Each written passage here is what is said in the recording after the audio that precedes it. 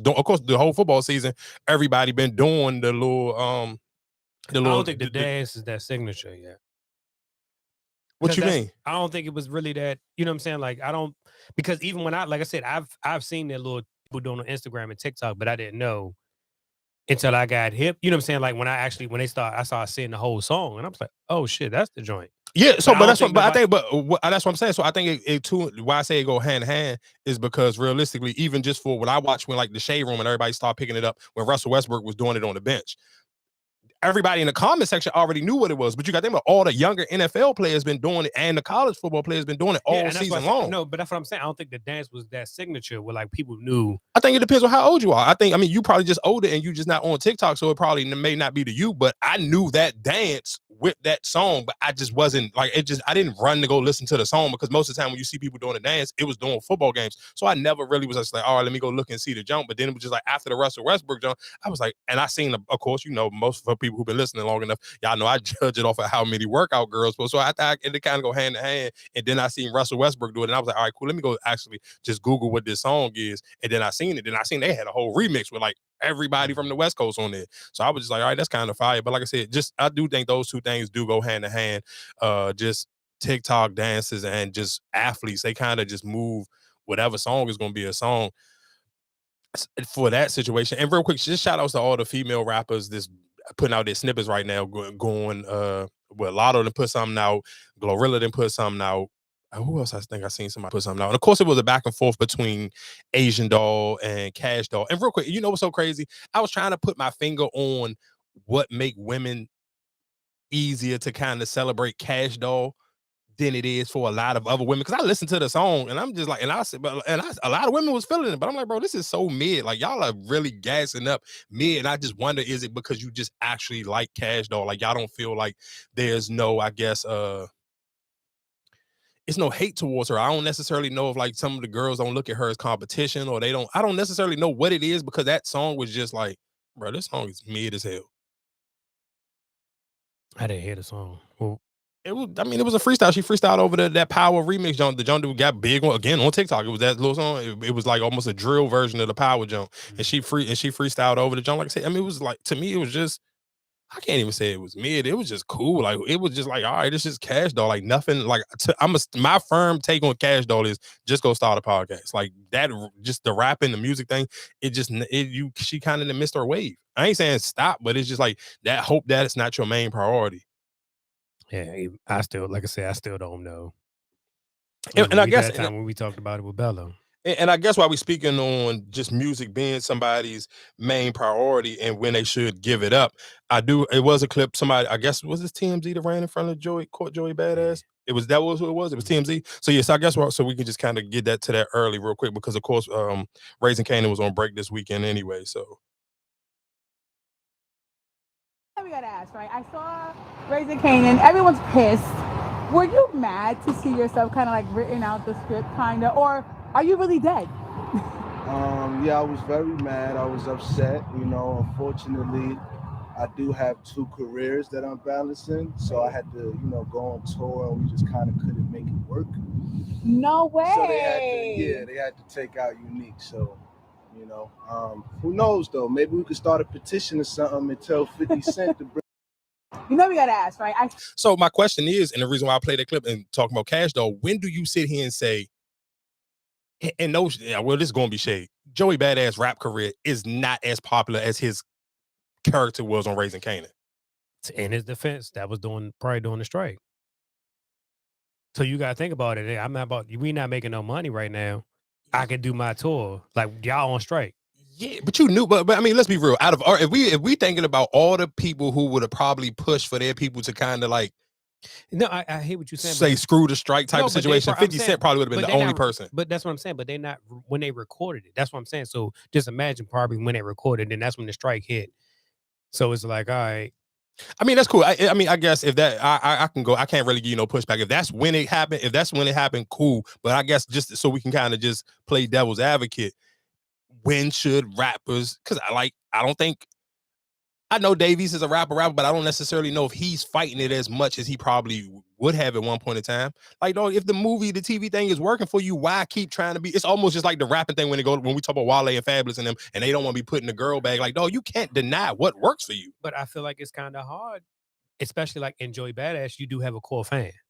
Yeah, but your core fans only going probably not watching power. You know what I'm saying? Like, you still have a core fan base.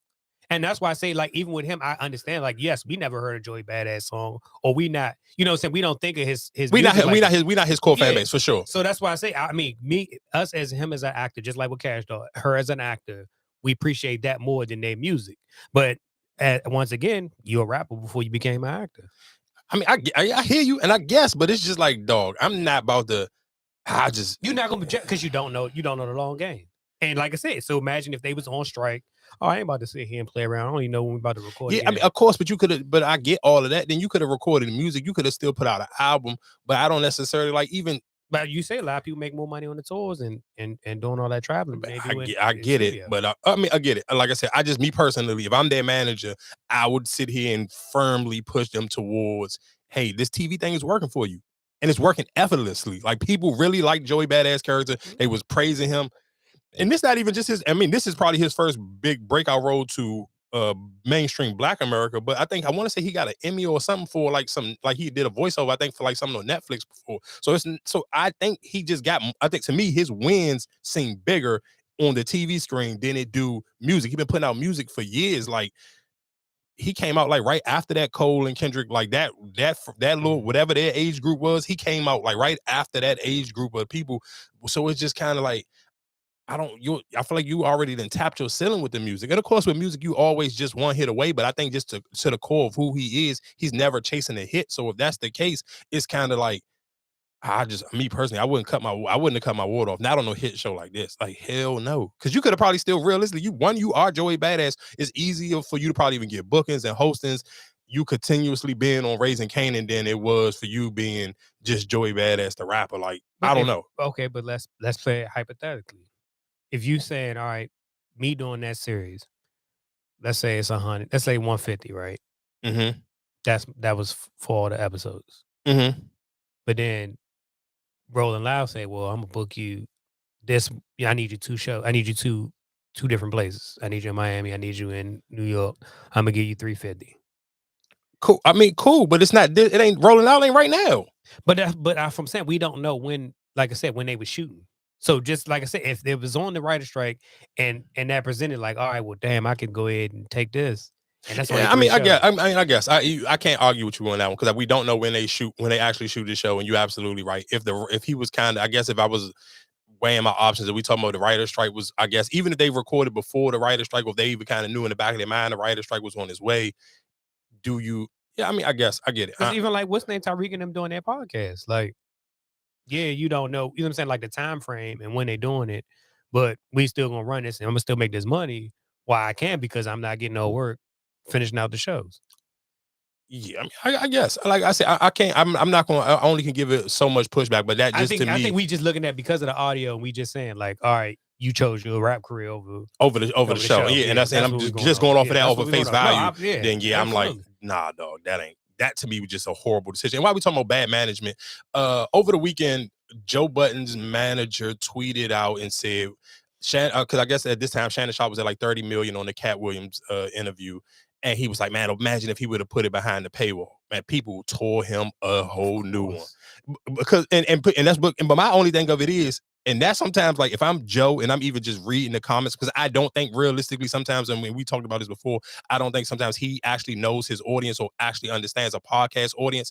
And I think this whole Shannon Sharpe, just how big the numbers was, to me, just as somebody who watched the field and really just be studying a lot of them, I think Shannon Sharpe wise such a wide open space for him because one, he's just a man. He don't know how to not just be a man, and I think he caters to a man audience, and that even goes to when you see it was a tweet going viral, and I'll get to that in a second. It was somebody saying, "Oh, Club Shay Shay ain't nothing but the dude version of Carisha." Please don't ever disrespect Shannon Sharpe like that ever again in life. Like that's like stop what you're doing. Like that ain't. Let's be for that ain't this and that ain't that. Like let's stop that.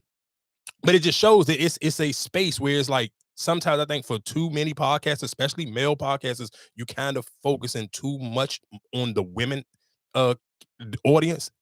And it's just, and you leave a space where, hey, men want to hear men talk about men stuff. Mm-hmm. And then boom, 35 million views later.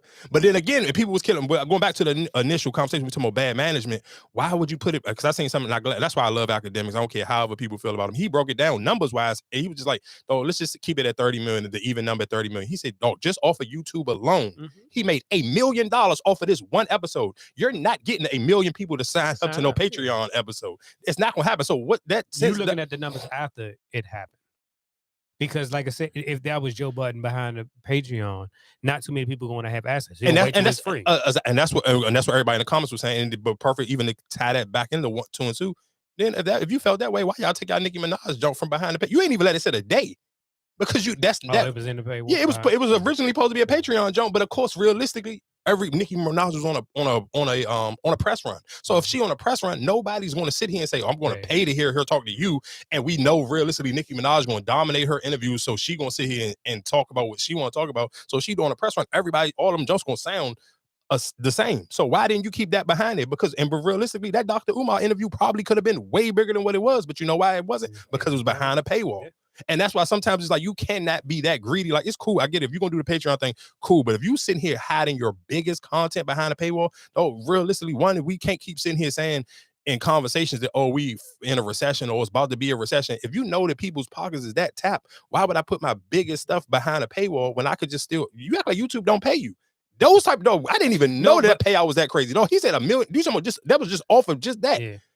He ain't even talking about not his, of course, with the DraftKings thing on there and all the other, sponsorships he got on there. But he just literally just off of the views on YouTube alone, he will make $1 million off of that. That's not the audio. That's not, and you got some of the audio, they're going to put ads all through the jump. So that's a complete, wholly something different. So when I'm hearing him, I said, it's no way. I said, Joe don't be loyal to a bunch of people, but I don't know why he's loyal to that manager, bro. I will pack him up after that. Because it wouldn't make no sense. It just don't, like, you cannot sit here. What's the point of me putting something behind a paywall when I'm going to miss? And they even, matter of fact, and just to read that off, and why sometimes I just think people get full of this. I just do want to read off some numbers of just the biggest interviews on YouTube as of today. This was Shannon Sharp's 35 million with Cat Williams. Birdman's Breakfast Club, 22 million. 6ix9ine Breakfast Club, 20 million. Soulja Boy Breakfast Club, 20 million. Drake Rap Radar, 18 million. Charlie Sheen, The Bigger Blood, I don't know what that is, 17 million. And 6ix9ine Part 2 on the Breakfast Club, 17 million. So for a lot of people who always try to disrespect and play with the Breakfast Club, how many of them they had on here out of? All of them. 4 out of 7. 4 out of the top 7, that was 4. They had 4 of them. Yeah, because Charlie Sheen and Drake the only different ones. Everything else was Breakfast Club. Oh yeah, and Club Shay Shay, yeah. So that's my only thing. It's just like sometimes, like, yeah, you trying to chase that that's subscription money. I don't necessarily. That would be a play I would never. That would be like, to me, will be my last option. Like, no, it could be a fair play if I released it, right? But then I've got somebody who was promoting it free, like, oh, okay, come to Patreon. You know what I'm saying? Like, because I feel like even with them, if nobody else pick it up or promote it, like it's on Patreon, you wouldn't know it's Patreon. But even still, though, but you gotta still think about how many people gonna really want to pay to see it, because there's so much stuff on. It's free. And perfect example, again, when I was telling y'all last week when we talking about, even for Shannon Sharp, it was such a clean runway for him because everybody else was still on break. Everybody else like, oh, it's the new year, I'm going to celebrate. Oh, y'all go ahead and celebrate, and I'm going to sit here and drop this heat. And guess what? All the bloggers gonna do? They gonna pick it up because ain't nobody else got nothing else to talk about. He didn't have no other competition. It's no other news. It's nothing else going on. He dropped it on a dry day where it's a complete runway. So that means the Shade Room, they literally broke a 3-hour interview up and took at least 30 minutes worth of clips and spreaded them out through all the blogs. But the crazy thing, like, I think the Flirt clips that started posting and whatever, that was right at the beginning. Like, let's be clear. Shannon Sharp and his editing team is amazing. And real quick, and I do just my biggest, and it's so crazy because, of course, the more you like people, they're going to always give you something. They're going to say something that's just going to absolutely drive you crazy. So Shannon Sharp did have a take on, matter of fact, I ain't got to play it. I could just say it verbatim. He basically sit here and said that he felt like Jameis Winston's little touchdown that he did at the end of the game. Like yesterday, for people who don't know, we're talking about the Atlanta Falcons and the New Orleans Saints played each other. And towards the end of the game, the Atlanta Falcons threw a pick, and the dude, the running, I mean, the cornerback literally could have ran it back for a pick six if he wanted to. He stopped himself on the goal line, like, and just stopped and let the time run out. So okay, so Jameis Winston get on the field, and they basically was supposed to like it was literally like I think what, like 1 or 2 seconds left. No, it was a minute. For real? Mm-hmm. What the fuck was they really complaining about? I didn't know it was a minute left. I thought it was a couple seconds left. If I'm not mistaken, it was like a minute left. Well, either way, regardless, it was it couldn't have been, because it couldn't have been a minute left, because when he took the knee.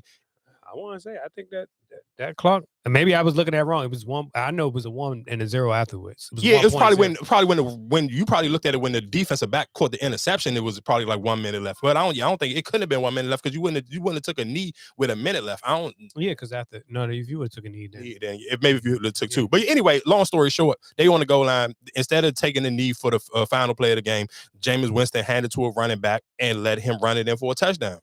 So Shannon Sharp get on his, and this is another reason. Got his sentence. So of course, and that's what a lot of people were saying. So then Shannon Sharp get on his regular nighttime podcast with him and Ocho Cinco, and he was saying, man, Jameis Winston deserved to get fired. That's a loser play. He act like a loser and this, that, and the third. So of course, and I was surprised how many even people who work at ESPN kind of gave him some pushback on that. So a lot of people gave him, and to me, and the slogan that I wanted to take, that Shannon Sharp. So, and a lot of people call him out on. I've seen a lot of people on Twitter calling him out about how hard he keep trying to go on black quarterbacks. It was a minute left. Minute and 12. Oh yeah, it was a minute left.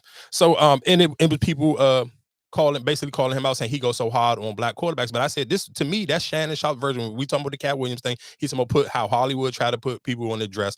Shannon Sharp's takes with a lot of black quarterbacks, and I'm not gonna say a lot, but just that Jameis Winston thing, that was his version of putting on a dress. Because bro, why do he need to lose his job for doing something that it's 11 people on the field, they all agreed on this. He didn't do this it wasn't by himself. The offensive line or the tight ends, everybody could have disagreed with him. They didn't disagree. Everybody agreed. And just like I seen you even sit here and say in the comment section, bro, this is football. Play until the game is over. You sitting here, ain't nobody sitting here laying down with y'all for what? Because y'all grown men. I'm glad the Atlanta Falcons coach got fired, because just you going over to another coach crying about them scoring, you should have been playing better defense. Like the whole game, you had the whole game to do whatever you had to do, and now all of a sudden, we shouldn't have ran the score up. Hell no. It's a minute left in the game. You want me to just sit here and kneel to? Yeah, I mean, I'm not doing it. You like you said, you should have played defense. Your team should have played better if the score wouldn't have been ran out. And then it was a pointless game, and that was my thing with Shannon. It's just like, dog, you sitting here saying this man should be 5-1, and this is my only thing that blow me. And this is why I always tell people, just because these people who work at ESPN or Fox Sports or any of these news outlets or whatever the case may be, just because they get paid, that doesn't necessarily mean that they watch every game, dog. I listen to Nightcap every night. Sometimes I even rotate. Instead of listening to a passer, sometimes I'll just listen to Nightcap before I go to sleep. Bro, they never talk about no New Orleans Saints game. So how you gonna sit here in one game? You wouldn't even be talking about this if the two coaches ain't get upset with each other, or realistically, the Saints coach ain't get upset. The Falcons coach got upset. This wouldn't even be a conversation. But you can't sit here and say a player should get fired, because when we sit here and watch the Red Zone every Sunday, dog, every time, even if Jameis Winston ain't in the game, dog, every time the camera always panning him when he on the sideline, because he's so energetic, and all the other players on the team be locked into what he be saying. It don't matter how, none of us don't play on that team, so we don't know how they feel about him. But every time we've been watching them and they come on that red zone, if he in the game or he not in the game, dog, the team be locked and loaded to whatever he's saying. He be more active than the coaches be active. So for you to sit here and say somebody deserved to lose their job because he sit here and got somebody else a touchdown who been playing all year and ain't got in the end zone, like, come on, dog, that's a team player right there. He thought about his teammate before he thought about anything. He ain't sit here and say, oh, let me quarterback sneak it for myself and keep the touch. No, he gave it to somebody else. Like, that's crazy for you to sit here and say that's a loser and he deserved to be fired. And then he tried to sit here and compare. And then, ladies, I promise you, we're going to get into something. I did not mean to start this way, but it is what I promise you, what we won't do is talk about that Cat Williams interview forever, because people, that's one thing about hot topics. Like, you got to catch them early, or it just be like, by the time it's like, bro, I'm over it. But anyway, my only thing with that is he tried to compare it to someone. That's why you lost your job to Tom Brady. So we talk, Tom Brady's a Hall of Fame quarterback. He done won 7 rings. How do you compare Jameis Winston? How do you hold that over his head? Like, Tom Brady took that same Tampa Bay. No, that wasn't the same Tampa Bay team. Nigga, Jameis Winston didn't have Gronkowski and he didn't have Antonio Brown. What are you talking about? Those two, you talking about two. If Antonio Brown was a nut job, he would be a Hall of Fame wide receiver. And Gronk is a hands down, you're talking about either top 2 or 3 tight end of all times. Maybe 1. So if you sit here and say, I bring the number one tight end of all times and put him on my team, that's not the same team, dog. You cannot compare the two. He got to be number one because I don't even think what's name got no championships, right? Tony. Oh, Gonzalez, nope. Yeah, number one. So, but that's my only thing. That was he was using. I'm like, bro, I can't believe. But of course, one thing about Ocho Cinco, if you watch them, like Ocho will argue with him about like regular life stuff, but football stuff, he kind of just let it roll because I think sometimes it's just your choice of opinion on how you judge the game. And I do. I wait till later and I can play the thing with him when it was what was it? Steven Jackson was kind of low key. He was hating on Shannon Sharp. He definitely got Shannon Sharp in his feelings. I'm not even hold you. He was upset about that situation. But yeah, we can. What else we got going on? What else clips? Archer podcast. Oh, I do. I want to play this clip right here because this is a parenting clip. This is a clip I'm about to play of Stephon Marbury and him talking about getting a what you call him, a coach, a trainer. And I do realistically, and the reason why I want to play this because I think a lot of and I can't.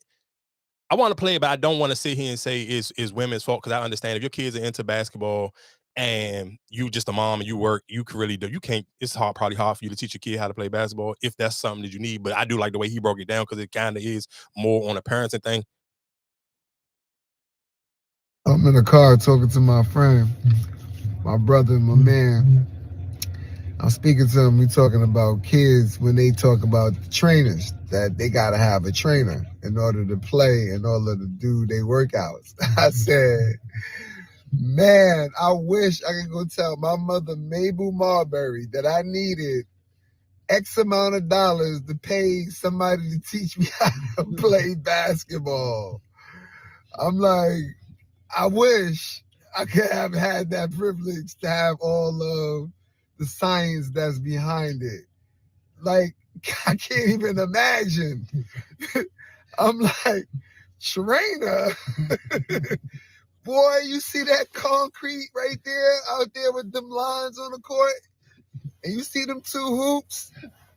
Those are your trainers. Exactly. So I'm in a And it's what crazy though, and I just think about it, just like one, it is just realistically, Privilege. It's privilege, and it's just laziness because you just think, well, I'm not gonna say it's lazy, but I feel like it's privilege. The reason because you didn't have that, you didn't have that back in the day. It wasn't no trainers. The availability that you have trainers now, yeah, but okay. The reason why I say it's lazy though, Mark, is a perfect example though, and I think every dude can relate to this, especially even girls who probably even had brothers. So when that Allen Iverson commercial came out, and all you thought about it, that joint didn't even come. We recorded that the commercial live to keep watching it over and over just to try to study how to do that move and go outside and practice it. So what you're saying is it's not necessarily privilege, but it's sometimes where I always give pushback on here is I be thinking a lot of newer parents forget how they were raised, and you try to, and I don't necessarily know if y'all try to recreate the wheel because you have some type of resentment from the way you may feel like I could have been better at this and the third. But no, you can't. Sometimes you can't take away that hard work, and that's why realistically, when we always talk about even rookies this day and age, why some of them don't even have the same impact because you don't have the same work ethic as your Kobe's or your Iversons or your Jordans or your whoever the case may be, whoever you think about, because they don't have that same commitment. Because you're just saying that's why I say it's privilege. Because, like I said, in our days growing up, we didn't have that luxury. So a lot of, like I said, nowadays, kids in the neighborhood, everybody's not in the same neighborhood no more. You got different areas. Mm-hmm. So when we used growing up, yes, we can go outside, play basketball with people. You can't find nobody at the court now to play basketball with. So that's why I say it's kind of a privilege because you can go to the gym, get a trainer, and X one. You know what I'm saying? That's a privilege. Like, yeah, for sure, it's a privilege. But then it's just like, dude, yeah, that. But sometimes I think those privileges can kind of. It can kind of take away from an actual skill too, and it takes away, but it's more of the modern day. Like us playing outside, that was our thing. You play that. We got to play 1-on-1 a million times, but that's what we had back then. Of course, it wasn't no such thing as a trainer. So that's why I'm saying it's more of a privilege now because this is a different era where we can do. I can hire this person for you to go in the gym. Of course, you can remember running shoot was 24 hours. You can be in and run a shoot for sure for 24 all hours. day. But of course, but even just still, my thing with that even be though. Think about how many just because like you said, think about how many basketball courts. Why would I even pay for a trainer? How many basketball courts is empty right now? No, we talked about this before. Like you can ride in any neighborhood. Most of the time, basketball courts is empty unless it's just super nice and you may have just like some people still live in your neighborhood. But most basketball courts, 9 times out of 10, y'all ride past, they be empty. And you talking about you gonna go run and go get a trainer though, and another just a throwback moment though. I remember buying those little jump sole shoes, and for people who don't know what those is like the jumps that supposed to like have you like the back of the Slam magazine, and they supposed to give you like the calf raises, probably make your calf muscle stronger. So you had to go watch this video for however long, and then you had to remember what you watched and go outside and actually practice it yourself. Ain't nobody there to coach you. And that's what I'm saying. Even with this day and age, why would I pay somebody to train when you okay, cool. If you want to sit here and say the trainer thing is a privilege, yeah, so is YouTube. You could pull up, they got way better videos they can pull up now on YouTube. You can watch these videos, or even a little program. It's a joint that used to come on Instagram all the time. And it used to be like a little basketball joint where they show you like different little drills, and you could just watch them yourself. That's what I think. I think it's more so of a trainer is actually somebody there to tell you, hey, go, you know what, you watching the video, because even like the little ball that they sell, you know, on you plug it up to your laptop, you know, people, you might pick it up one time, but it's just a person actually there on you constantly, like, hey, but that but I think that's a conversation with, and I remember me and a homegirl of mine was having that, and we was just like, though, if you really, especially if you know your kids want to be in some like after school activities, though, one of the parents y'all have to be okay in y'all relationship where it's like, all right, you gonna be the one who just, you got to be hands-on with this kid more than I do, and it just can't be the financial thing, because we both just chasing bread. It's just because then it's not going to happen. That's why I say it's a privilege. Yeah, that's a sad privilege. That to me ain't because but even like I said, take it to us when you were growing up. My father didn't play back. You know what I'm saying? Like, of course, that's what I'm saying. It's a privilege to have like that kind of active, you know, in your life. You know what I'm saying? Like I can take you to the train, or I could do this. I can drop you off here. You can go to this class. You know what I'm saying? That's a privilege that you have. We had to just learn it on our own. Go outside. You had to play with the older kids to get yourself better. Yeah. That's why I say it's a privilege. You didn't have somebody just, I can pay you, can work out, you know, such and such. No. And for people who even if you heard that clip and you kind of rolled your eyes, I know we talked about this before, that Stephon Marbury. If you didn't ever go watch it, then go on Netflix and just watch how Stephon Marbury came up, though. He came up OD poor.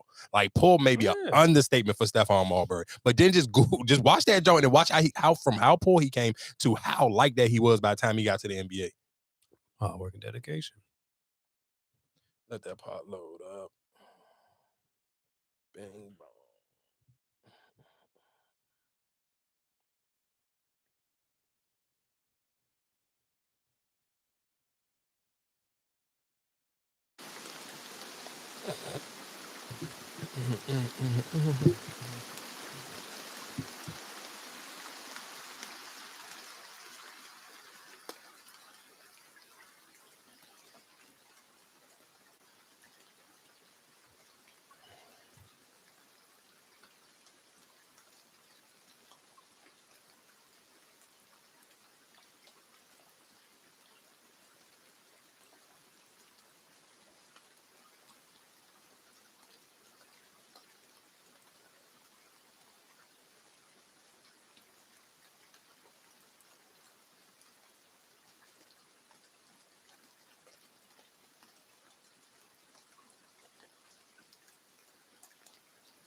If that was you, this and this and this and this to say about Bruce, what would have been Bruce's response? It'd have been some furniture movie. See, okay, that's what Kenny said. Out of Food LA. It's very downplayed seeming now to like their tucking tail kind of, so to speak. So it's making it look like what Cat said, everything he's saying is true. Do you agree with that? Or I walked in there like I'm Stone Cold. Okay, yeah. Not Stone Cold. Stone Cold. Steve Austin. I walked in the door, somebody threw me a beer. I went to work on him, baby. Because I'm like this.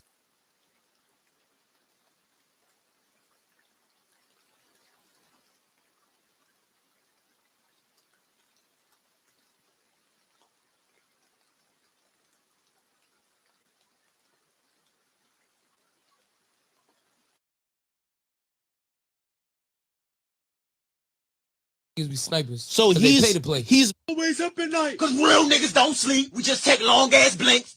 like that. Be snipers. So he's messaging her like whatever. Not even gonna lie, I was a little bit disappointed. She's answering like a man should be able to ask my girl certain questions like yo, hey, you know, how you like, hey, you ever been out here? Oh no, I want to come visit. What? Right. What you tell another man you want to? She didn't reply go with that. visit where he at? No, you with me? Yeah, that's too much. Okay, now I'm gonna be honest with you. This is where the sucker part comes in. When I seen it, I vaguely remembered because I clicked on even his profile. Yo, he had just got married the last month. He posting his wife up and everything. Wow. You know what I said? Well, if you trying to get my bitch, I'm gonna get your bitch. So I ain't gonna lie. I DM'd his girl. I said, listen, I just told the truth. I said, listen, yo, your husband is trying to get my girl, so I need you. What's up? Swap it out. Let's swap it out. Is real. Let's swap it out. We can't do that. We can't swap it out. You can't do that. We gotta swap it out. You cannot do that. She ain't believe me too. Flag on the plane. Yo. What the fuck? She ain't believe me. Wait, you can't do that. Now this is where it gets into sucker territory. What? She says, no, it's not true. By the way, she still got wedding pictures up there. What? Like her last picture's a wedding picture.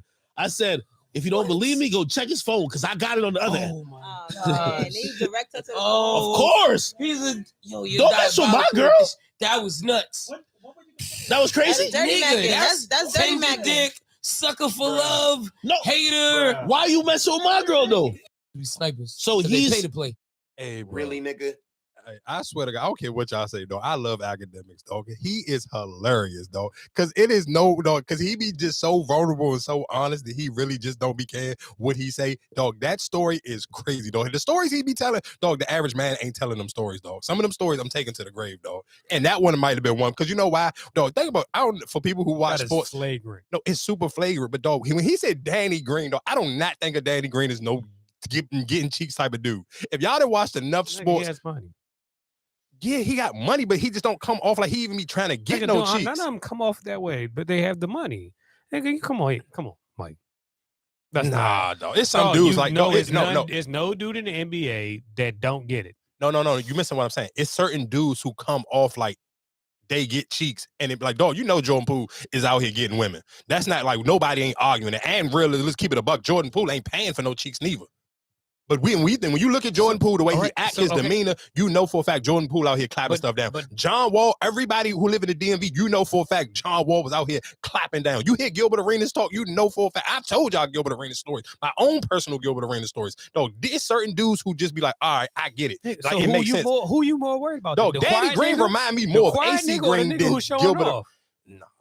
The show off, nigga. It's 2024. The show off. I'm more terrified than the show off. Dog, Danny Green remind me more of AC Green. For people who don't know who AC Green is, y'all do your Googles and see what AC Green's sex life was. He was the only Laker who was not getting. Magic Johnson was out here catching HIV and shit if you want to. And Julius. I mean, what's that man name? AC Green was a goddamn 40-year-old virgin. What the hell are we talking about? That's what when I look at Danny Green, that's who I think of. A 40-year-old virgin. Danny Green looked like the sweetest man. He looked like he sit here and come into the locker room and start praying for everybody. He even talked about when he was playing for the Grizzlies and they in there listening to NBA Youngboy, and he used to just want to turn around and leave, go back home. So I wouldn't imagine Danny Green sliding in my girl DM.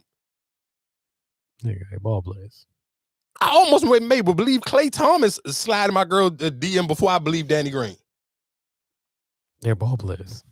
You have a certain type of woman. That's why he slid in there. Of course. And why we talk about certain type of women. Come on. Dog, Brad, it's a video. I couldn't believe it. And I was scared because I was just like, dog, what if this really ain't Bradley Beal's wife? Because that's why sometimes I try to wait for the bigger blow. I don't know. My mixtapes picked it up. I couldn't really see. I can't, that's what I'm saying. I really couldn't see. You can spot her out a mile away.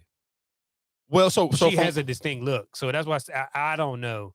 So realistically, from what I got on TikTok, when I posted the same video on TikTok, and before give I guess backstory so people can know what we're talking about. It's a video that my mixtapes picked up, and it started on Twitter. I seen the original tweet, and it was like, "Oh, nah, Bradley Beal's wife ain't out here waiting for James Harden to come back and give him the dap up." So my mixtapes picked it up, and I seen it. I was like, "All right, I already seen the tweet, and I've seen it pick it up." So I'm like, "Cool, this is an easy little video to make," because to me it is outrageous. There's no way in the world you sitting here saying I'm married and you sitting here locking hands with another man giving dap. So again, like I said, I posted it on TikTok, and people was giving me backstory on the woman. I didn't know she was famous before him, and that's what people were saying. I didn't know that because I don't watch none of them shows. I think she was on like Love and Hip Hop or something. Yeah, one of them. Yeah, she was on. I think she was on Love and Hip Hop, and they were saying her, James Harden, Russell Westbrook, and all them grew up together.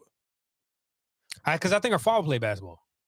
I don't know, but they said Yeah, her but father- a I wanna lot say of her women fa- was her a lot father of women played was trying to shoot her bell. Was like she was No, her famous father- before I him, wanna say her father and she played from basketball. Compton, just like they from there. So, but I don't care. All of that sound cool. But that video was super flagrant. So let me paint a picture for people who listening and you didn't see this video. Dog, literally, James. So the Clippers played the Suns. Bradley Beal, for of course, people live in the DMV. Bradley Beal used to play for the Wizards. Now he played for the Suns with KD and Devin Booker. So they played the Clippers, and James Harden played for the Clippers now. And the Clippers smoked the Suns. So it's this light skinned lady. She had like an orange one piece, one of those little one things the job you wearing, and beautiful light skinned woman, tall. Cause you got to be kind of tall too, because she definitely wasn't like, she was kind of like standing like almost like head and shoulders with James Harden. But anyway, so he walking out of the joint, and it looked like she was there waiting for him. And again, why this to me sounds flagrant, because she looked like she was waiting for him, and that's why I was like, dog, there's no way in the world this is Bradley Beal's wife. And you know what? So I was so scared to post it, because I'm not gonna lie. I was like, dog, the last couple of my videos just been going OD viral. I'm like, it's just gonna be just my luck. I'm gonna post this and it's not Bradley Beal's wife. That's why I made sure in the captions I'm writing, I'm like, I don't believe this is his wife, because this is ridiculous. But so she was standing there waiting for him. James Harden come out of off the court, and this is in the back in the locker room, so nobody could see realistically. Like, this not no TNT or ESPN cameras picked this up. This is just somebody on their phone being nosy. Because it's like, this is literally off camera. Like, this ain't no camera. Like, this is like to the back of the, like, coming into the locker rooms. So she's standing there right there waiting for him. And let's be clear, any and everybody can't be right there. Like, so it's not one of them type of situations. This is literally off the court. This ain't no, hey, I got floor seats, I can walk right here type of situation. No, like, you got to be somebody with some proper credentials. So it was either really Bradley Beal's wife, or this was really some woman that James Harden was dealing with already, and she just looked like Bradley Beal's wife. So long story short, James Harden coming out of the locker room, he see this lady, they look at each other, they dap each other up, and they lock fingers with the dap up. This ain't just some regular dap up like, oh, this is my homie. Then that story is true then. If you got a handshake, we lock, you know what I'm saying? Like, it wasn't no, hey. No, I ain't saying they lock hands like on some Crip and Blood type situation. No, I'm talking about lock hands like, nah, bro. That handshake looked super sexual, and her just waiting there for him, and then after she walk off and give him that little handshake, her little facial expression, I was like, bro, no, it's no way in the world this could be my wife. And the reason and why it would make it crazy and make these stories believable, because dog, what was a couple months ago, we just were talking about Kelly Oubre and James Harden. So this ain't too far left out of James Harden wheelhouse. Was it Kelly Oubre? Yes, it was Kelly Oubre. I mean, the party. Yeah, Kelly Oubre took James Harden girl. Mm. So like I said, Kelly Oubre was in Philly. And listen to what I'm saying. And the tweet was going so viral on the original jump, even was producers. First thing people sit here say, the first thing come to my brain was that Drake lyric of the last Drake jump when he sit here kept shouting out James Harden. 3 stripes. Or, yeah, you lost your sniper. You lost your girl to the sniper. Yeah. Like, bro, so that's the first thing. And I see ATL Jacob say that. I said, dog, this is the same thing I was thinking as soon as I seen this, dog. Because all you can remember is the last thing you keep hearing Drake shout James Harden out. And I'm like, oh my God, dog, what are we doing? I said, there's no way that could have been my wife, dog. It's insane. Somebody would have been calling the police. I swear to God. Like, it's nah, dog. That was crazy. That lot, you cannot sit here, dog. You couldn't be my girl. You can't definitely be my wife or my baby mother. And you out here locking handshakes with another man is insane. Like, this had to be your only way you could pull that handshake off. That had to be your blood brother. Ain't no, that's my bro. That's my cousin. Ain't none of that, dog. I'm sorry. It's not gonna happen. That lock hand thing. Oh, nah, dog. And again, shout out. Y'all be careful. That nigga jumping out the window. Oh, I'm crashing out behind that one. That's crazy. Like, you got a better chance of playing on 495 in the highway. I'm just keeping it honest with you. Like, so you gotta set your boundaries early, stand firm in them, and don't let nobody deter you away from your thoughts and your beliefs, because that's crazy. And I'm not gonna hold you. I didn't know y'all still was going to Jasper's like that. Like, y'all are dog. And I don't be trying, and I can't sound elitist because I ain't rich, but bro, that's some poor people stuff. I'm not gonna hold y'all. I judge people to go to Jasper, dog. Because it's just dog, it's just like going to Fridays. Like that, bro. That just, but you're going there for the bar to drink. Man, like, what do you, that energy in there is just dirty. But it wasn't in there, it was outside though. I don't care. Just that energy, dog. It's too much stuff that happened at that Jasper's, dog. For people to still be going it. But I mean, I understand, but I don't know if they was at Jasper's. I mean, you got to think about it. The game was yesterday, so people do park over there and catch an Uber or whatever. If you park that far, I'm about to say, nigga, if you park that far to walk and try to save some money, you are ridiculous, dog. That's a hike. Yeah, I mean, a lot of people do it. That's right by the boulevard. People do it. And that's not right by the boulevard, dog. That's a nice walk, dog. You catch an Uber. That's what I'm saying. That's what I'm saying. You park there, catch an Uber. You're only paying $2 for the Uber. Drop you off right there at the corner, and walking up to the stadium. Close you can get.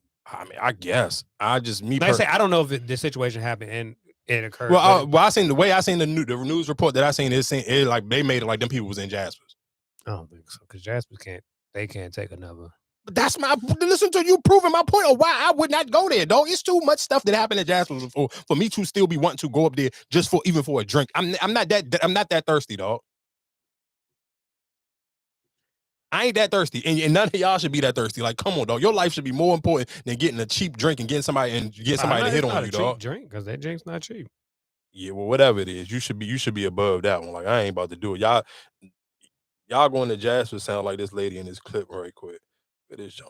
No, I ain't going. I know they brunch used to be torch. That buffet I'm Sundays. Cool. You can miss me on all of that. That omelet line. My boyfriend just asked me when I'm out with my friends if a man offers me a drink, what I do. And I'm like, I take the drink. And he was so surprised. He was like, what? And I'm like, well, what did you expect me to say?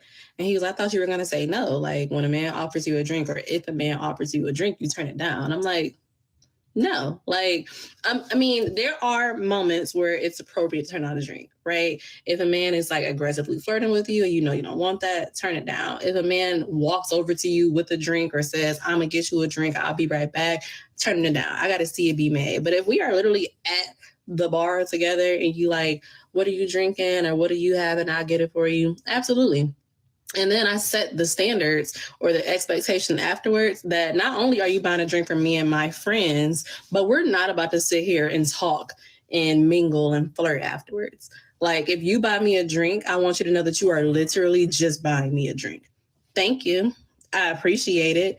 But I'm not turning down the drink. Like, I guess that's like the whole point. My point is I'm not turning down a free drink, especially when you get it for me and my friends. Like, for what? What do I get out of that other than no drink? You championing that? You whole time so you cool with that? You okay with her taking a drink? If she's in a relationship? Oh, come on. So you cool with that? You okay with that? Yes. That's fine with you. Yes. What? Why would you turn down a drink? Why would you turn down a drink? Why would you not? Why would you accept it? It's a drink. Why would you turn it down? No, because if a dude buy you a drink, he's sitting here trying to flirt with you. So if I open the door, you gonna tell the nigga, no, I have a boyfriend, close the door? No, that's two different things, dog. Somebody holding the door for you and buying you a drink is two different things. Okay, so somebody offered to pay for your food. If somebody offered to pay for your food, like if we was in line, right? Mm-hmm. I pay for my food, I want to pay for the next person behind me. You gonna turn that away too? That's food. It don't matter. No. It's something that's free. No. It's something that's free. That's totally different, dog. If you're in the drive-thru, right? You at Starbucks, Chick-fil-A, right? I want you to pay for the next person behind you. I got one better for you. So cool. I got one better for you. So you would think let's say if you was in a relationship, you think your girl would be okay with if another woman paid for you to get a haircut? If another woman paid for me to get a haircut, I don't get a haircut, so I but we just saying hypotheticals. This is a game of hypotheticals at this point. Would she be mad? Yes, if you sitting here saying, "Okay, listen here, I'm gonna paint the picture for you." I'm gonna pay. It's the same way. I wouldn't if my girl. So you okay? So I'm gonna ask you though, because would you turn down Would you turn down a haircut? No, I wouldn't turn down a haircut. So why is she turning down the drink? Listen what I'm saying. But if I'm in a relationship, you cannot take a haircut. You cannot let another girl pay for your haircut, dog. You cannot do it. You don't have to tell her either. And somebody can do it. So guess what, Marcus? I'm with you. Even so, let's be clear. If this girl was my girl, dog, you don't have to sit here and you're trying to be too honest. And I feel like you're playing in my face. Okay, when you say she shouldn't take the drink, that's what I'm saying. No, because she shared the information. Yeah, that's what I'm. Yeah, exactly. Okay, of course. Okay, all right. No, I'm saying turn it down. No, I'm not turning down no free drink. Yeah, of course. Yeah, but that's what I'm saying. You don't have to share that information. Exactly. That's what I'm saying. That's what I'm saying. You don't have to. You sharing that information with me. I feel like you playing with me and you being disrespectful. You absolutely right. That's not information that you have to share. That's not.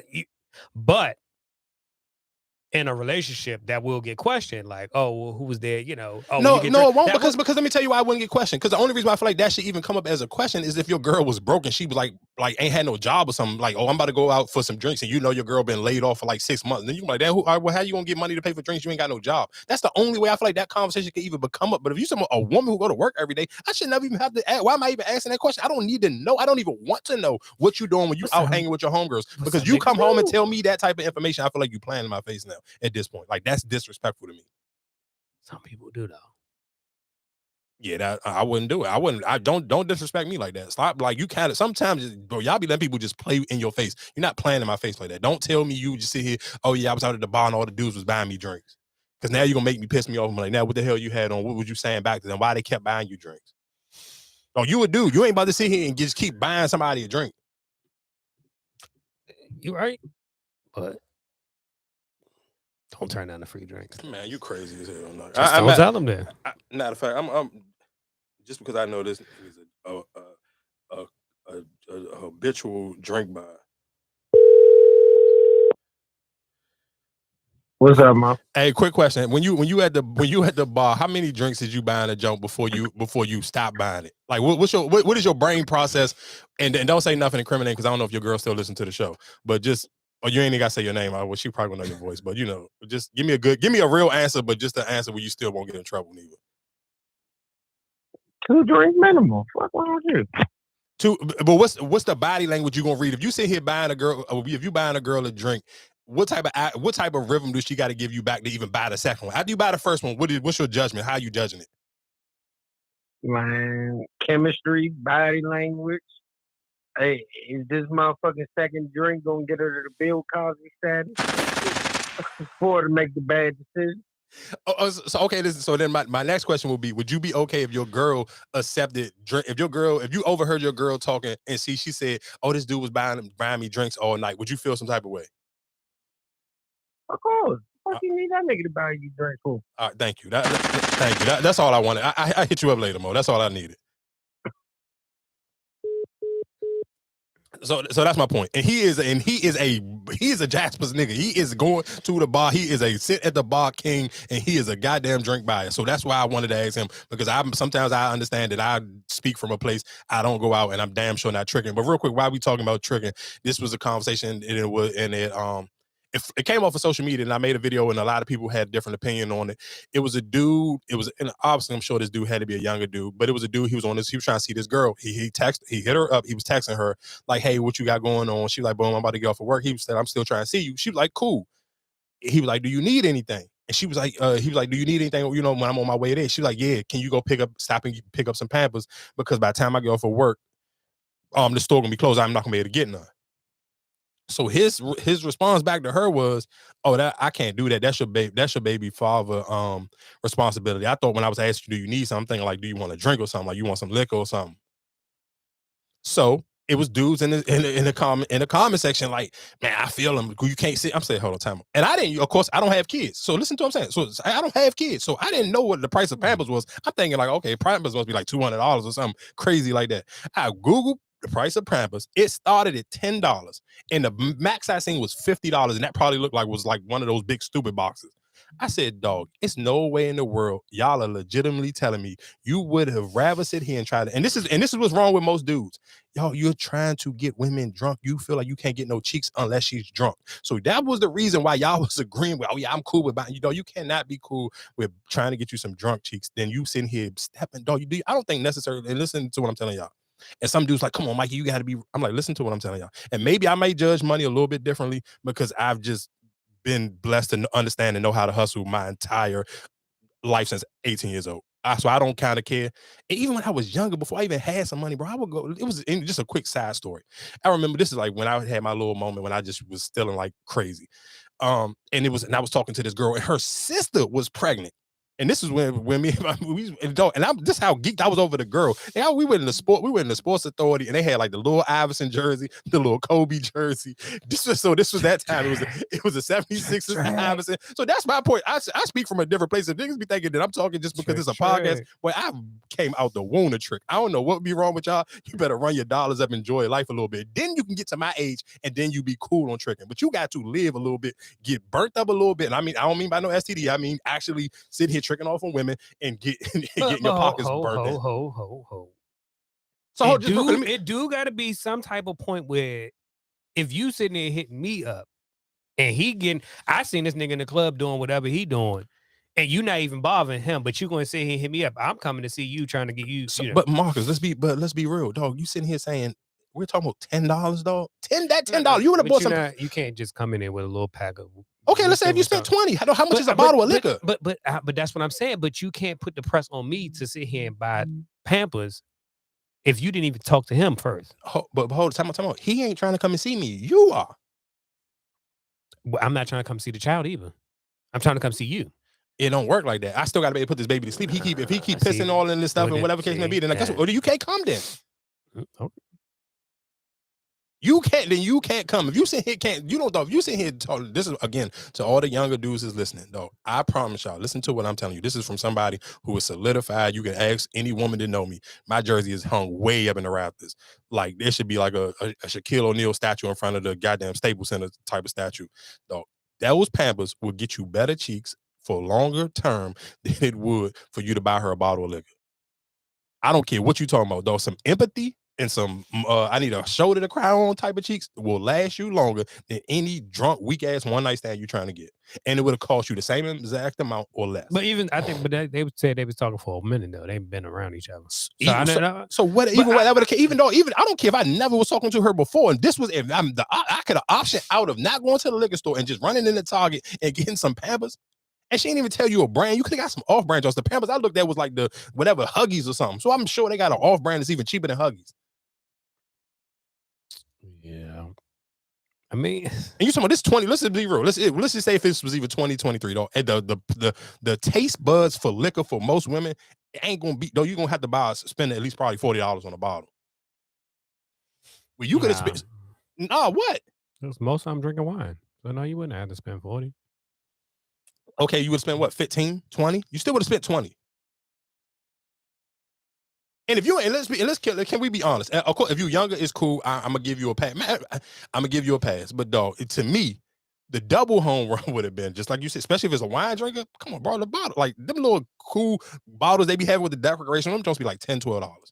I would have got the bottle of wine, and I still would have got the Pampers. Are you dumb? No. You are absolutely right about that. But then some people like, damn, where the father at? Why do you care? No, you don't care. That's why am I sitting here? I'm trying to see you. I'm not trying to see the kid. The kid ain't got nothing to do with me. Yeah, y'all. I guess what? Listen to what I'm saying. I'm gonna go out on a limb and sit here and say, dudes who think like that, bro, your body, you and Brittany Renner with her 35 body count is running neck to neck. I'm sorry, your sex life is trash, dog. If you thinking like that, because dog, you're being too cheap for something stupid. Sometimes you there for the time, not for the longevity. That's not what is longevity? We talk $20, dog. What's longevity in $20? Oh, if you don't got $20 to spend, bro, stay in the house and spank your meat, bro. It's okay though. I'm gonna double down on that. Like, dog, it's okay to jerk your joint off, dog. I'm sorry. Like, y'all got to get it together. If you ain't got $20 to spend, don't stay in the house. You shouldn't even. And I even told somebody in the comment section. But it's always go back when you say bad parenting. But it's also you got to put you can't just sit here and press me out. I ain't pressing you out. You asked to come to see me, dog. I hear that part, but did you even ask him? That's my thing. Like, if I know, all right, you got a shitty nigga, like this nigga not gonna come through, you're not gonna do nothing, then fine, I'm gonna do it. But if we just sitting here, we off the link, and I'm about to come see you, and you like, oh, well, can you give me some Pampers? Like, what, you know what I'm saying? Like, if we didn't earn that right then and there, like, nah, I'm just trying to come see you. I'm not trying to sit here and play daddy daycare. No, now y'all sound just like that girl from last week that wouldn't pick old boy up some food. And real quick, and just in the double back down on that conversation real quick, one thing that I was debating with a lot of women in the conversation, though, me personally as an adult, I've never met an adult woman who sit here and say she's about to be on your way to come see you and never ask you, hey, are you okay? Did you eat yet? Do you need me to pick something up? That to me, and that's why I say I don't really respect a lot of the relationship podcast dudes or the dudes who do a bunch of content, because to me, my dating experience, and I've dated a lot of women, had a lot of women say, "Hey, I'm on my way. Do you need something?"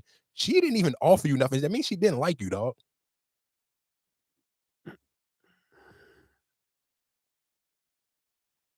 Well, it might be this day and age, though.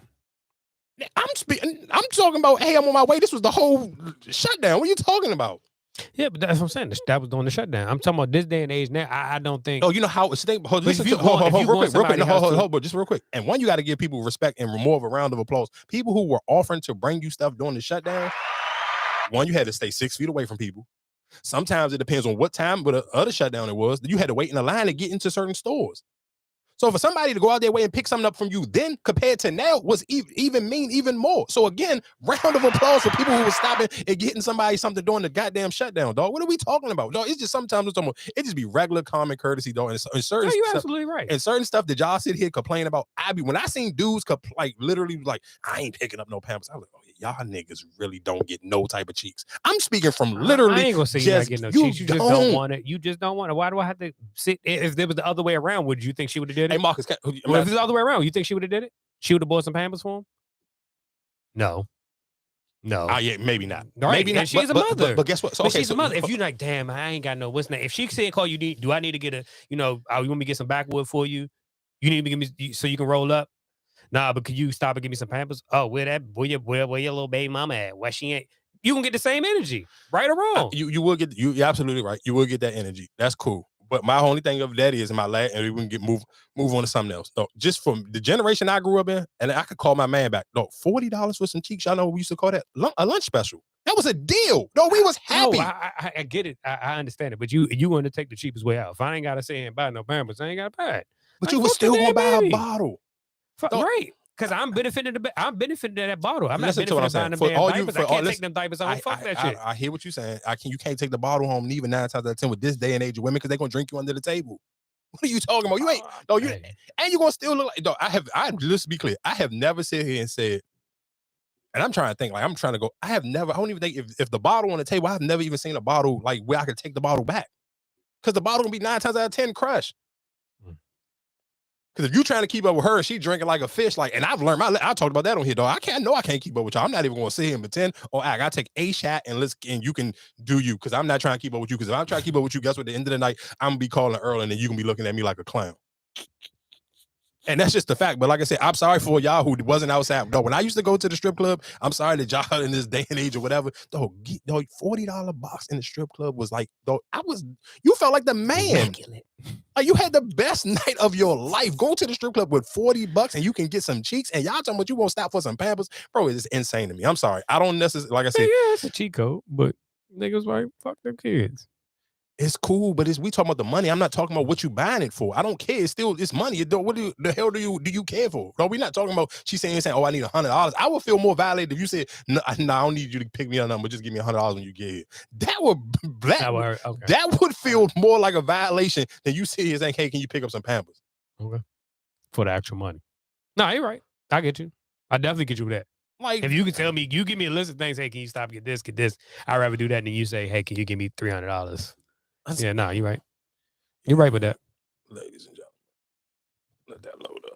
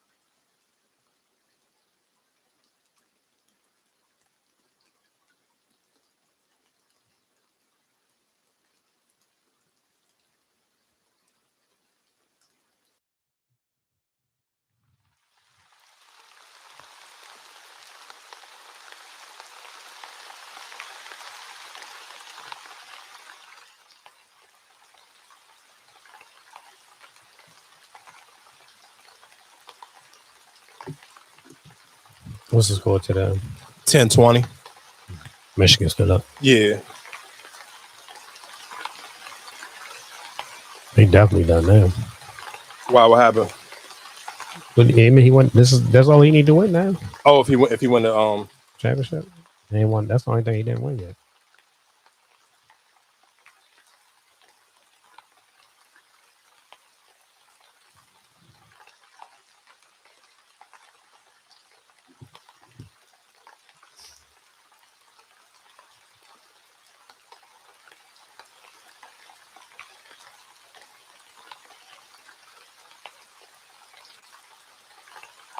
Damn, Indiana still won. what without 133 to 131. Who was they playing? Boston. Oh shit.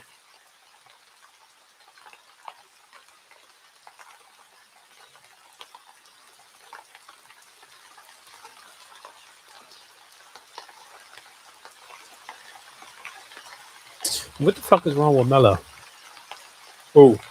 Melo. The ball? Yeah. I don't know. He got injured. He ain't played in a minute, right? Nah. After he had that little run where he had like them couple 30-point games back, yeah, he ain't played in a minute. Because they want to see him play, and they supposed to be here in March, and that's that night backyard in Northeast playing at the game. I was thinking about taking him, but that nigga ain't playing. God damn. March. I think it's March 8th. Might be back by then. I mean, it's after All-Star break. But shit, that nigga ain't played since like November.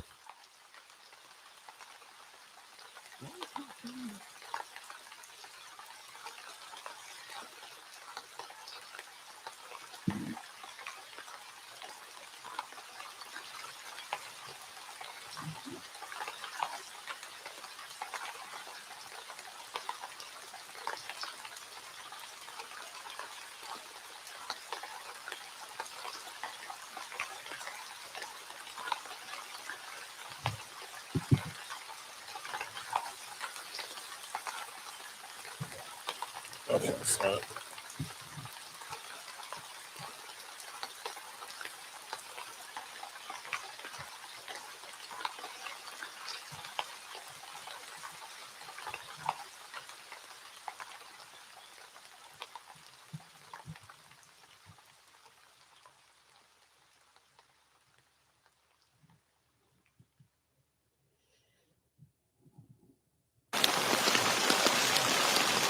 What you looking for? I was trying to find this. What was that? Jada Kingdom and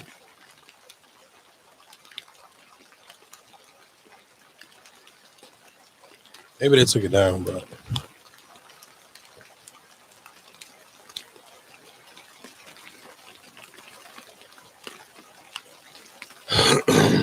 James.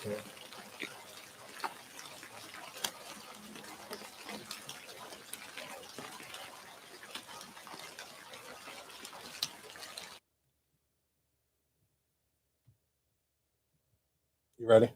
Mm-hmm. All right, because I guess we did. We just been going heavy, crazy on just life and relationship topics real quick. We can do a little bit of sports breakdown. Give yourself and your.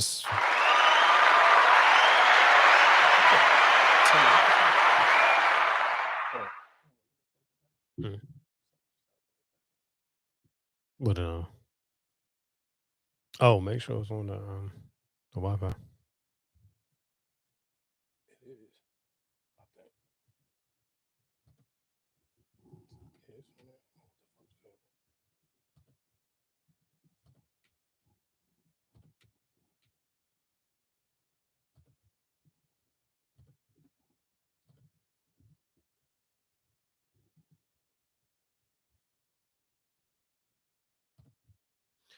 I keep. That's what I'm saying. Make sure that. What is it? Is it on the Lake Show? Yeah, but this. I don't know if that's the program. Yeah, it's on there. What is not uploading?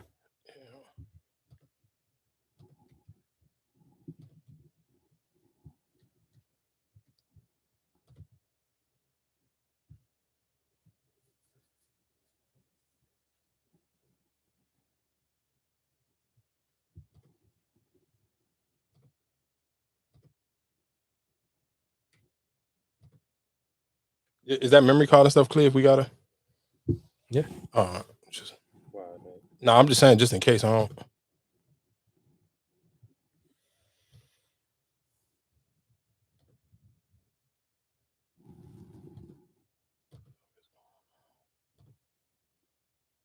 You ready?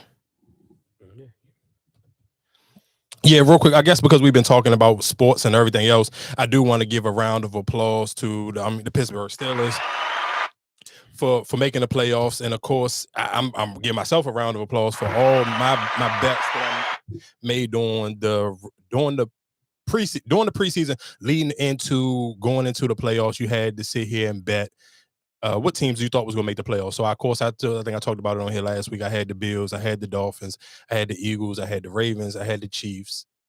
That was it. I think I had a 5-leg parlay. Of course, the Buffalo Bills was the last ones who was dragging it out for me, where it was kind of like it looked like it was shaky for a hot second. And it didn't necessarily know if they was gonna make it. And what was blowing me like during the day, because I guess after the Jaguars lost, y'all got in, and I think the Bills got in. But the Bills end up winning anyway, so they end up winning their division. So I guess what's this week? I guess what we can kind of give just some predictions and give who playing who. And of course, right now, right now in the game, while I'm sure by the time this come out of the game, it's going to already be over. But right now, the score to the Washington and Michigan game, for courses for the college national championship, is 20-13. The Washington defense is horrible, but I mean, obviously they must be coming back because Michigan kind of ran up the score. They ran up this score early, so for them to hold them off and it still ain't even higher. I guess Washington defense kind of getting it together, but yeah, they was looking cheeky for real. Well, shit, the last game they almost lost that shit. Because of it, that's what I'm saying. Their defense is just cheese. College football, I don't think none of them play defense. Yeah, I can't. Because all of them be high scoring. Yeah. Playoff picture. What's this? What's the score? Damn. Well, Chris is not making the playoffs. Why? What happened?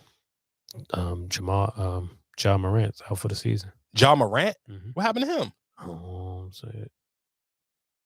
Tore something. Yeah, he tore something. A liberal. Something. I don't know what the hell it was. Damn, who was they playing? Let me look them up. Why you just came through? Yeah, well, okay. Why you looking at that? The Browns and the Texans play on Saturday at 4:30. The Dolphins and the Chiefs play Saturday night at 8 p.m. And the Steelers and the Bills play on Sunday at 1. Packers and the Cowboys play at 4 on Sunday, and it's in the shoulder. The Lions and the Rams play each other. The Lions and the Rams play each other at 8, and the Eagles and the Broncos play each other at 8 on Monday. So yeah, the Rams and the Lions game is on Sunday. The Eagles and the Buccaneers game is Monday night. Cowboys and the Packers. So let's just give some predictions on who you feel like. Wild card Browns and the Texans. I would have to go with the Browns. Because the Browns defense, and you got a veteran leading quarterback. Yeah, of course. I mean, of course, the fairy tale story, of course, would be the Texans winning. But realistically, like you said, I'm gonna go with the Browns too, just because. If Houston still had their wide receiver, yeah, I feel like they can compete with him. But now he got too many injuries in him. Yeah, that's a lot. I think that's let's be clear. If the Texans can pull it off, that will be a miracle. Like, because I'm sure they're going in as the underdog. Fuck you. It could be a fuck you right now because Deshaun Watson not playing, and the quarterback we drafted beat y'all, put y'all. This is definitely gonna be a fuck you if they can pull it off. Nah, it would be a bigger FU game. Yeah, if Deshaun Watson was playing. Nah, still, we got rid of you. This is the draft pick we got, and we still got the number 1 draft pick next year. Oh yeah, shout outs to you. Yeah, especially if they win it. Yeah, I mean, like I said, of course you ain't think he was gonna be nothing. You know what I'm saying? You ain't think once he left, y'all was a done deal, whatever. The case I'm sure nobody realistically seen this coming. I mean, of course, because like you said, they threw in brand new. They got a brand new coach in, and it's a black head coach, and of course, there were a lot of people in the media space speaking and saying that they felt like the Texans was just giving that they were the only team willing to give black coaches a job because they felt like that job was set up for failure. But I mean, just because they felt like just that draft. I mean, that team was just set up for failure. Like nobody expected that team to be a playoff team this year. Because of course they had a black coach last year, they fired him, but they were just saying like that was just a horrible job. Anybody who was taking that Texans job, he was almost taking it just for a 1-year check and damn near just to get fired. So for him to sit here and say, okay, boom, he coming in and now they into the playoffs. You got this rookie quarterback, and realistic, hands down, like rookie of the year is no denying that one. So if they can pull it off and win, yeah, that'll be a big one. But I do think that Cleveland Browns defense is the real deal, though. Myles Garrett just a different type of demon. It's gonna be hard, but I mean, if anybody could do it, the Texans maybe able to do it because I mean, nobody didn't expect for them to get where they are now. But if I was betting just realistically and not with my heart, I would probably go with the Browns. Now, for people who, but see, that's my only thing. The Browns defense, I feel like that's hard to, you know what I'm saying? Offensive wise, you might have a match, but I think that Browns defense is what. Yeah, for sure. What get them going? That's why I say I don't think like I just read off the jump real quick, just because I know people, and it'd be so crazy how many women I really be meeting that just be gambling, and I'd be like, bro, I ain't gonna. It's free money if you win. It ain't free money if you lose, nigga. But I'd be just so surprised. Like it just be random conversation. Like if I post one of my wins or something, or if I'm like, oh yeah, I be betting such and such. But I'm pretty sure 9 times 10, a lot of their picks they not carrying. Yeah, I mean, of course they probably don't. What's the jump, right? Yeah, so I mean, it's not even no crazy over. So the Texans are the underdogs, so they are a plus 120. So that's not even nothing crazy. So like, if you was to bet $10 on the Texans, you will only win 12. So it ain't nothing too crazy. So it's not like they don't even got really like the Browns really going in there. Now, if you take the Dolphins, they plus 145 against the Chiefs. So now I'm gonna ask Tyreek Hill. This is the game that you want. You want to be in Arrowhead. You in Arrowhead. No. So now this is the difference. When you talking about the FU game, ain't the Texans and the Browns. The FU game for real will be for the Dolphins to beat the Chiefs. The defending Super Bowl champions. You go in the Arrowhead. Now they talking about the weather gonna be super freezing. It's gonna be cold out there. Yeah, this is what you wanted. You complained about being in what's name? See, and I think of course, and we talked about this last week. This will, to me personally, if I'm giving y'all my honest opinion, like even the people that I probably would gamble with, and it's just me just betting with my heart a little bit. I'm realistically, and I probably would, because I just did win that nice little pack from picking the playoff teams. I would take the Texans and I'll take the Dolphins. I wouldn't do no parlay with it. I would do them separately because one gonna win. I'm sure. If I'm talking about the Chiefs, if I'm saying I'm going Texans and Dolphins, between one of them gonna win. I don't know which one gonna win, but I think one of them has to win. Miami has to win. Why you say that? You haven't beat nobody good this year. You fold on big games. Yeah. So you have to win. You have to put yourself in that category and to say that you're legit. I feel like you have to win that game. Yeah, even losing that even game Houston, I mean, you're a young team. You still Houston don't got nothing to lose. And you got the number one pick next. They don't got the number one pick. I mean, Chicago. Yeah, but you still got pick. You know what I'm saying? Like you got a bright future. Yeah, for sure. Miami, you have to win. Yeah, because it's gonna be hard. Like you can't keep winning. And fold in the regular season. Yeah, because it's gonna be like, what else do you need? Of course, let's be clear. Miami do need a lot of pieces in their defense. Their defense got a lot of holes in it. Of course, you got Ramsey on one side, but you ain't got too many other lockdown players in your backfield, not even a safety. Like Xavier is cool.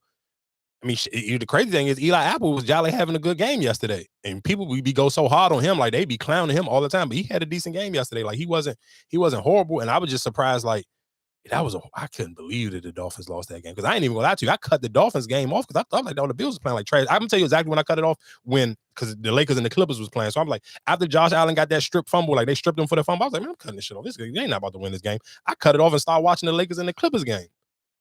Yeah. And then I looked at my Joan. I'm like, what the hell? Buffalo just won this game. I said, sweet, thank you for the bread. But I definitely didn't think they was gonna win that game. Who else we got on there? What's your honest thoughts about y'all playing the Bills? Y'all are plus 400. So if y'all, everybody who listened, if you really feel froggy on betting and you don't want to bet no other games, you bet $10 with the Pittsburgh Steelers, you win 40. So if y'all one of them big baller players and you bet, let's say if you bet 100, $400. Without TJ, I don't feel like we got. If TJ was playing, oh yeah, we can win that. But with him not playing. Yeah, and I think that's the only thing. I mean, if he was playing, yes, I would say we can take it. But without him playing, I know the difference he make. And I'm with you. I know the difference he make on the field. And one of our listeners, he DM me. He was like, "Man, make sure you give us some shout out because your brother be acting like he be playing it too quiet for me with the teams he like, because he like the Steelers too." And he was just like, he know that you weren't gonna come on here and talk crazy because No, because you I be mean, acting like you don't want y'all to make jinx the teams. excuses. Oh, with Lamar didn't play, you know. Oh, you wasn't counting that game. I hope you wasn't counting the game. Do you know the long term, like season wise? That 14 out of 14 games, you only won 4. Oh, that's cool. That's fine. We talking about this season right here. We talking about. I mean, I hear that. You But saying not Lamar didn't play, Zay Flowers didn't play, Odell Beckham Jr. didn't play. Nobody they played at played. the beginning. The Who? first game. The first game. The first game of the season. Yeah. Right.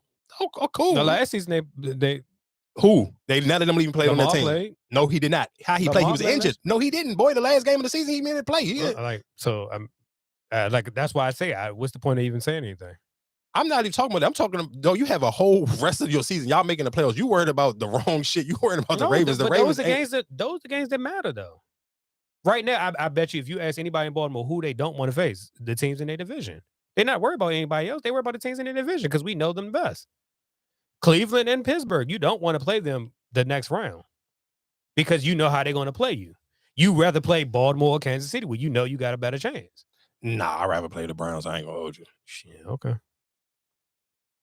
Because the reason why I'm gonna tell you I'd rather play the Browns just from the two games. Joe Flacco, what? A revenge game? Oh man, to put y'all out? Oh, that would be a mean one right there. Yeah, that shit sounds cool for ESPN. Come on, dog. Like, stop.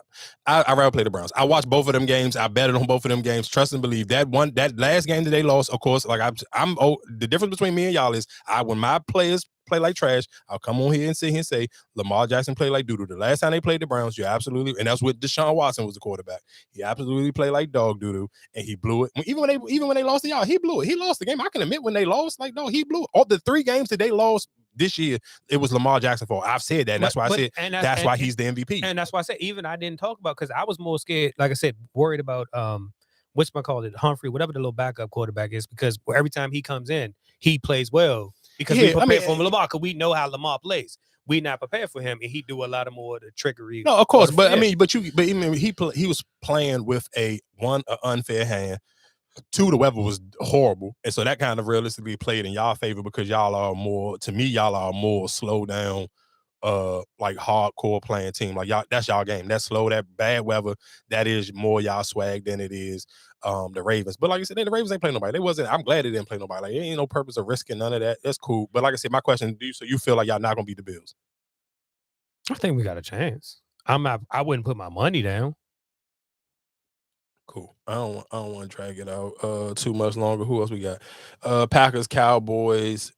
So the Packers would be a plus 295. So if y'all was betting, you put $10 down, you would win basically $30, $29.50. So 2 of the good bets. Because it's in Dallas, I wouldn't. If it was in Green Bay, I guess I would. And this is why, like I told you, this is how I lose my money, just because it be certain Jones. Like, I would take that one just because, like, you might not even want to do the 10, even if you do the Jones that you don't believe in for real. Like, if you don't believe in the Steelers or you don't believe in the Packers, I would do 5 because you really ain't got nothing to lose. Yeah, it is.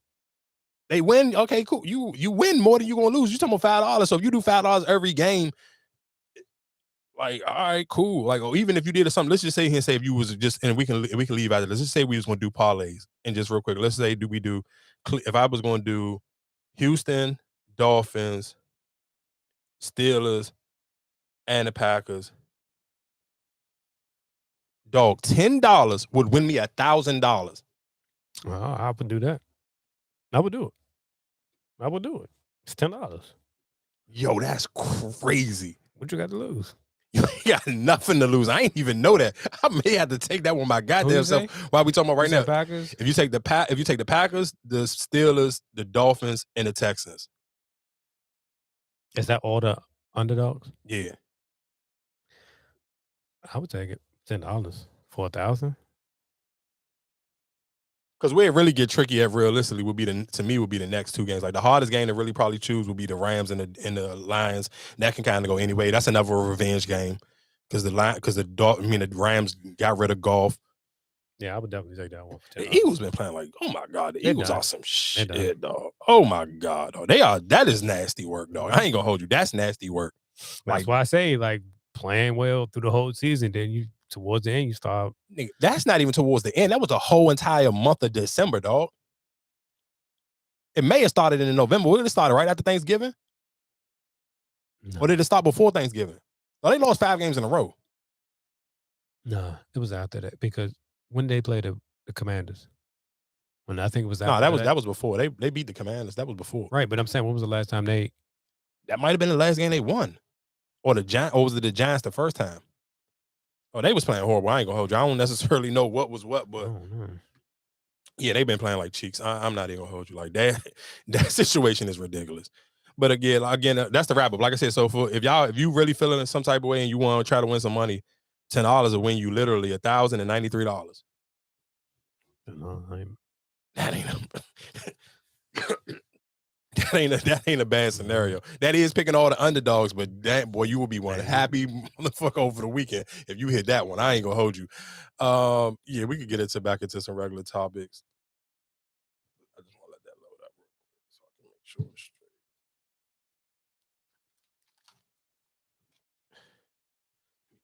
Oh, Booby said, "Oh, you had the Super Bowl." You said what? Nah, Booby said, "Who would you had in the Super Bowl?" What's the Ravens and the Niners? Oh, this point.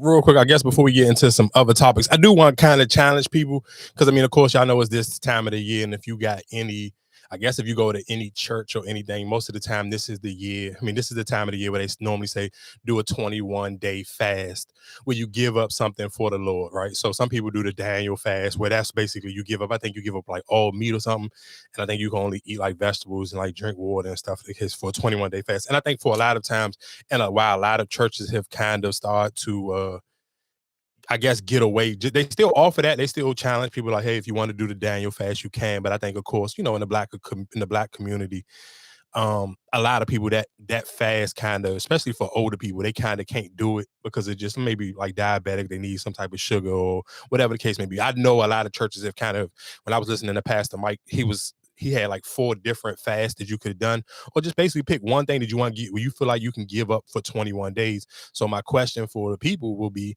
what is something y'all feel like y'all can give up? So for me, it was 2 things I was debating on. I kind of was thinking about doing both of them together. Of course, if you've been listening long enough, it's candy and this porn. So realistically, candy was definitely, I already said for sure, for 21 days starting today, and I'm not going to do no more candy. So basically, I'm not even going to just do 21 until February 1st. I'm cool. I can eliminate, don't do no candy. The only reason why, and let's be clear, I was ready to lean with the porn situation too, but the only thing where the benefit for me is with that, and it was so crazy because I was talking to a girl in the DM, and I was just telling her, I was just like, it's so easy for me not to get like be thirsty in the DMs or even try to like run and geek and try to be, oh, I want to do, because no, I just watch porn. It's almost like getting neutered. You're neutering yourself where it's like, I ain't geeking for nothing. Like, it's so easy for me to just like, oh, bro, we can keep this conversation. I could be a text pal. I could be a pen pal all day long because I'm just not horny. I ain't geeking. So that for me is like, that's almost like it's like my superpower to I'm saying porn. You just find where you don't have to actually have physical. Yeah. You can go with sexting and whatever the case. Yeah, for sure. No, when you just say it's porn, like that should just really sound like you need some serious help. What you mean? No, but it's the truth. But no, but what I'm saying, like, you fine with like, all right, cool, we texting, you said, but no, but what? And stuff yeah, like that. of course, you just say, for like, sure. No. But what I'm saying is though, but even for certain, let's just say, yeah, cool. We seen it swapping the pictures or videos with some women, but I'm saying it's some of them that I can just literally keep the conversation so pure where I never even turn it sexual, and which is kind of messed up because you so like, dog, especially when you get on Twitter, because you'll get so desensitized because like, dog, I can see the baddest of the baddest for free. So just having a regular conversation, just like, bro, I'm not even tweaking no more. Because that's what I'm saying. So because you kind of you're neutered where it's like, think about just back in the day, if you just sitting here saying I'm only locked in and talking to this one girl, you geeky, you can't wait for her to send you a goddamn picture. But now if you sit here, but you didn't just because you killing that energy off, you ain't geeking. So it make it easier for my conversations to be just like pure as goddamn like pure cocaine from Colombia or something. So it like I said, when you be saying your porn be sounding like you got a serious porn addiction. That's what I'm saying when you say that. No, but what I'm not denying that I don't, but I'm sitting here. But what I'm saying is, realistically, it helps me to the point where it makes it easier for me to be nonchalant of not chasing every woman that sit here and try to shoot her shot with me at a DM. Like, because you got to think about it. If you don't have just to sit here and say, if you sit here and say, I'm not watching no porn, I ain't doing nothing, I'm just talking to women. The first woman to jump in, you be like, hey, you want to go out to eat? You gonna say yeah because you just so geeking, you so too, you can't wait to get you some cheeks. You so geeked up, but if I'm not geeked up to get no cheeks, it's so easy for me not to go on dates. It's so easy for me not to respond. I can respond to text messages when I want. I'm not geeking a whole no miscellaneous conversations. Like, all right, it's cool. Like, bro, I was like, dog, why you only talk to me when I talk to you? I'm like, yeah, because I'm not geeking. But it comes from just sitting here saying I'm neutering myself. So it's cool. Like, it is what it is. I don't care. You call it addiction or whatever you want. It's helping me stay locked in and stay focused. Like, I'll call you Sticky Fingers. I don't care. You call me whatever you want. Sticky Fingers. What is it? A slam. A dun dun. I let the boys be boys again. Damn. I don't even know no other Onyx songs. I do, but I don't. Now off the top of my head, Slam the only joint that I know. Oh yeah, put your guns in the air. Pop, pop, pop. If you just don't care. No, y'all crazy. Though. You think about the songs that when you had them little moments, you think about the shit that used to come on the box. Nah. And the shit you listened to back in the day compared to now, it's still 10 times more vulgar. But yeah, it's more detailed now, but just the random, like that was a hook. You didn't know what it was. Like, yeah, you didn't know. Like as a kid, I didn't know what throw your guns in the air meant. Like you talking it out like right now, like throw your guns in the air. Like what? Like, I would have hate to be a New York police officer at that time. Like what the hell are you talking about? This song was literally on the box all day long. Throw your guns in the air. No, just imagine when "fuck the police" was the thing. See, that was probably a little bit cool for them because then you just get you get to play in that the fuck the police and you just get them a freelance to just beat your ass. Yeah, so okay, cool. You can go ahead and play the fuck the police game if you want. But I'm saying, but just imagine if it wasn't out and it came out now. Yeah, I feel like it'd be more difficult for police now. You think? Hell yeah, because it's so many 'Cause everybody cameras, so they love can't them. just they got a camera. You can't just be whooping somebody for no reason. Like back then, you didn't have. Yeah, a you camera, ain't so have. if I caught your ass. Yeah, if I caught you, it was a whole different ball game. Like, yeah, nah, you can't. Nah, I wouldn't do that one. So of course it was a tweet that was going viral, and then of course it made its way to Instagram, which I always love. So after, of course, if it made its way to Instagram, it made it to TikTok. Stat on Facebook, and basically it says men are not obsessed with women like they used to be. Y'all don't find that kind of weird?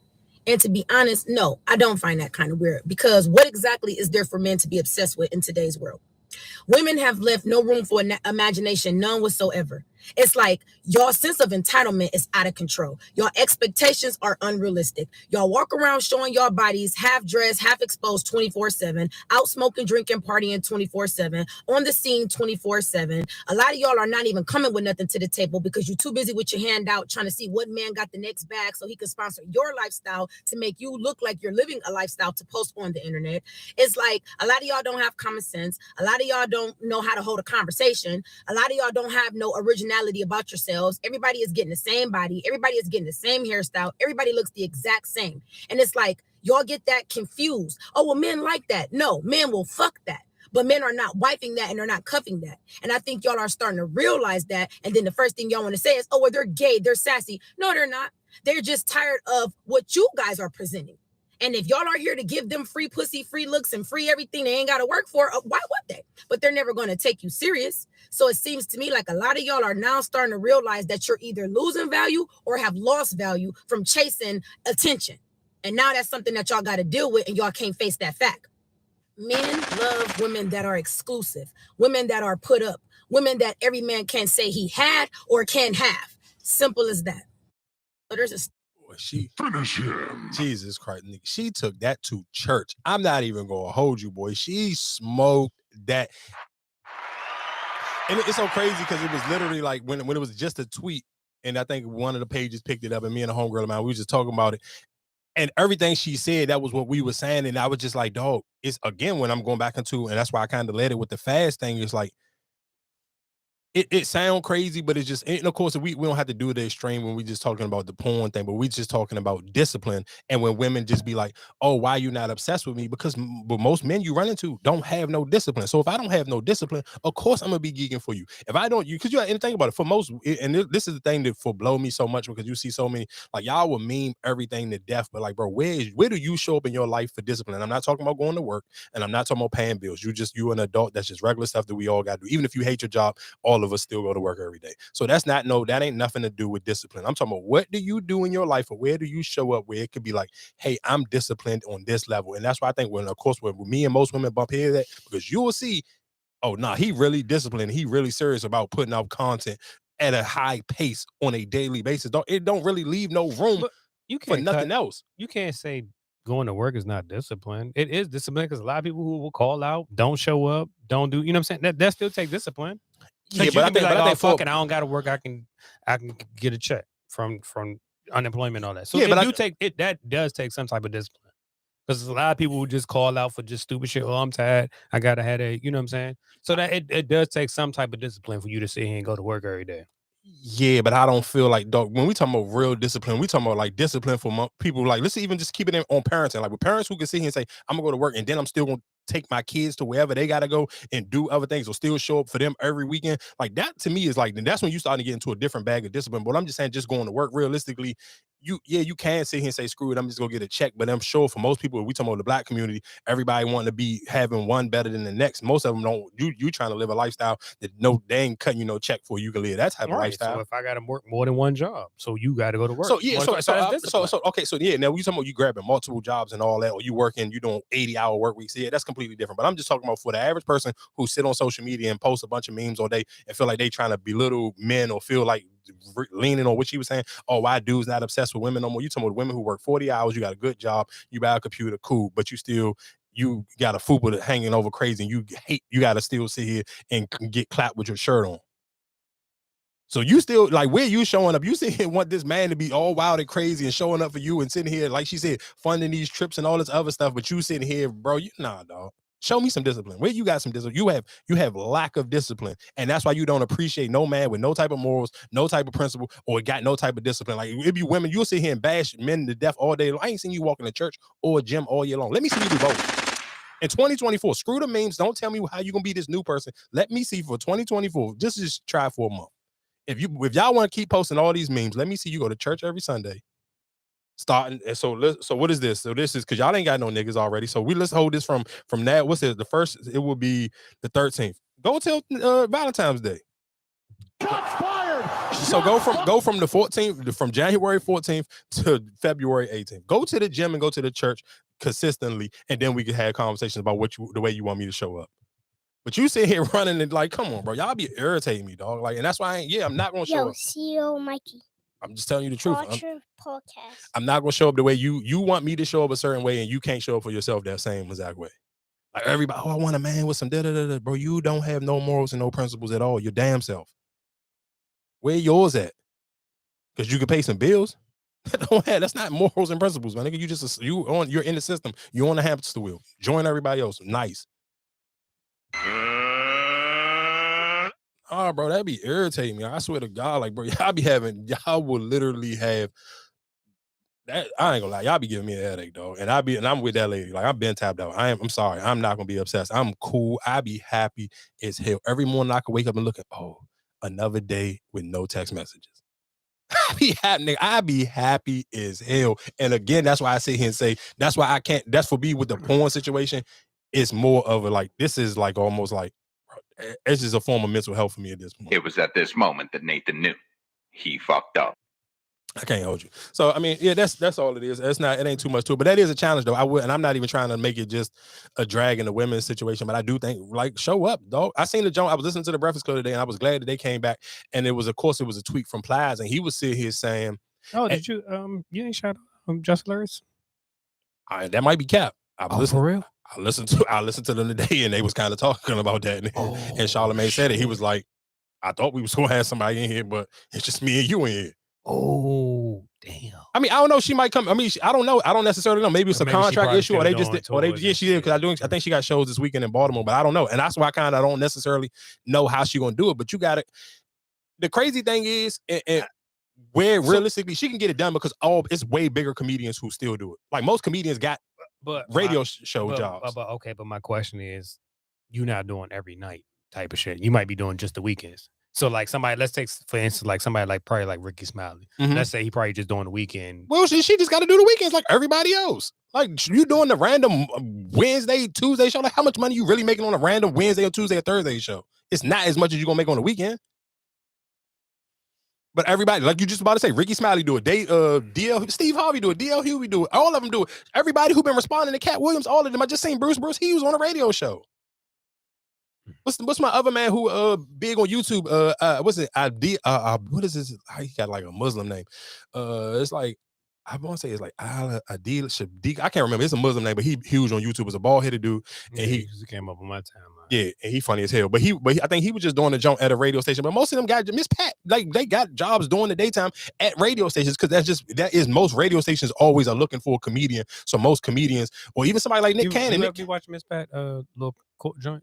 Yeah, I be catching like little clips of it. I ain't really just be super locked in because because that should be coming on during the daytime. I don't be in the house during the daytime.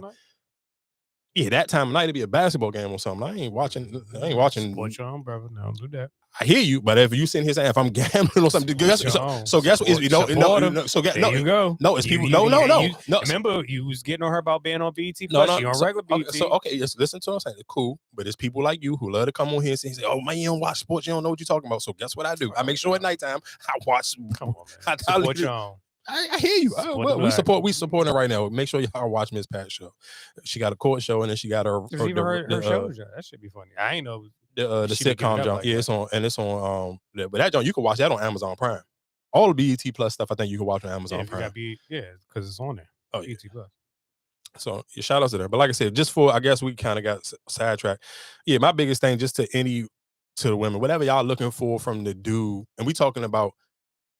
I'm talking about mental stuff. I'm not talking about the financial thing because I think that's where a lot of times get caught up. And then it was a young lady of mine. She was DMing me. I think she was at a car wash, and I think she got like I want to say she got like a new model Range Rover or something. She was at the car wash, and I guess dudes who be trying to shoot her shot because she like OD, like Instagram bad. Maybe they try to shoot her shot at, and she was just like, when she like, that's why I don't like posting on here. She was like, I like being on Twitter because it's like y'all trying to belittle me or say something slick to me because I'm posting my car getting washed because you can't hold your bread over my head because I got my own money. But then that's when I always keep telling her, I'm like, bro, that's them, but a little bit that's on you too because those are the conversations and people, they don't know you. So I'm speaking. I know you, so I know you looking for something a little bit differently, but I'm speaking for them. That's how you lead. That's all you post. You post going to the nice 5-star restaurants. You post riding in forums or always shopping. So in their mind, they don't, because you do what all that rest of the girls do. You don't never post no dude. So they thinking, they don't know that you got your own bread. So they don't necessarily know that she don't post like when you at work or nothing like that. So they don't know that. I personally know her. So I know she got a good job. So I know that she could pay for all her own stuff. So she basically telling them like, y'all don't have no conversation. Cause again, most dudes who leave with bread can't talk. So because you can't talk, you can't sit here and really talk your way. So you only know money. So if you see she got her own money or she not moving off of whatever you offering her because she got her own bread, it make it a little bit harder. So that's my only thing where I'm saying, when I'm telling women where it's like, okay, we'll post going to the gym consistently or post going to church consistently, because those things where now a dude have to meet you somewhere completely different on the mental aspect where it's not just about money. It's not just about, hey, I can go on a date. Because we already talked about that before. If a dude like you enough and he horny enough, he can pay for a date. And of course, some dudes don't even want to pay for Pampers, so some of them may not be able to pay for a date. But that to me should not be where you hang your hat on. That shouldn't be the oh my God, I got on a date. Like, all right, what's next, bro? Like, what year we gonna be like? You still just, that's what you're geeking and looking for. You're looking for a date. You're looking for a trip, and now okay, you got it. Now you're still single. What? Play that trainer. I'm single again.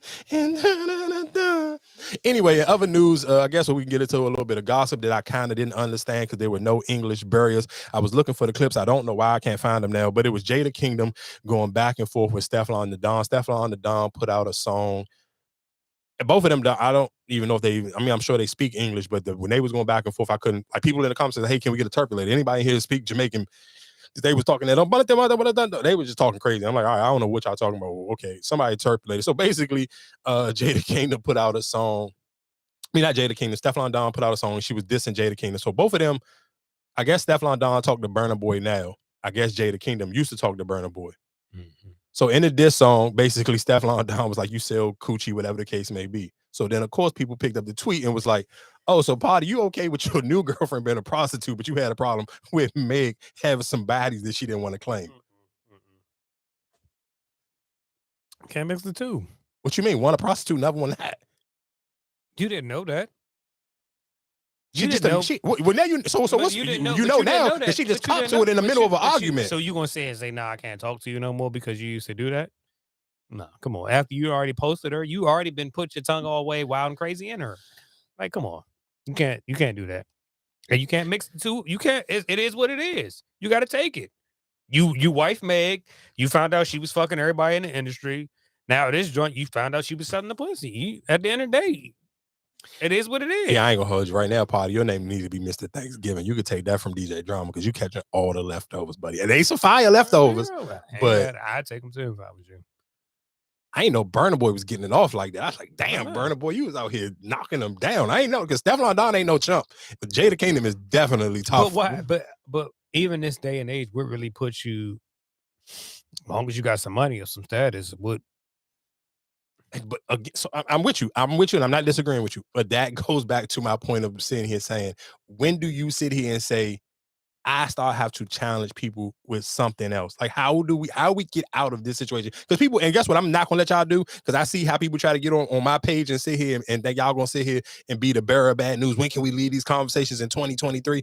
Yeah, when y'all stop, I'm going to behave the way y'all behave. Y'all, whatever y'all pander to on the Shade Room, guess what? You're not going to slow down my content and slow down me getting to some money, and you keep supporting and getting up under the Shade Room comments and argue. Nope, bring y'all arguing asses right up under my page, and you can knock yourself out, because I'm not doing that no more. I keep trying to have, you can't not have no morals and principles when it comes to creating content. I'm sorry, I ain't sparing y'all no more. I used to try to take the high road. I ain't got it for you no more. I'm sorry, bro. I can't do it. Nope. All that gender wars go more. I'm right here with y'all. And I'm not, and guess what? I'm not gonna do. I'm not even gonna sit here and say nothing. It was a crazy thing. I'm gonna play this clip real quick.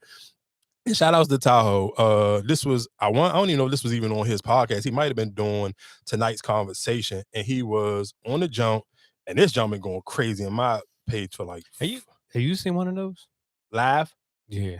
I've never seen it live, but they do live shows. No, and they do it, but like every time I catch it's like it's an advertisement kind of little situation. That's why I was wondering. Oh yeah, do you know anybody ever been to one? Because I know they had a couple of them. No, I know some girls that been to one. I'm not. I'm not gonna lie. I kind of judge them who the ones who be going because I feel like that's like because you kind of like that shit is almost like you going to a speed dating joint. Like you act out in there and experience things. Like dog, it's just something different. Something different. No, listen to what I'm saying. As a man, I'm not knocking it. As a man, if you're trying to go somewhere and you're trying to find some vulnerable women, some vulnerable cheeks, emotional cheeks, I'm not. If I was you, if that's what you on, I'm not telling no man not to go. If you see that tonight conversation come to your city, go. Because every woman in there. It's like the R&B only joint. Nah, it's two different things, though. Why? It's just a podcast, right? And they playing are they playing the cards? I don't know what they're doing, but I just know from the women that I see going there, they look like they on their last leg of I'm trying to get married. I'm trying to figure life out. If dating has been kicking me in the tail. Man, stop judging them, man. Everybody got to find love. I hear you, but I'm gonna play this clip real quick. And dog, I swear to God, they've been arguing for days, and I'm just like, bro, it ain't that deep. To be a single mother.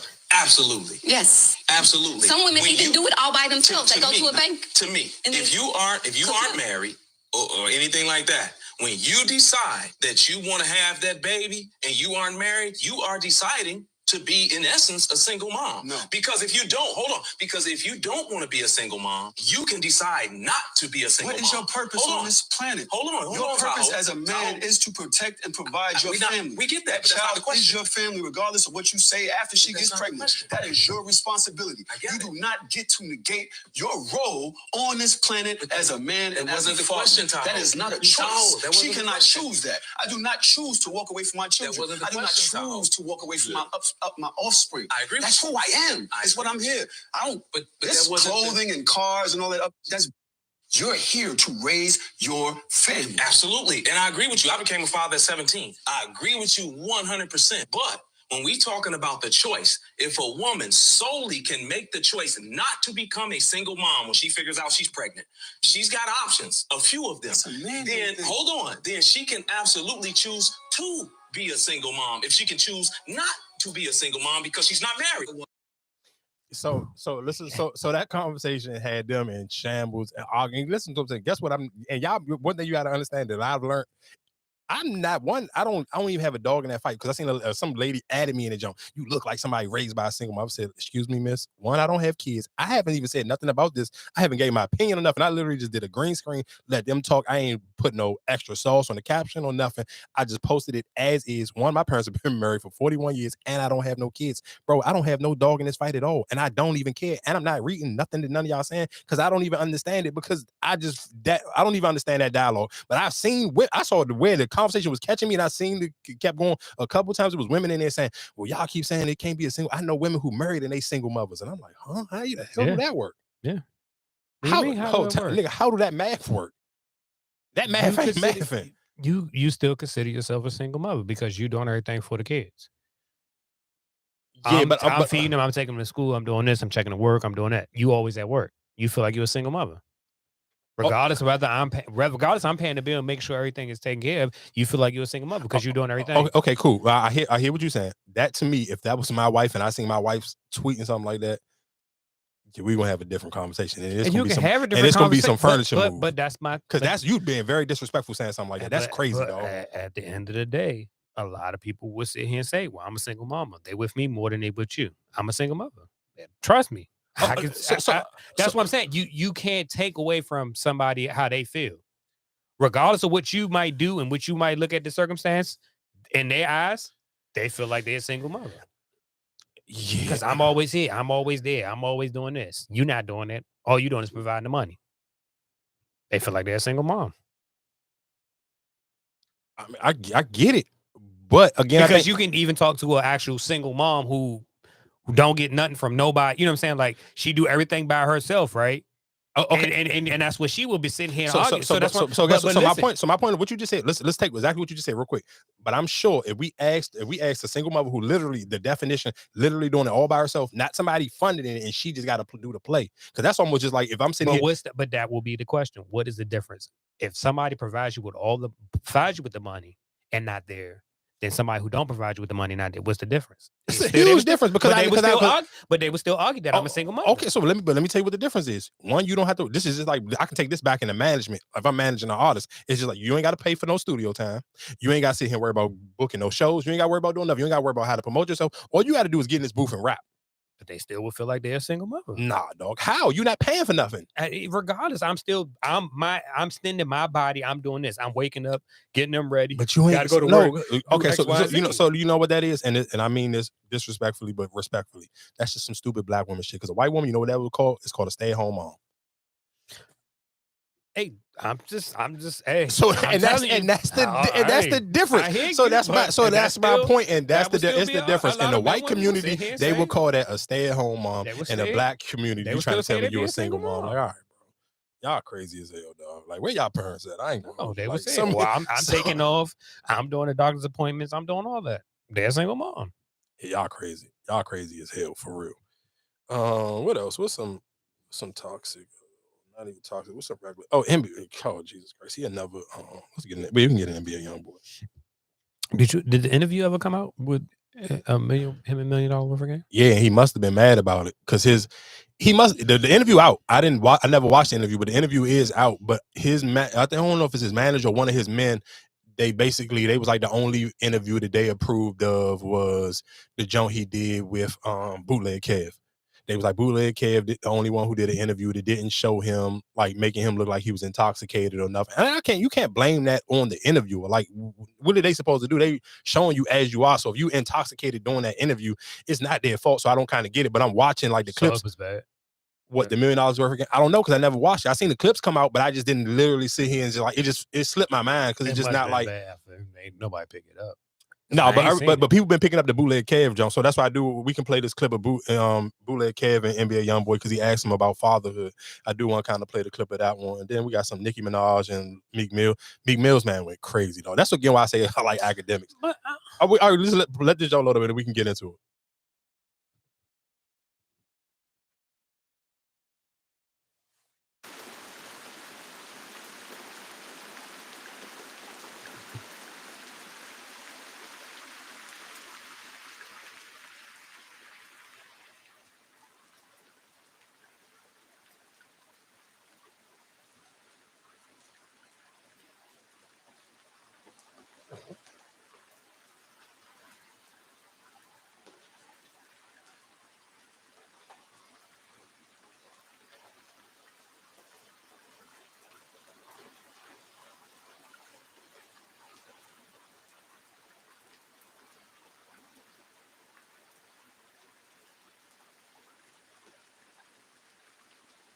Shit, that was going crack. So I got hurt doing practice. Damn. And you got on why TJ played.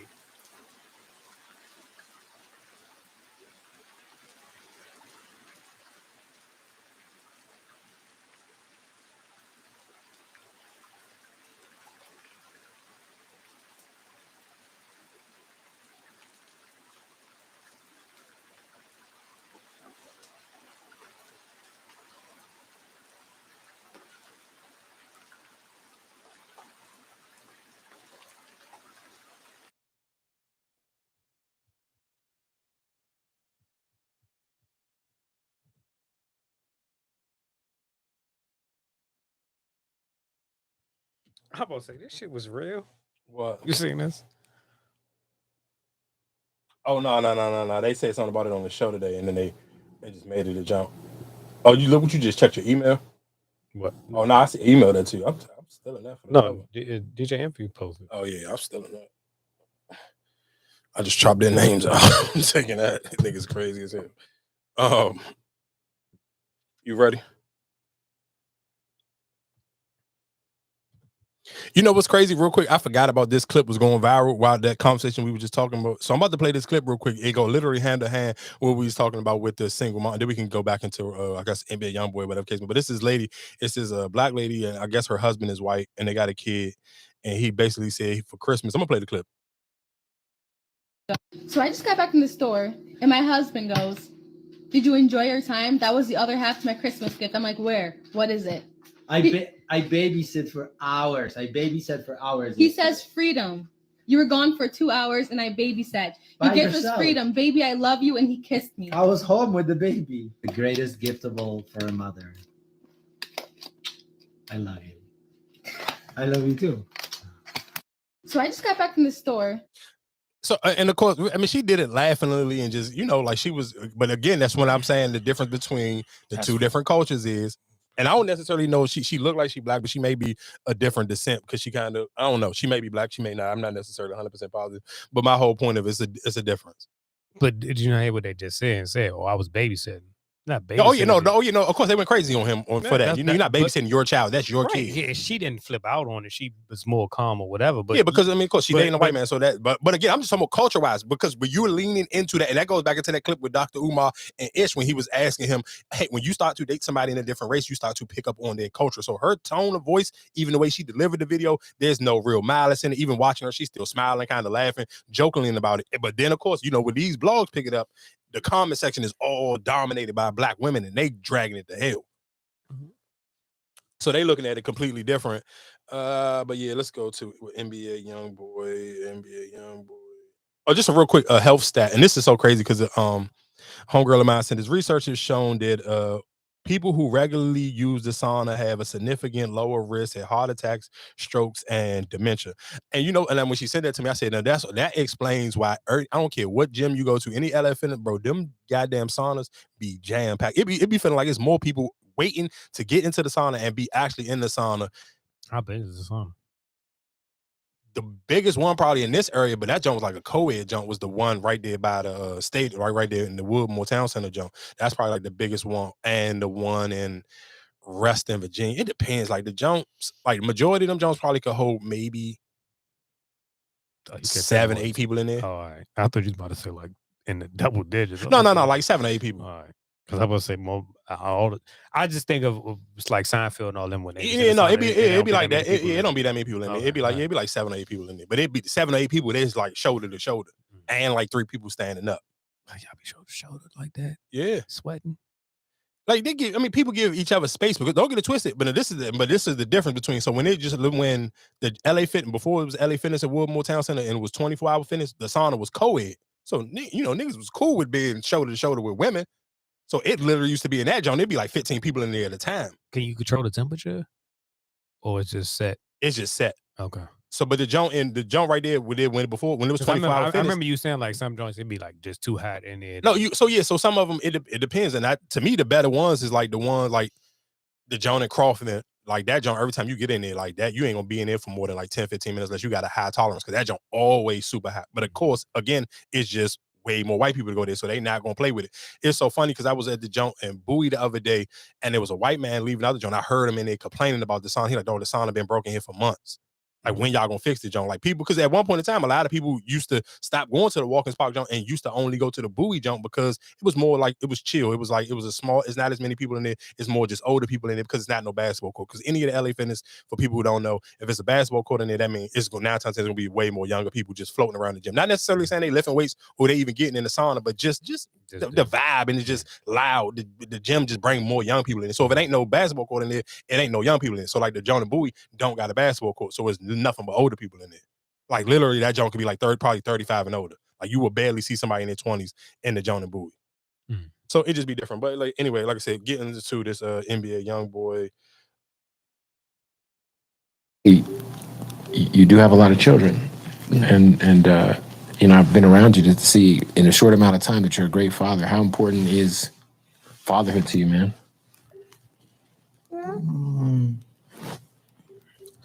Not really big on it, to be honest. What do you mean by that? You're not big on it? Like you're a family man. I'm here with you. I see it. Yeah, but I'm only like in here because you here. Oh, well, I don't believe it's a crazy topic because I'm not the type like to sugarcoat nothing. But I'm 4 walls all day, every day. When you say 4 walls, you mean locked in? Yeah. Just honed in on the music, recording? Yeah. You can take the hat. I don't mind. We bond a lot, but I'm mostly literally inside. Working. No. No matter if I'm watching TV. You know, obviously, you do have. So of course, people. Leaning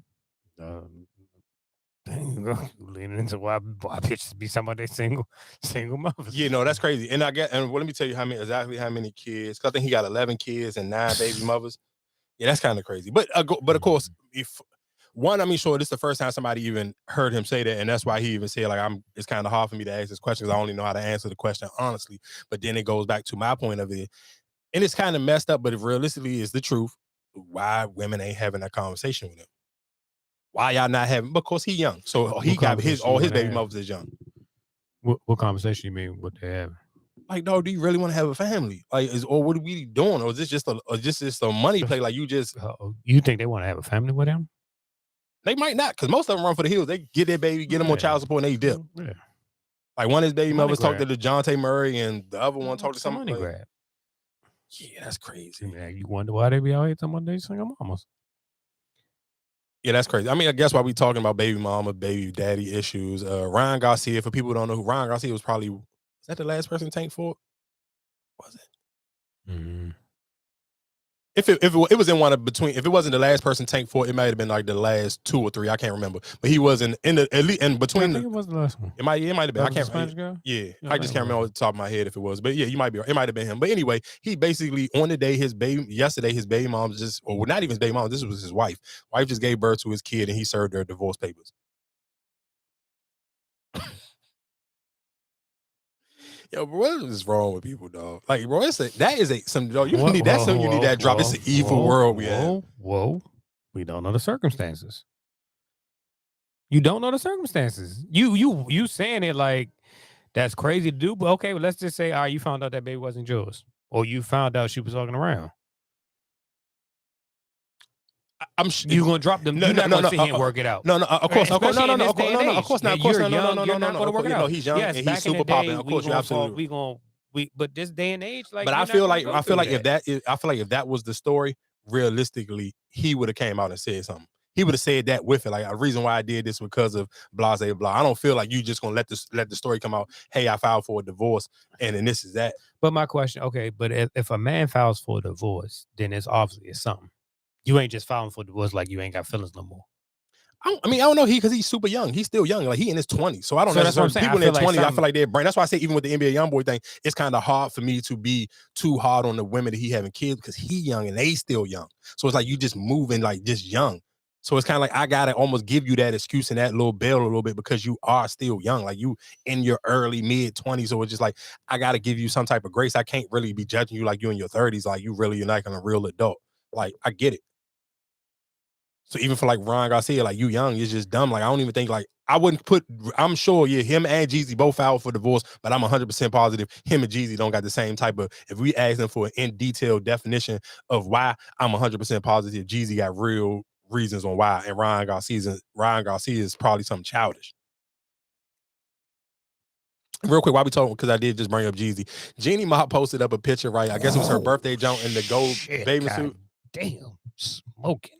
I don't even know if we got a hot. That shit was. Oh, okay. So I ain't never seen her like that. I never seen her like that too. Nobody did. But hold on. But I'm gonna keep it a bug with you. And that was and that's why I love women when it comes to the comment section, because what I seen, they seen, and that bottom of that baby suit was baggy as hell. She looked fire. Don't get it twisted. Everything up, but when they got close to the vagina area, that baby suit got real loosey goosey. Like, that joint looked like it was one size too big. I was just looking for, but this is again why whole time. Exactly. So that's the problem with social media. Yeah, that's the problem with social media, and that's why. That is what's messed up about social media. Because normally back in the day, if I just would have seen this picture, I would have been geeked up like, oh my god, she looks so good. But in the back of my mind, because I keep seeing so many fat cats all day long, and that's just what you see. Even when it comes to the workout girls, I'm not gonna tell you. I'm gonna be honest with you. I'm gonna tell you what get me more geeked up. And I talked about this last week. It's the workout, the girls with the short workout pants on, because it leave a little bit more to the imagination. It's just not completely nude. It's like, okay, they kind of got like the sports bra on, they got the little shorts, and they got the fat camo toe. So it's like, and the booty, like that, it's just different. Them workout girls be doing it differently from me. And me and a homegirl, I had that conversation all the time. Like, we see a girl who lose a bunch of weight, I'll send it to her and be like, bro, you think this is like, is this real, or her pants just super pulled. I don't know because I'm not a woman, so I don't know how they, like how they be doing it. But that was the thing. I seen a bunch of women, like the first thing they were saying, like, oh yeah, Jeannie Ma look fire. But bro, what's up with this baggy ass bottom to the bathing suit? I mean, she is I mean, of course, but that's what women were saying that too. Like, yeah, all right, now we know why Jeezy left because it ain't fat like it's supposed to be. So I mean, it don't need to be fat, but she ain't built. Yeah, she still look good though. No, like I said, no. All jokes aside, Jeannie Ma definitely still look good in that bathing suit. It just could have, she could have just went one size smaller at the bottom, and that joint would have been perfect. Like it wouldn't have been no argument. She went crazy. Like she looked good. I'm not even gonna hold you. Real quick, can we, I guess, get back into sports for just one quick second?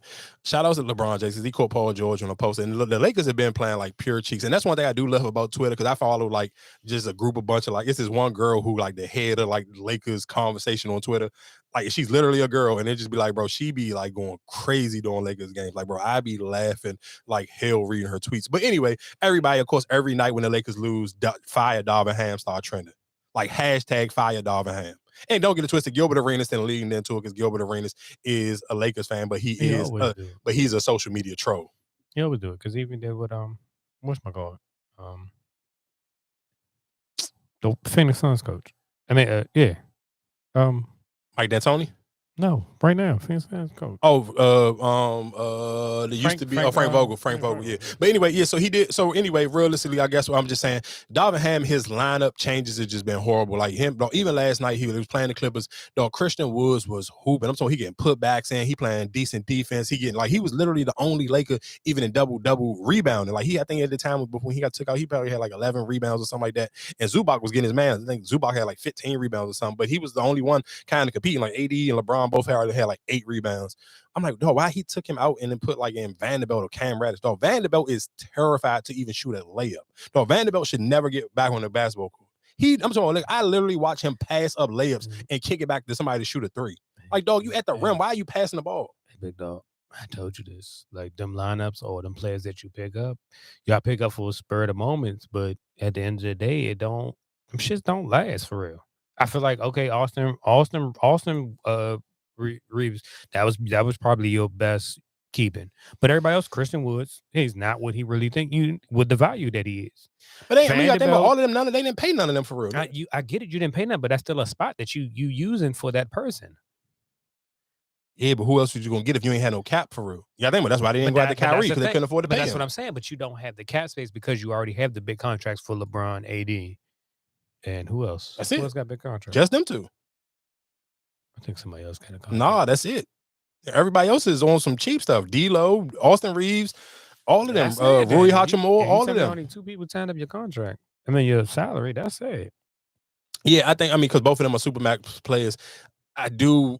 Yeah, I just them lineups. But that's what I'm saying. The only thing I would sit here and say is what I don't like about just Lakers fans in general.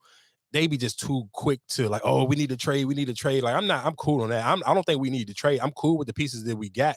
I think just Darvin Ham's lineups be just horrible. Like he just go to certain people. And that's one thing I can say I like about Gilbert Arenas, because even when he be on the joint with him and Shannon Sharp do it once a week, and he was just breaking down like just the shooting percentage. It was just like, dog, I think Cam Reddish and Vanderbilt both played a whole, they played some crazy minutes and they both had like 4 points total. Yeah.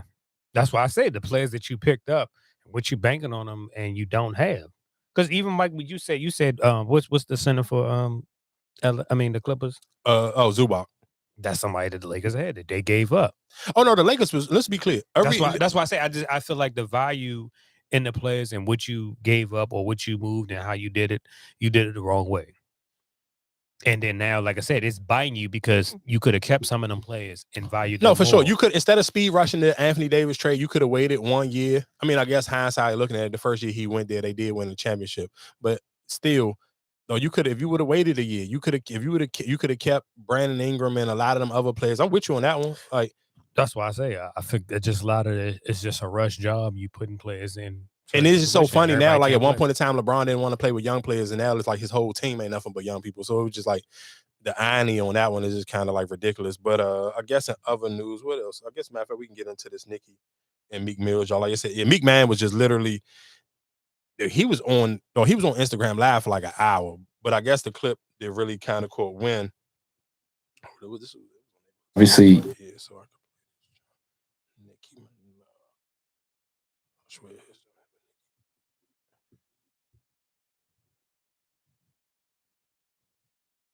they be taking some of these Jones down or something like. Man.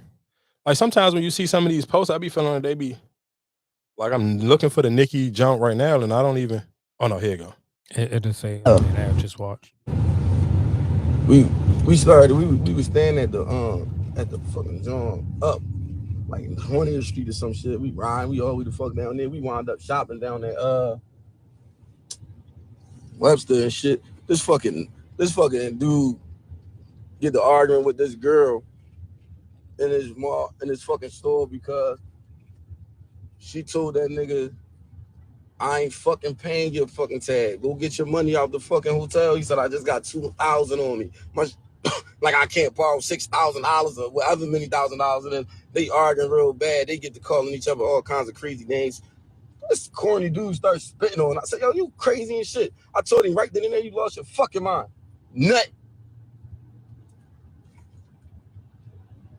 Arguing what? We get on the bikes, long story short, I'm gonna cut this shit short because I ain't gonna say too much. This fucking nut riding down the street, me, him, and Coon. I'm still Willie, I'm riding, I ain't thinking nothing of it. This nigga on Instagram writing a long ass fucking message. This and Drake. This fucking nut just did that shit because he argued with that girl. All that shit came about that girl. And don't nobody know what that beef was about, do y'all? That shit was about that girl because he was all insecure and don't know how to have a bad bitch on his hip. He don't know how to be that nigga. He insecure, telling he can't walk around the house with this and that on, thinking niggas looking at your girl.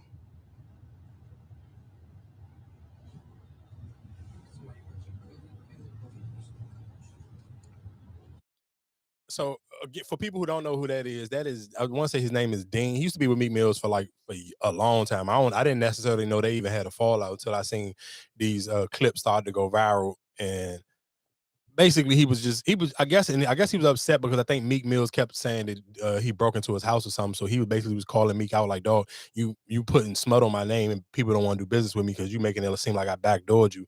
I just want you to clear my name. I won't say nothing else, just clear my name and tell people you lying. So anyway, Then you just backdoored him. What you mean? Sharing that information. I mean, that's different. That's not backdoor. The backdoor means somebody ran up into your house. But I'm just saying, but for you to share that information, nobody knew about that. That's a lie because people didn't know about it because I made a video today. I posted on TikTok and I called the Bobs out, and the Bobs hopped smacking my comment section like, no, we been knew that he spit on Nicki, and y'all act like that was a lie when she originally was saying that story because Meek tried to say, oh, you trying to say he and say I hit women, I never put my hands on a woman. So people kind of like, and at that time, that's when Nicki. Oh, this been out before. Yeah, so this been out before, but people kind of, it was just a he say she say. Nobody kind of was there to kind of vouch for Nicki. So he kind of share those type of stuff. Some shit you just gotta. I hear you. If you didn't say nothing about it from the beginning, and that's what I'm saying. Like, and I seen a bunch of dudes on Twitter saying that. Like, a bunch of dudes on Twitter were saying, yeah, if that's crazy because if you and him were still men. If you would have shared that when it happened and said, okay, you wrong, you foul, I don't fuck with you for what you did, then cool, I respect you then. But now, years later, you just now sharing that story. So I'm gonna shoot him some bail and I'm gonna repeat what he was saying is Meek always kept, he basically was saying like Meek never threw none of them no real alley-oops where they could get any money outside of Meek Mills. So it made it hard for people to ever call him out. Like you didn't put none of them in position to really introduce them nobody, because he even told a story on there, excuse me, when he was saying that Rick Ross was cool with one of Meek Mill's men and Rick Ross was breaking one of Meek men off with money and Meek put an end to it. And Meek told Ross, man, stop giving them money, whatever the case may be, already be looking out for them. But that's probably Ross being a boss, watching from a far view and kind of seeing, like, some of these dudes ain't like, you may be giving them something, but you ain't really giving them no real money. So Ross being Ross, he looking out and really, looking out for dudes. So Slim called him out, and I get what he's saying. He basically saying you don't even give where for some people, if this is my livelihood is on Meek, that whatever couple $1,000s he giving me or clothes and stuff he buying me, you kind of almost nip that's kind of go back to the story when people like you got too many yes men around you, but now they kind of make it understandable. It's like, well, they kind of almost don't have no choice but to be yes men. But my only thing with that is just like when you share that information, right? And let's just, if you hypothetically you put him in an other scenario, or you just add him in that situation where it was foul play going on and you didn't say nothing, then now you speaking up about it, you speaking up to it. It's just like, all right, well, you was there when it was all going down. If you didn't say nothing then, and now you want to expose him, like you're in the wrong for real, because if you didn't tell this story at the beginning when it was going on, you was condoning it. For sure. I mean, I think that's, but realistically, let's be honest, most people do condone those things when it's financially beneficial to them. That was one of the things when people was talking about Cassie and with the Diddy situation, or just with any of those situations, most people do when it's financially beneficial to you, people do condone it. But you as a man, if you sitting here saying, well, I'm gonna condone you to do what you doing, I need you to take care of me. That's less of a man to you. I mean, you're relying on another man to take care of you. I hear what you're saying, but though you can go down. It's a million of people who are like that with basketball players and football players, whoever the case may be. You hear all these stories when they taking care of people or giving people certain jobs, but it's like the job can only go as far as this person allow me to really grow, unless you are. That's why LeBron James' crew is so elite. Like, think about, that's why you think so many people praise LeBron James for what he did, because his people they not just work with him. They have got so big and so good at what they do. Now they got other people that they can come, and Rich Paul is the biggest sports agent because he sit here and mastered his craft. But then that's when you need to just take the shit to the grave. Y'all fall out. For you to spill the beans, for you to sit here and spill beans and try to tell the story to try to get clicks or try to clear your, like, you just take the L. I hear you, but we're the day and age we live in, realistically. In the day you're trying to get money off of it. Of course. So, no, I don't respect you then. You was sitting here, as long as he was paying you, you was okay with it. I hear you. And I agree with you. So now he stopped paying you. Now you want to look for another check. You want to expose it. No, where to respect that then? You can't sit here and say you loyal to anybody. I hear you, but I need to eat. I hear you. It sounds cool, but I need to eat. I hear what you saying, but I guess what now? I can get my name out on social media. Somebody podcast will want to pay me some bread to come and spill the real story about Meek Mills. Yeah, for a hot second then. Some people feel like that's all they need. All I need is a hot second. All I need is a quick $10,000 or $20,000. That's why Meek. Is that why Meek tweeted that tweet? I think he tweeted. We talking about I'm too rich to go to be beefing or something like that. I know. I think he was saying that because it sounded like he might just want to work with certain rappers now. Because to be honest, which is kind of corny, and I do even respect when Rollo was saying that. He was like, it's crazy because all y'all was doing songs with YF and Lucci before Lucci went to jail. Yeah, because none of y'all ain't knew how serious that beef between Thug and Lucci was. Because Meek Mill's got a rock of songs with Lucci. Yo Gotti got a lot of songs, and that's why even Yo Gotti you never hear Yo Gotti say Free Young Thug or none of them, because he got endless songs with Lucci, which a lot of them did at one point in time, because at one point in time, Lucci was hotter than Thug at one point in time.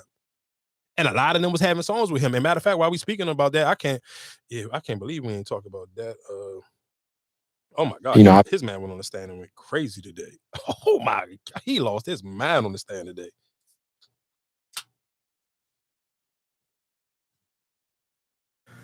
I'm a member, and I've done things to increase the notoriety of furtherance and the rest of the question. What crimes have you committed to increase the notoriety, street credibility, and reputation of YSL? So I sold drugs and carried around illegal firearms. How did those things increase the notoriety, street credibility, and reputation? I don't know if it actually increased, but my approach was to make it known that YSL was selling drugs and willing to protect the selling their drugs with the firearm. But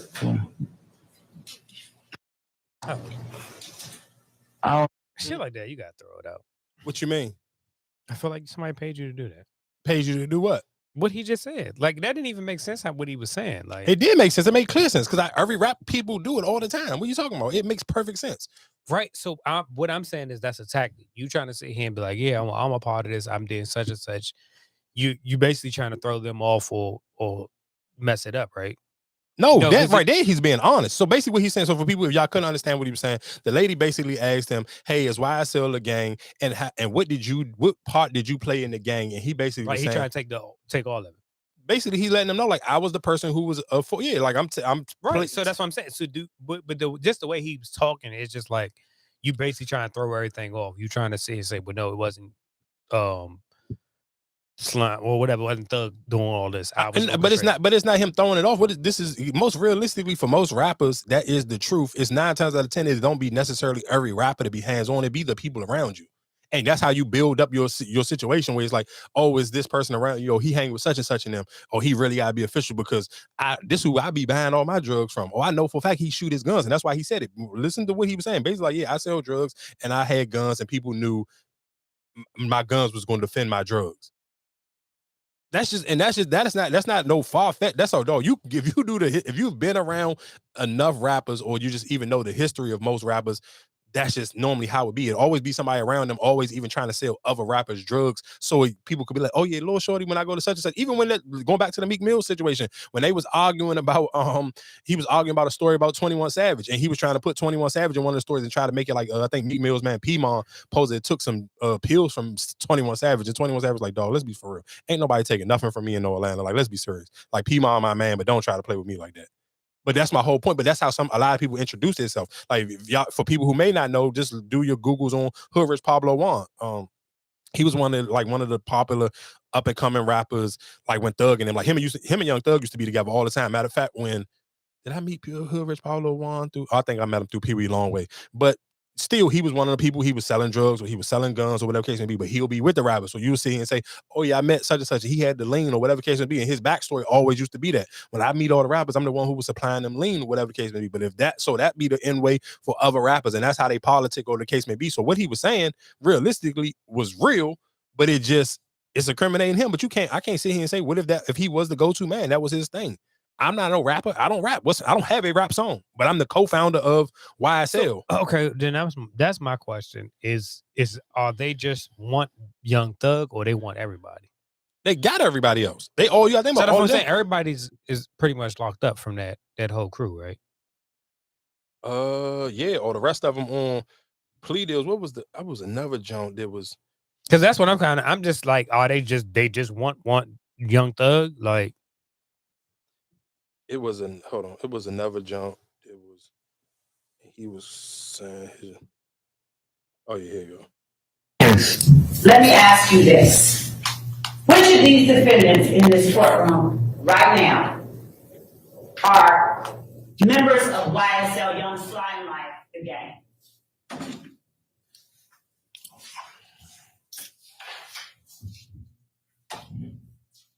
All of them.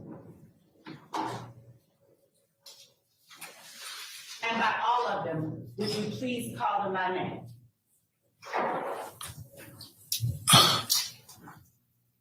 Quay, Rod, Other Quay, Thug, SB, and yeah. Who is the jury looking at here where my pointer is in the upper right-hand corner of the screen? Jeffrey Williams? Yeah. Young Thug? Yeah. All right. Who is the jury looking at where my pointer is, who has on the light gray hoodie? Quindare Zach. Now, do you get money from that song? No. Do you get paid by YSL Enterprises? No.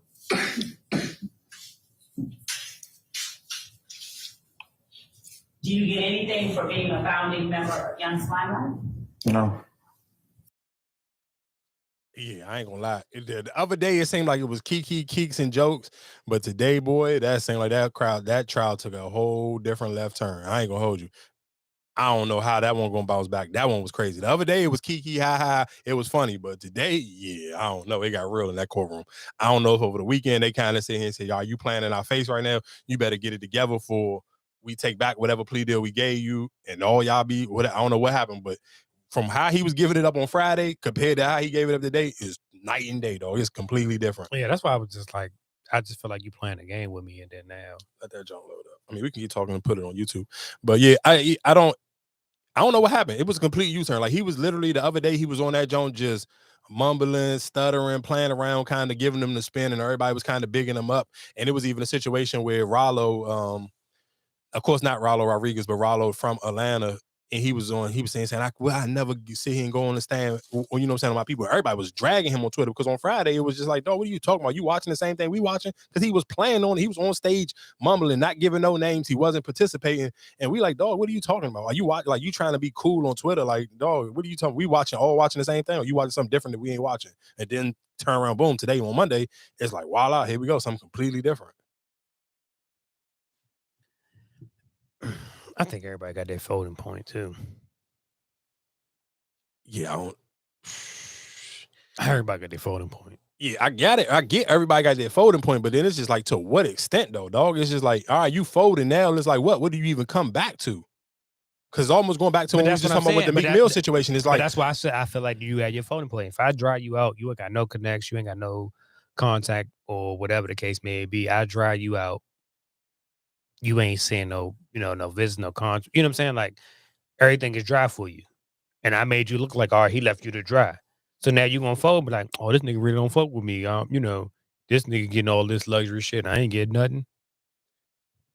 That's why I said everybody got a folding point. I don't necessarily know if everybody got a folding point, or I just don't necessarily know. You just kind of got to see that one. Like I said, the way it played out today, it just seemed crazy. I don't necessarily know what was the turnaround, but I'm sure the one who was playing, like he had an issue. No. This somebody. No, I'm saying, different. is he still? He might be in the courtroom with him. I don't know necessarily. No, the person who been on stand the last couple of days is the co-founder of YSL. But even that last little plot, I was wondering, the one who was playing, like he was tripping out. No, that's somebody completely different. No, I'm saying, is he still locked up? Yeah, for sure. Yeah, he's still locked up. Oh, he is. Yeah. Okay. Yeah, he's still locked up. And just real quick, I guess while we're talking about court, of course, I'm sure everybody has seen the viral video of the young man who was in Las Vegas. And can I say something real quick before we talk about this, though? This whatever woman of his sitting here trying to go do an interview on the news and try to play the man, bro, y'all got to say that mental health. Like, bro, the mental health stuff can't be a bailout for everybody. I ain't trying to hear that. But anyway, so the judge was about to sit here and prosecute this man. And before she could even mumble whatever the words or whatever sentence she was about to give him, boy, he jumped over that goddamn judge's table. And I'm talking, that was one of them Jones. Like, if I was an NFL team, if he ain't facing no real time, sign this nigga up. And have him block field goals, dog. Because he literally hurdled over the whole entire. You can't do that no more. Huh? Can't do it no more. Oh, what, for blocks?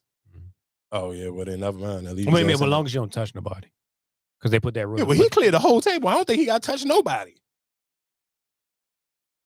Oh, it's different. Well, it's standing there and then somebody coming forward. Dog, have you ever been in the courtroom? How one of them? I know, them Jones is? But it's easy to clear something that's just standing still than somebody that's actually moving. I hear what you're saying, but I'm sure right now most of us who listening to we can even take it down a little bit. Most of us right now can't get a running stop and clear the whole. And I'm talking about the regular DC fence. I ain't talking about one of the brown wood jumps like if you live in Maryland somewhere. I'm talking about just a regular little silver fence that most people got if you live in the city. That joint ain't nothing but like waist high. None of us can't sit here. You can't sit here and say you can run and clear that right now. Without touching nothing? No, he cleared the whole junk without touching nothing. I'm telling you right now, I work out every day and I run and I know for a fact I'm not clearing no fence without even putting my hand on it at all. He ain't used nothing to elevate him or nothing. No, that was a clear jump. And he made it to hit this woman and like literally, he went, the crazy thing is, and I hate when people try to be in the comment section and be smart. Because I'm like, I've seen people get hit with 40, 50 years and people just put their head down and just cry, look back at their parents and cry. He wasn't even about to get 40, 50 years. They said before he just did that, he was facing, I think they said anywhere from 14 months to 48 months. So you're saying anywhere from probably 2 years to maybe 5 years. I heard the other clip when he was like, oh, I'm sorry, I'm trying to be a better person and all that shit. Yeah, you was cap. You was lying. As soon as she was sitting here tell you, nah, it's a no-go, you literally just lost your mind. Beat her up and beat the bailiff up. Like, dog, what are you doing? Now you about to do some time. Oh, no, nigga, did you see the picture when he was in there today? They had a muzzle over his face. Mm-hmm. And they had him locked up by the hands and the waist and his ankles. He ain't moving nowhere. And they had like 5 police officers around him. State troopers like, nah, it's a dub for you, buddy. You can hang it all the way up. Whatever you thought you had going on, yeah, that's not happening no more. Sorry for you, Jack. It's never gonna happen. Like, that was crazy. I never seen it. Because my mind, as soon as I seen it, I said, dog, you know how many people I seen get hit with 40 and 50 years? Why they didn't lose their mind like he did? Because I would have. If you hit me with 40 or 50, this is a dub, dog. I don't even care how old you are. If you 20 and they tell you got 50 years, nigga, you not coming home until you 70. Life is over. You might as well go balls to the walls like he did. No, because you're adding on to it, though. I don't care. You already gave me 50. For him, he was really slow. He really need to be in a slow class. But for people, I'm talking about for people who getting hit with 40 and 50, and people like, oh, that's not the first time, dog. This wouldn't be a viral clip if this wasn't the first time everybody seen somebody respond like this. Like, have people rushed the judge before? Yes, but 9 times out of 10, they never make it right there because it's supposed to be somebody get paid to stop people from rushing to get to the judge. So I'm sure that bailiff should have lost their job. Might be the laziest motherfuckers on earth too. Well, guess what? That bailiff the only thing that's gonna keep that bailiff from not losing his job because he got beat up too. The one outside or the one that was behind? The one that was behind with her. But the person, if it's one that was right there in front of the Joan too, he gonna get fired. Because nigga, this was never supposed to happen. You ain't supposed to, like, what? That is crazy. Like, nigga, that's not, hell no, that ain't supposed to happen. Like, we didn't see people smack the lawyers and all that shit and fight and witnesses and all that, but jump over there and get the judge. Yeah, it's fat. That ain't supposed to happen. Oh yeah, and shout out to Draymond Green. Draymond Green has finally his suspension is up, and of course Draymond, matter of fact, do I got the clip? Well, basically Draymond was sitting here saying that he was debating on. Where's this part? Huh? Where's this part? He put it out. That's how people know the information. But I'm saying, has he been doing it? No, he just did it. This was his first one today. This year? What you mean, this season? Yeah, this season, this year. I mean, I don't think he has done one because I mean, you got to think about it. He kept getting suspended. I don't think he did. He didn't do one during the Rudy Gobert situation. And I haven't seen him do a part since it was a playoff. I think. Yeah, but this was his first one. So basically, he did. This is what you're absolutely right. This was his first job. Was fussing about him. He was doing it on the playoffs, right? Yeah, he was doing them during the playoffs for sure. But so he did his job, and he basically put out and was like, basically like he was debating and constipating on retiring, and he told Adam Silver that he wanted to retire. Adam Silver was like, I'm not going to let you do that. You're making a harsh and rash decision. Like, you need to really think about it. Whatever the case may be. A lot of people was like, oh, Draymond was just running game on Adam Silver. Because he got too much money. Like, I think his third year, that contract is when he's supposed to get the most. I think he get 22, 23, and I think it go up to 25 year number 3. So he wasn't gonna leave all that money on the table talking about retirement. But then he also he said him and Steve Kerr had a moment where they basically both was crying.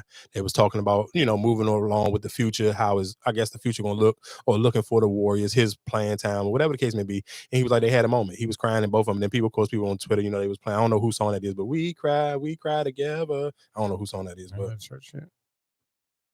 no, I won't say that's like an R&B, like one of them girl songs. And I want to say it's Ja Rule almost. It might be. I want to say it is Ja Rule. We cry, I cry, we cry together. I want to say, yeah, that's Ja Rule. That one might be. But anyway, yeah, so that happened. So Draymond Green only ended up getting suspended for 12 games, which I feel like is a bunch of BS because he definitely should have got like 25 at least, dog. 12 is crazy. Like, but it is what it is. Draymond one of them people. And the Warriors kind of stinking it up, dog. Yeah, everybody's stinking it up on y'all side.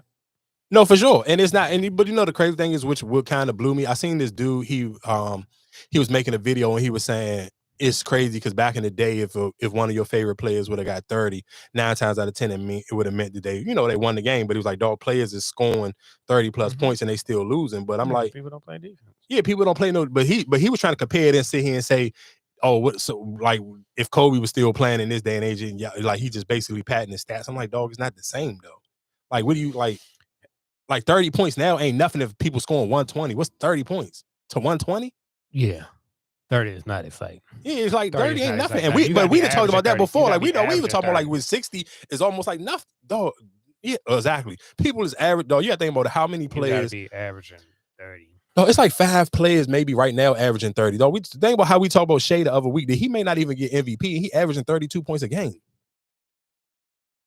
Because you got somebody like Joel Embiid is averaging 35. So it's like, what you talking about? Like, yeah, of course it's not. Like, I don't think, because he was basically trying to use that as like Steph Curry. Okay, Steph putting up 30. I think like Steph averaging like 31 or something like that. And the Warriors is like the 12th seed. Oh, yeah. He don't got no team though. Yeah. As even that year when even if he scored that year, Bradley Beal was the leading scorer. Exactly. So I don't necessarily like 36. He was averaging something crazy in the 30s. Yeah, I don't necessarily look at it as like if somebody's patting their stats. I just look at it realistically. Sometimes it's just like, I mean, you ain't got nothing else. You ain't got no, or even just go back to the Gilbert Arenas thing when he was sitting here saying about when he was talking about Vanderbilt and them. He was just like, okay, if Vanderbilt scores 0 and his man still scores 17, he's still gonna be a minus 17. Yeah. Because what you do on the defense too? Nothing. The plus minus. Yeah, so it's like it don't even matter. That defense that you feel like he it playing. can be a lot. I mean, depending on you. I mean, turnovers you had over. Exactly. So it just that was one. I mean, like I said, a lot of people don't get that when you go into analytics. That's more of a thing, like the plus minus. Whether you score or not, your plus minus is what you do positive. So if you get a steal, you get a deflection, anything like that, that's your pluses. But when you get scored on, that's minus. So if you're in the minus, you turned the ball over, you made a bad pass. You know what I'm saying? Like that's what makes you in the minus. So if you in the minus, you've been fucking up a lot. No, you know what's so crazy? And just real quick, you know how fast news can easily die out? Because think about it, I think like what was that? Like last Monday, Jada Pinkett was like the big deal because Jada Pinkett posted up a picture of New Year's and everybody was saying she looked like Fat Joe. I thought it was Fat Joe. I did too. I mean, everybody thought it was Fat Joe when they first seen the picture. That's crazy though. That was nuts how she really did look like Fat Joe in that picture. But my whole point of what I'm saying is, dog, that only lasted for that didn't even last for a whole 24 hours because then the Cat Williams thing came and it completely made you forget about it. Everybody was making, you was literally just the day before making jokes about Jada Pinkett, and literally after that interview hit, I ain't seen everybody in them other than already forgot about Jada. That's just how crazy and how fast, like literally, news can move on social media where it's like that just don't really got no type of breathing room. And for real, if Oprah didn't speak, people would have forgot about Taraji. Oh my! I'm glad you just said that. Let's get into these clips though. 3 people I do not want to hear from. I'm going to play all 3 of their clips. I don't want to hear for the rest of the year. I don't want to hear from Jonathan Majors. I don't want to hear from Taraji P. Henson, and I don't want to hear from Ari Lennox. All 3 of y'all are some goddamn crybabies. Y'all are. Hold up, but I'm gonna shoot Taraji some bill. I'm gonna shoot Taraji some bill right now. How? Now hold up. Listen, here's my thing. I watch one of them dumbass shows that y'all be watching, that Baddie East, whatever shit, that shit in Jamaica. And that's some fucking terrible acting or whatever. That's not acting. That's reality TV. No, that's acting. That shit is acting. Like watching that shit, just watching how they filming and shit, that's fucking acting. And if y'all can sit there and watch that shit, support that shit, and they getting treated better than Taraji P. Henson, I feel her pain. But realistically, let's have an honest conversation, and that goes even to when we talking about what we value right now. Yeah, and that's the times we live in.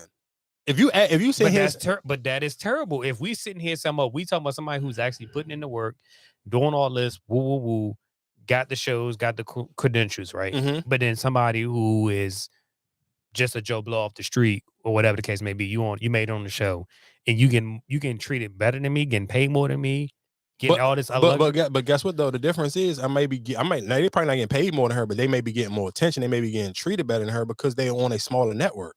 It's just like if you was on a rap label, if I'm sitting here, I'm going to get treated differently from me being signed to QC or TDE, which they are structured as like almost family labels because they smaller labels compared to if I just get signed straight to Def Jam or Atlantic. Like it's just the difference. Like you're trying to go get in bed with major companies, and you can't look for the same treatment. Zeus is a smaller network. They don't got as many shows. So of course they are handpicking their 20 girls that they may be dealing with, and they are making these 20 girls stars. Because the bigger these girls are, if I'm starting them off at 1,500 and you gaining me millions of viewers, I could take you all the way up to 15,000. No, you think about people, they don't like this. They're not hired actors. They don't take this so serious. These is regular ratchet girls just trying to get their clout up, and they cool with getting booked and getting hosted and getting hosted. I'm on Zeus. I'm gonna get popping on Zeus. I'm gonna get popping on social media. Now my goal is Krishan Rock. Yeah, I'm not trying to be Taraji. Taraji is a real actor. These girls are literally this is ratchet TV. This ain't real. They don't have no script. But then wouldn't you feel some type of way if they getting taken care of and I'm not? No, so wouldn't you feel that's everybody though. That's anybody gonna feel some type of way to sit here and say, okay, if I'm just keeping my content clean, I ain't trying to do the gender wars. I ain't trying to feed y'all with the relationship situation. I can even cry about it. And that's when we can play the Gary Owens clip too, because it's 2 different things. And that's why I like what Gary Owens came out, because he talked about him doing Steve Harvey show and him getting paid more for so yeah, let's play these clips real quick and then we can kind of finish breaking it down. Let's play the Taraji Jones first and then I'll play the Gary Owens Jones. Because it created a space and roles for a group of Black women. Yes, and I would just like to say about this whole Taraji, I heard I was trending yesterday. Because people are saying that I was not supporting Taraji. Taraji will tell you herself that I've been the greatest champion of this film, championing not only the behind the scenes production, but also everything that everybody needed. So whenever I heard that there was something that people needed, I'm not in charge of the budget because that's Warner Brothers. You know, that's the way the studio system works. And we as producers, everybody gets their salary. That's negotiated by your team. And so whenever I heard there was an issue or there was a problem with the cars or there was a problem with the food, I would step in and do whatever I could to make it right. And I believe that she would even vouch for that and say that it's true. I think she would vouch for that. I can vouch for that because I've seen you and your work and behind the scenes, how you step in and you have put your own money up. I'm all for everybody being the greatest and rising to meet the rising of their own life. And so, I mean, all this stuff about there was something online about us being separated at the top of the Empire State Building. On that particular day, we were so cold. So I don't know what kind of body language people were talking about. I was like just trying to stay warm, and that was the fourth thing we had done. And so I there's no validity to there being a thing between Taraji and I. Yeah, I think that people want to find something, but Taraji was talking about Hollywood in general and how the landscape for Black actresses. But once again, Color Purple is a space and a place where Black actresses thrive. Ah, yes. And where we're all thriving because of it. I mean, I think from the very beginning, one of the things that Fantasia said so beautifully is that this would be a healing for people who saw it. I agree. And did you not feel that when you saw it? It touched me. It was beautiful. I watched it by myself. No. It was good to watch it by myself because I got a little teary-eyed. And it was beautiful. I thought that you couldn't improve on a movie, but they did add little nuances to it that made it special. And the women's performances, including Danielle and Taraji, All right, so that my bad. I played the wrong John first. So that was, of course, Oprah's. We better be careful with that one. With what? That, I mean, with her comments, and then somebody said, if Taraji said in post and be like, "Oh, we know she didn't." Well, I mean, Taraji, where the John? Maybe I sent. Especially at this day and age, you gotta be careful what you say on the internet. No, I mean, of course, you have to be careful what you say on the internet. That was Oprah. Why did I cannot find the Taraji jump? Because people definitely pull up shit like, "Oh, you said you did this," and no, and you said you did that. Yeah, you're absolutely right. Let me look for this Taraji jump real quick.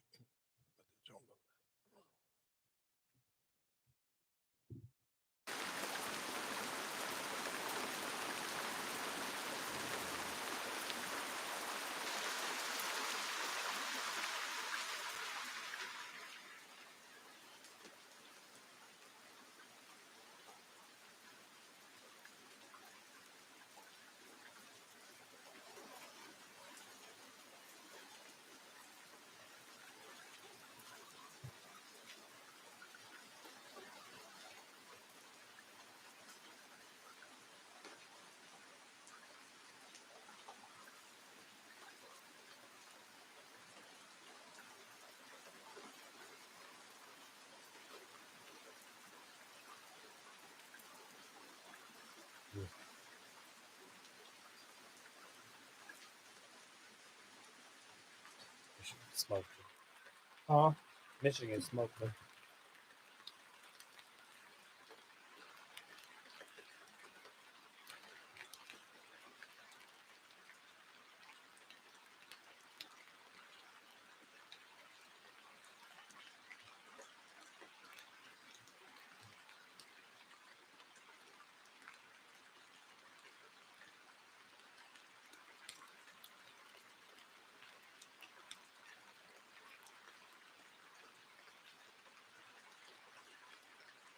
Y'all, Black women are being underpaid.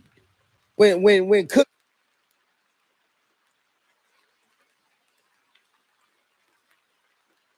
I was told oftentimes I'm not Hollywood pretty. I was told, yes, ma'am, and I don't know. People have stopped me today, Oprah, and said, what is the deal with Oprah and Taraji? What do you want to share with the class? I don't know why I can't. It's just a hamstring. For what? Tyler Indiana Pacers. It's a hamstring injury. Shit, I'm sick of this shit.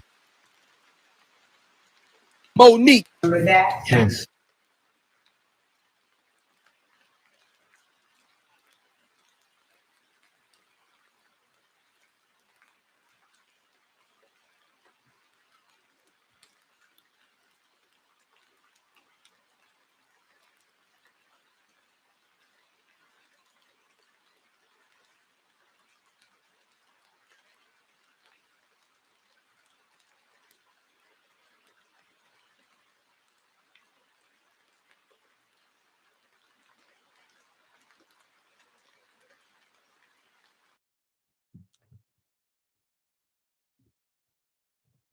Well, I couldn't find it. I don't know what I did with it. But anyway, it was basically a clip of Taraji basically saying she was, I guess when they was filming in Atlanta, she was saying how they wouldn't, for The Color Purple, they wouldn't supply them with car service. Like they had them driving their own cars or whatever case may be, like just renting cars and driving themselves. They wouldn't provide them with no car service or no security. And Taraji was like, damn, in Atlanta, like this ain't really the safest place for us to be driving around doing our own situation. So I think that was the situation that Oprah was talking about. They was kept asking her about. But my only thing is when I said I'm tired of hearing Taraji complain, it's just like, bro, do your own stuff then. Let me see you do a movie. Let you come out of your pocket. You pay for it. And let me see what you do. Because like you got a bunch of complaints. Because like now you but then that's my only question is, even for that situation, is why you don't have your own personal security for yourself. Because guess you know what it is. You want to keep all the money. You want to get paid for a job. You want to keep money. You don't want to invest nothing into nothing. You just basically want to get paid and you want them to take care of everything. You basically want to be a goddamn spoiled brat. That's basically what you're saying. And that's the part where I'm saying like, dog, you just complaining too much. That's all she doing. You just complaining. Like, dog, put up your own bread. Put in the work. That's all I'm just saying. Like, you can't sit here and complain about stuff and you're not willing to put your own work in. Because I'm telling you, after a minute, Taraji she gonna find herself not getting booked for no jobs. And you ain't gonna have nothing to complain about because nobody gonna sit here and be booking you. Especially you see how that went for Monique when she had her little situation with Oprah? And they seen Vivica Fox in the I guess she was somewhere in New York and she was signing autographs and they was asking her and she was just like, I'm sorry, I ain't never had them experiences. That's her story. Cool, tell it. But that's not my issue. I never had them problems that she talking about. But like I said, just to double down, I guess, on that little topic real quick, I'm gonna play this John from Gary Owens. I did one day of Hip Hop Squares, the show D-Ray used to host. And I filmed 3 episodes in one day at Hip Hop Squares and made 4 times the money I made doing 2 weeks of the Steve Harvey show. And I go, well, this is backwards. I'm just a square. I'm one of 9 and I'm not even the host. And I made more money on Hip Hop Squares than I did there's only 2 people on the show every week, me and Steve. And I go, they weren't even trying to hear anything I said. We want to do 2 more weeks with them. I'm getting paid like SAG minimum wage is what I got paid. And I'm going, I can't do this for another 2 weeks. I've already lost a bunch of money. I lost 2 weekends of work. Now I'm going to lose 2 more weekends. And I don't know after these 2 weeks, are you going to hire me or not? I can't take a month off, basically. I did one day of Hip Hop Squares, the show. So that's my point. So when I'm sitting here saying it's just like perfect example, he's saying that the pay was somewhere completely better. Him doing one show, he's like, all right, well, cool. You sitting here going to keep trying to short pay me. I'm not about to keep doing this. And that's what I'm saying. You be having options, and just the same way we was even talking about with Joey Badass earlier. Like, okay, what if it is Rolling Loud coming at you with more money, but you sitting here trying to do Raising Kanan? Which one is it more important to you? Is it more important to take the money from Rolling Loud, or is it more important to take this money from Raising Kanan? And sometimes you just gotta figure that out. Like, no, you can't sit here and say, like, you can't just keep crying. And I guess like when we sit here talking about people just crying and complaining, we can go ahead and roll that right on to Ari Lennox because she was doing the same exact thing. Like, bro, that's annoying. And the reason my biggest beef with Ari before I play this clip is just like, dog, you sitting here, like, I feel like you kind of almost throwing Rod Wave under the bus a little bit with this complaint. Like, I get it, you complaining about his. Right. She might be throwing her management because why did I get booked on this tour? Because a lot of you, I'm gonna play the clip and then I'm gonna give you my opinion. Never comfortable. I just remember every show just racing to get off stage, racing to get through my set. And then I found a spot where I was comfortable and I started trying to communicate with the audience. And then when I realized they were getting angry at me affirming them, I was like, okay, you're getting angry that I'm affirming you. This is not my crowd and it'll never be. And that's all right. That's all right. You know what I mean? So it was tough. Like, it was tough and it was heavy on my soul, like feeling that energy, especially the day when the bottle happened, because that side of the stage, like, I felt the energy. I wasn't surprised that it happened. I felt it. It was, first of all, it was just all darkness. That's literally the energy that was coming from the left side. I was never comfortable. Yeah, I think that's not a raw wave. But the reason why I say it's at Raw Wave, because if Raw Wave is the headline and the people coming out to see Raw Wave, and you sitting here basically saying, "Oh, you just bring out a dark energy group of people," it's like, dog, damn. But I got booked on that. That's what I'm saying. I feel like that's on management. Why would you even put me on this show? You're the manager. You supposed to put me with the right performance or the right. But what I'm saying, I get what you're saying. But my only thing of it is, okay, if you felt like that, you said it on Angela Yee. Now, why are you going back and you still keep complaining about the tour over? You already said the same story on Angela Yee. We already talked about this like a month ago. So why are you still complaining about it now? That's why I'm saying feel like guess what? You probably got another tour booked up for Blase. But that's what I'm saying. I think it's more so. I'm not about to sit here and throw the my management under the bus, but I'm just like, why am I getting booked for these shows? Why not other people are not putting me on it? I think that's more so of a cry of why I'm not more on a neo soul. You know what I'm saying? Like I'm not on something that fits my category. I'm saying, all of that is cool. If you feel that way, have that conversation with your management, not with social media. But I think she more so want to have it with social media because why we don't have these shows or why I'm not on these shows. Why do I have to do your own shows then? She did her own shows. That's okay, what I'm saying. Then. And that audience is not as big as Raw Wave. So guess what your management felt? Hey, I'm trying to get you in front of a bigger audience. J. Cole ain't on tour right now. So the only other person that we can sit here and say, oh, who kind of make R&B music, who has a arena audience is Raw Wave.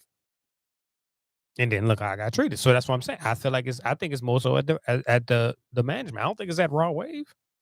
Because Raw Wave, he wasn't out there. He didn't tell him to boo her. Yeah, but you basically taking a dump on my crowd.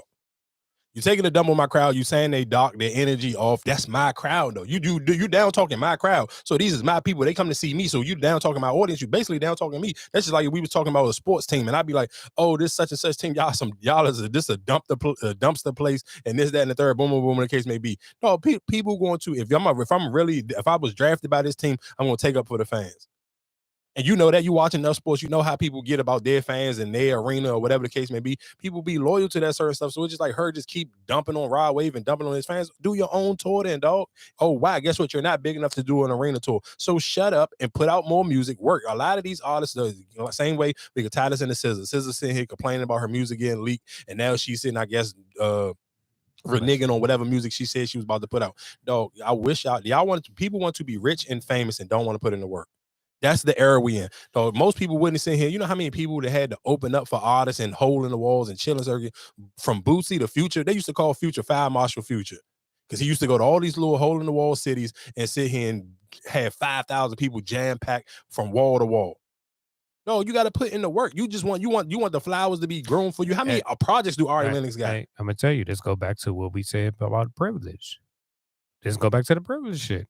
Well, then you gotta think about that. People keep throwing bottles at you. If we go back to when music, like you said, when music was getting leaked and all that shit, people got more views. People had more opinions on their music when it was getting leaked than it is when it's on a streaming or it's on a platform. Because now everybody can just sit here and go to the, oh yeah, look at this. But when you evaluate more, you got more criticism, you got more people. You have more fans when it was getting leaked because all right, I'm looking. Everybody not gonna go sit and spend their money. And that's why I say, even in this day and age, like, okay, anybody can just sit here and, hey, let me stream this song. Let me listen to it. But back then, when you had to sit here, all right, we got the bootleg. All right, damn, this shit, all right. So let me go support it. But y'all wanted to take that away because you kept saying, oh, my music getting leaked. Now your music not getting leaked. You're not getting the same. Yeah, but what I hear what you're saying, but I think just it goes back to just dog, it's work ethic. You take too many breaks, y'all not putting out enough music, and you want to be a bigger artist, but you ain't putting out bigger music. You ain't putting out enough music. You don't got no catalog. But that's another thing when you say you're not putting out enough music. Even before, when we didn't have the Apple Music, when you had to wait for whatever you found bootleg wise or the DJs and the mixtapes.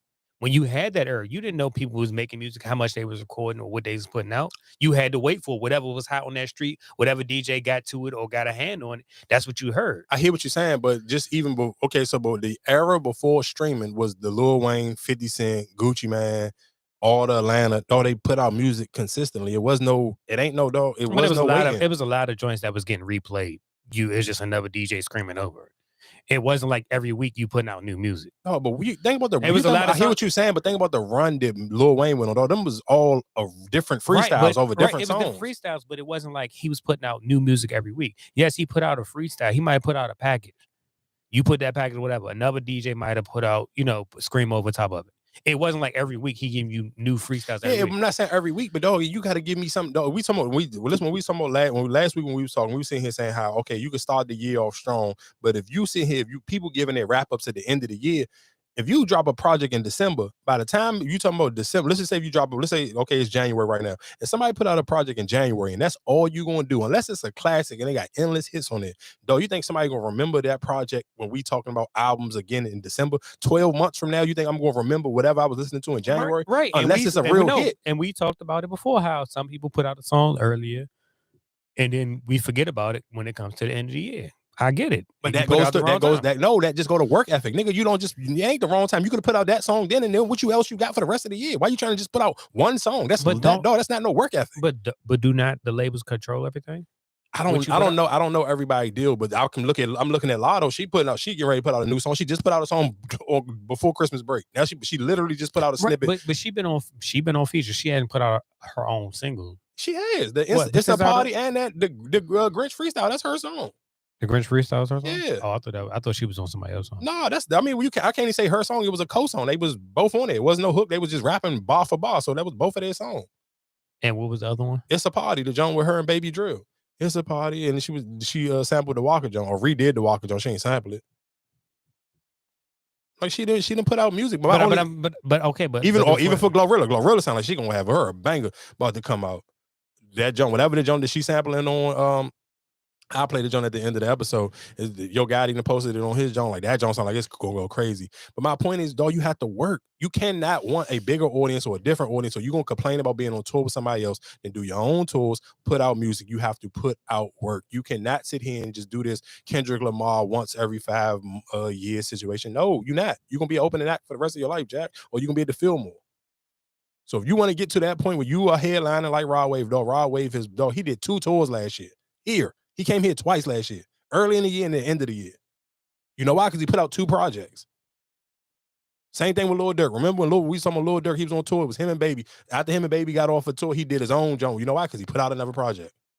You got to put out music, dog. There's nobody sitting here. She's R&B. Oh, well, I don't know what to tell you then, dog. Well, ain't nobody R&B here in Latin.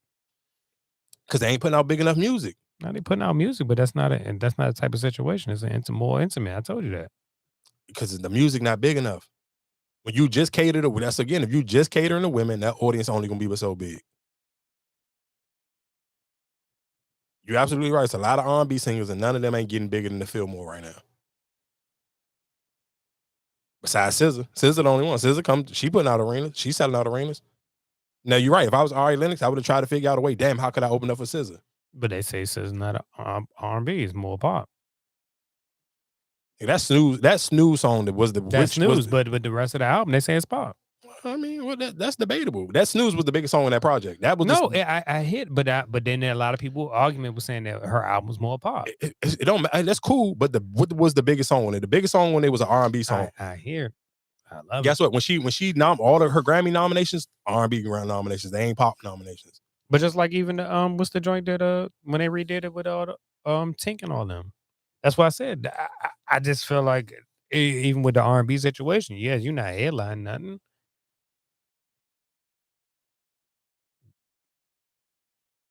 Men pursue women that they don't want because they want to fuck them. For the same reason that you know that he don't want you, but you still let him fuck you. That's the reason why he do that. Because you probably got a bad attitude and good pussy. And why do men fuck women raw? Because they nasty. But you even more nastier than them because you know they nasty and you still let them fuck you raw. And just because he fuck you raw, that don't mean that he want a baby with you. That mean that he want to feel the inside of your pussy hole raw. That don't got nothing to do with no baby. That don't mean that he want a life with you. That don't mean that he want a future with you. That don't mean that you extra special. That mean that he want that pussy raw. That's all that means. That doesn't mean anything other than that. That doesn't mean anything other than that. It don't mean he knew what he was doing. He knew that we could have a baby. He knew that he wanted to feel the inside of your pussy hole raw. And you let him. So he did it. It don't mean you special or nothing. It don't mean that you the chosen one or nothing.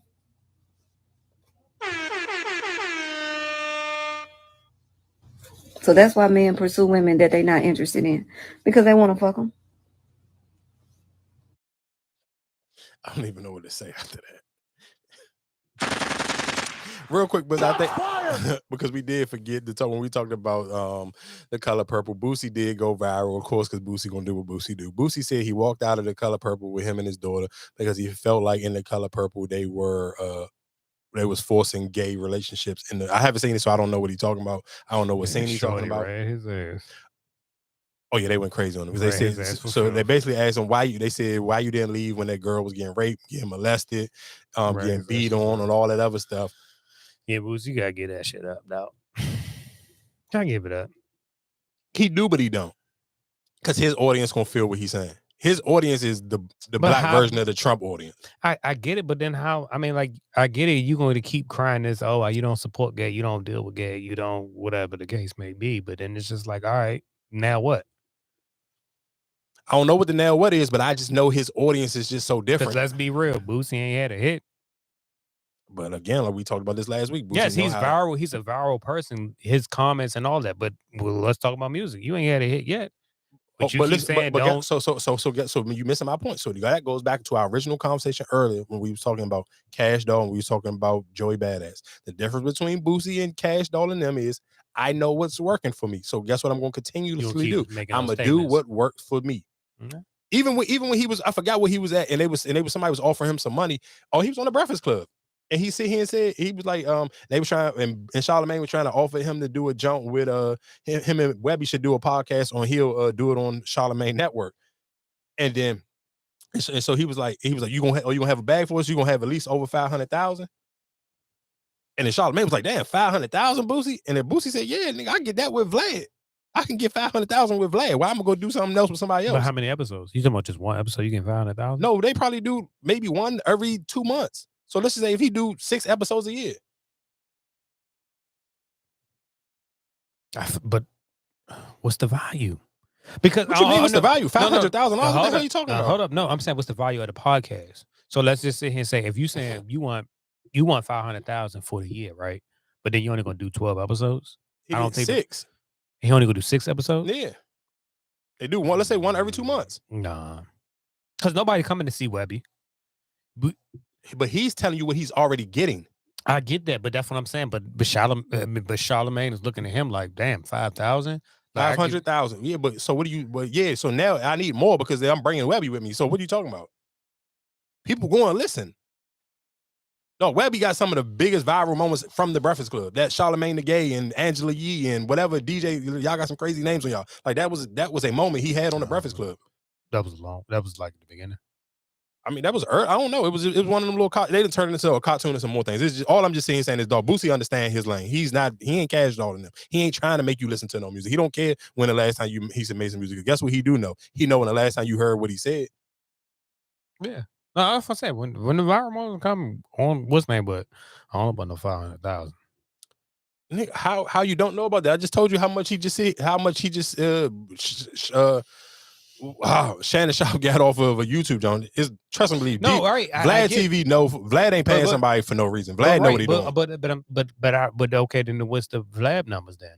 Like that's what I'm saying. I don't know. I don't like I said when you read off them numbers with views and all that, Vlad wasn't on there. So that's why I'm just asking you. So like, so let's go. Let's just look at one. Yeah, that's my question. Like, what are their numbers? I never seen a Vlad video, so that's what. Because if Vlad playing you there, but it's his numbers.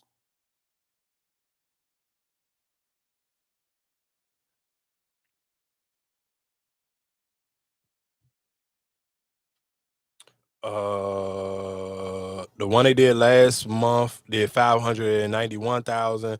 The one they did 3 months ago did 980,000. Boosie Estates did 3.3 million. Bootsy when he was going back and forth with Birdman, brother, $1.4 million. Another Boosie Jones was like 804,000. So realistically, he looked like he's shooting from the clip with Boosie probably almost like 800,000 a jump.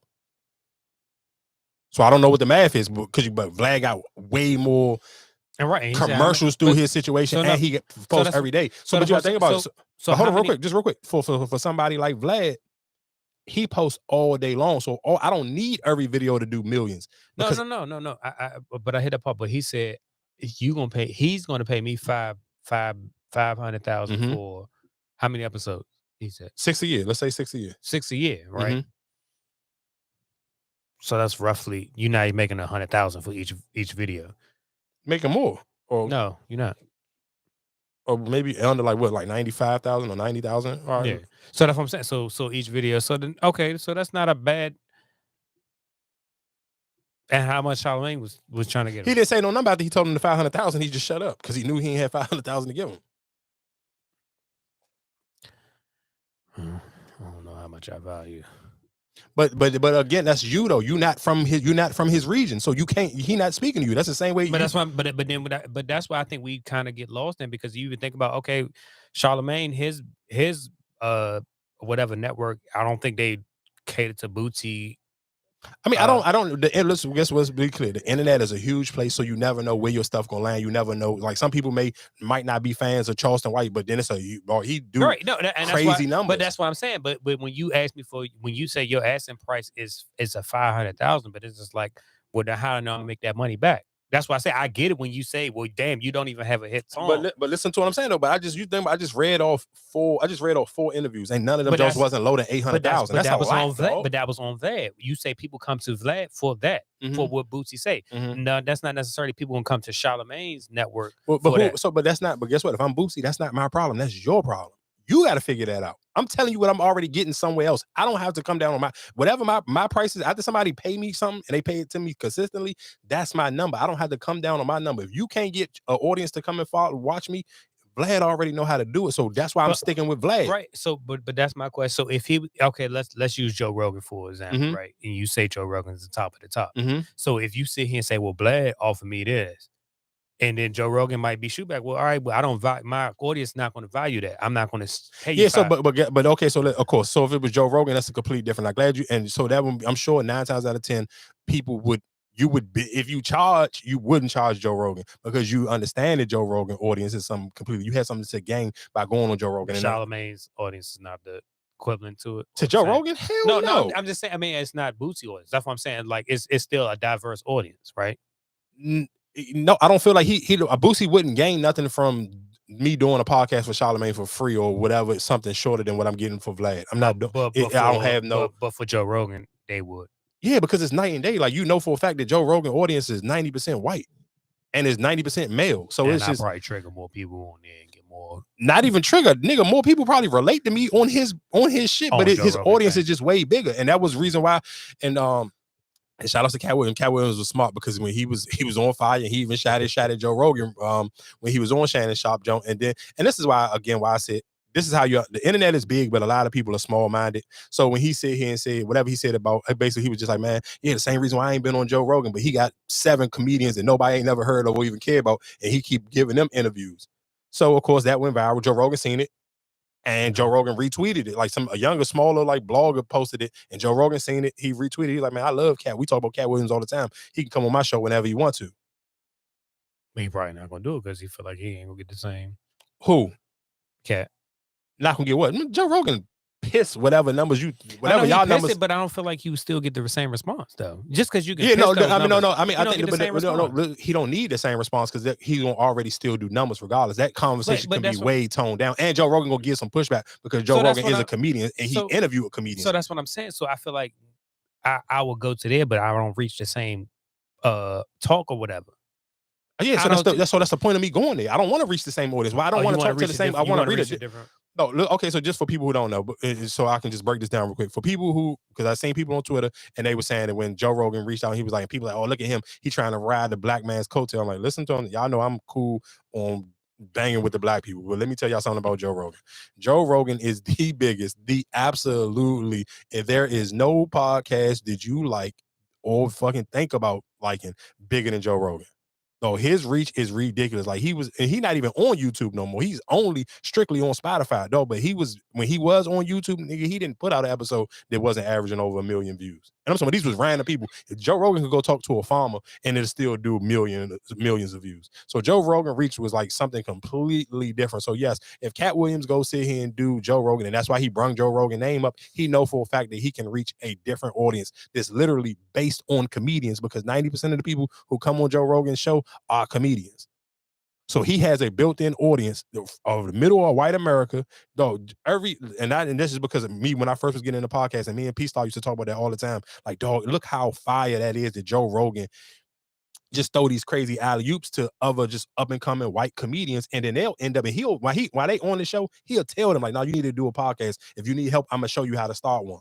And then it'll branch down, because if I like his conversation, then now these people, you may not, of course, do Joe Rogan numbers, but most of the people, if you go look at the numbers of all the podcasters and comedians who ever been on Joe Rogan's show, you go on their page. That's why I always used to ask y'all, what do Joe Budden be comparing himself to? Because if you compare, like, them people who just come on Joe Rogan, their shows be doing what Joe's shows do. So if his don't end up ranging at 100,000, or maybe it hit like 200,000 sometimes, but it's normally more like that 130, 180. Bro, people go on Joe Rogan, and they pissing that. That's like nothing. But and we talking about these are just random comedians you never heard of before. But then that's my question. Then what do Joe Rogan get picked up on? Like what do he get picked up on? Because I mean, like I said, in our society, we see the Shade Room posters, we see the Hollywood Unlocked. Oh, he get picked up on like CNN. Oh, okay. CNN, Fox News, like, though, at one point in time, they was like, especially during the pandemic, they was beefing with Joe Rogan hard. Even the whole Aaron Rodgers thing, when Aaron Rodgers wasn't doing the vax situation, that whole conversation came up, him and Joe Rogan. No, but that's what I'm saying. Like, even when you say like he does interviews and he have people on there, like I said, I don't really see. I haven't seen any of his interviews, but that's why I'm just asking, like, what do he get picked up? Oh, I mean, I don't follow no blogs that I don't necessarily, like, I'm not in the white space. I just follow Joe Rogan. So that's what I'm saying. Like, what do he get picked up on? Like, what is his like? Oh, but his talk, it just depends. Like, I know I hear he's talked about like he is the top dog, but what do he actually get picked up on when it comes to? Oh, the actual news. Yeah, like, see, like he's had, like, they had back and forth. He has had back and forth with people who work on CNN, on Fox News. They pick him up. Like, he get picked up. Like, his conversations get that big where they pick him up on the regular news. So it wouldn't be like the Shade Room or nothing. Like, you're not gonna see. And that's so crazy where it's just like, that's sad that, like, in the Black community, that's kind of like what we think of, like, that's the bar if your situation is big. And it's like, no, it's not. Joe Rogan is the biggest of the big, and you ain't never seen him on the Shade Room a day in your life. And you ain't never gonna see him. Huh? It is big. What? Being on the Shade Room. Because I mean, you're not looking for like, oh, I want to get picked up on CNN or anything like that. You're looking for like the Shade Rooms, all that. You know what I'm saying? Like, TMZ. If you're Black. You think Taylor Swift cared if the Shade Room pick her up? You think you think Taylor Swift was happy that the Shade Room picked up that old song of her and T-Pain?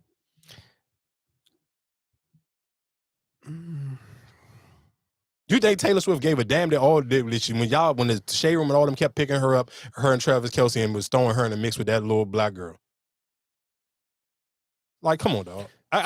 So what you saying? TMZ is the? It depends on who you are. If you trying to be in the gossip mess, like, his podcast is not a gossip podcast. He's not talking about hot topics. He's having like real conversations with people. He's talking like to. So he talked more of a controversy stuff with it. I'm not even just that. He had jokes with. He had The Rock on there. He had Kevin Hart on there. They just having regular conversations. He's a comedian. So that's what I'm saying. But none of that stuff been picked up. Like, that conversation was not. That's why I'm asking. It's just like, if nobody's seen or even know who Joe Rogan is, right? So like, even like when you say the younger audience, if nobody know who Joe Rogan is or never even seen who he is or even heard his podcast, you'd be like, well, he's the god of it. But I seen Joe Budden or whatever the case may be. But that's what I'm saying. What is Joe Rogan getting picked up on? You saying CNN? A lot of people don't even watch the regular local news. So that's why I'm asking. But what you're saying is the bar is CNN, or that's what I'm asking you. Is like, I get what you're saying, because yes, you're older, but you're saying for a younger audience, in which, like what you say, the younger audience moved the the demographic when it comes to music and everything. Mhm. So and then when it comes to the culture. So, but if you saying, well, he get picked up on CNN, I'm not watching CNN. So that's why I was just asking, what do Joe Rogan? So that's my point of sometimes you just gotta kind of know your audience. You can't go chasing waterfalls. I'm not chasing a younger audience. My audience is my audience, and the older people. Guess what? Younger people eventually get. You eventually get older. Okay. You'll eventually So, yeah, outgrow it's the not- shade room yeah. conversation. So you're looking for So, something to stimulate your brain differently. So now, yeah, I'm not looking for what's hot on the shade room. I'm looking for how can I get my brain to a different level? So now guess what I do? I go tap into what's on CNN or what's on Fox News. And hey, it's 2024. Guess what that means? It's voting time. So guess what you better do? You better start watching CNN. You better start watching the local news a little bit more and start watching Fox News. Because I mean, it is that time of the year again. Let that jump load up.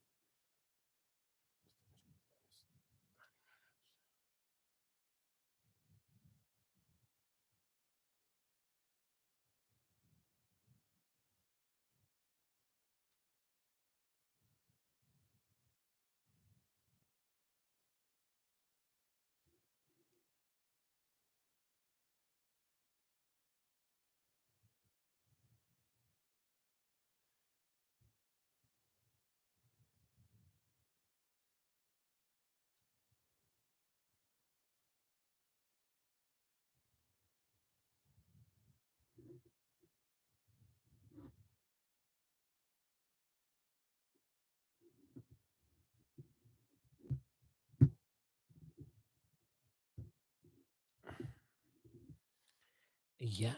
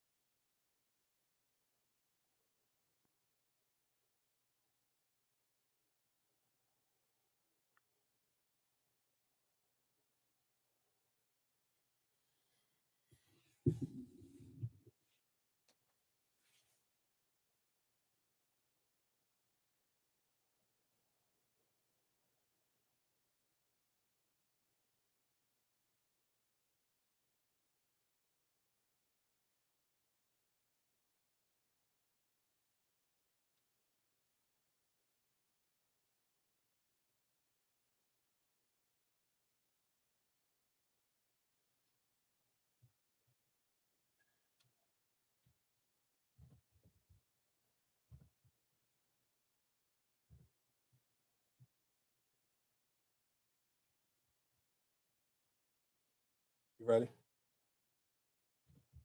Yeah, but I guess to sum up that conversation, like I said, I don't. The crazy thing, and I guess it may be kind of sad, is just that like that, and I'm sure a lot of people probably would ask, and that's why I love parting with you because you ask questions that I feel like other people are listening and probably would ask. I guess that is maybe one of the scariest things, and should be scarier for us as a black community. Is like the shade room is the bar. Like if the shade room don't post you, you ain't made it, and that's just like, yeah, that's sad. I ain't gonna hold you. That's sad, and It's not sad, but it's just like, who really?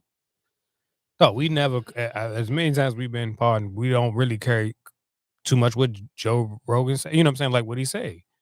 So it's just like I mean, it's not irrelevant. I think that's because I know my audience, so I talk to my audience. But I listen to him. I listen to him a lot. Hey, I get you listen to him a lot, but do you really take in what he's saying or what Yeah, but his conversations, like I said, because they're not gossip conversations. They conversations on just like if you're trying to, like a perfect example. I'm sure people who are maybe hip with what's the dude named David Goggins. Like he probably an older dude, but he running like all his videos. He be outside running. He be cussing and he be just like talking crazy. People got hip to him because of Joe Rogan. He got popular on the Joe Rogan show. But that's what I'm saying. But when I say to you, it's just like what you value or what you pick up or what you think is more attractive. And that's why I say he might be talking more of a financial literacy or, you know what I'm saying, like stuff like it that. ain't even that. He be talking about hunting, just regular man stuff. Like that's my point. But guess what? That's why I said when we first started, that's why I said it's a wide open space and Shannon Sharp just moved right in it because for podcasting, especially for men, y'all are worried about just what you're saying. Hey, I'm trying to get on the shade room. So guess what you leave? You leave a space open for men to have men conversations. Joe Rogan talk about men shit, talking about hunting, talking about working out, he ain't talking about getting no money. He ain't talking about he ain't got no crypto people coming up there. He ain't got no tax nigga. Cause dog, in the middle but that's why I say, and just in society, what do we value more when we're talking about women shit like that, the lavish shit or whatever the case may be, not just the basic normal or you know what I'm saying. Like, I mean, of course, you know what? Perfect example. We can even kind of tie this back into Cat Williams, and this is something that people were so shocked, and I was even shocked. And probably people judge the book by its cover. And people in this, I don't even know this video is still going viral right now, and people are trying to argue with me. And you ain't got. One thing I'm never going to do. If you don't got no, if your page is private and you only got 10 posts, I'm never writing you back. So you can go eat a dick. But so people would just I guess when the part when people were trying to figure out what parts that he was lying about in the interview, people first thing they would say, of course, him reading 3,000 books. Of course, that was probably a little bit of gas. I mean, not a little bit of gas, a lot of gas, but cool. But then he was saying how fast he was. He was saying he could run a 4.3 or whatever case. I mean, of course, and Shannon made a joke about it, like, oh, you know, it's a subway outside. You gonna run to the subway or whatever. He was making a joke about it. So then, of course, he was at, I guess he was at the Memphis Tigers facility with Penny Hardaway coach, and he was out there running, and they timed him. And the speed was like a 4 something. But then people were sitting here saying, "Oh, that's not a 40-yard dash." I said, "It's not a 40-yard dash, but cool." But the whole point of it is, he's 52 years old. Yeah, you know how many of y'all are in your 30s and you ain't ran nowhere in the last 10 years? You ain't just think, but that's what blow me. Like, that's why I tell people, I will argue with you all day. But for one, have a regular page and post pictures on your page. I'm not arguing with nobody with a bunch of memes. I need to see you so I can judge you and evaluate you, what you trying to talk to me about. Because I'm not sitting here talking to somebody that I can look at you clear as day and you look like you ain't looked down and ain't seen your dick in years, dog. What are we talking about? But that's how people try to judge him. Y'all trying to judge him like he a 30-year-old runner. He's 52 years old, dog. Do you know the older you get?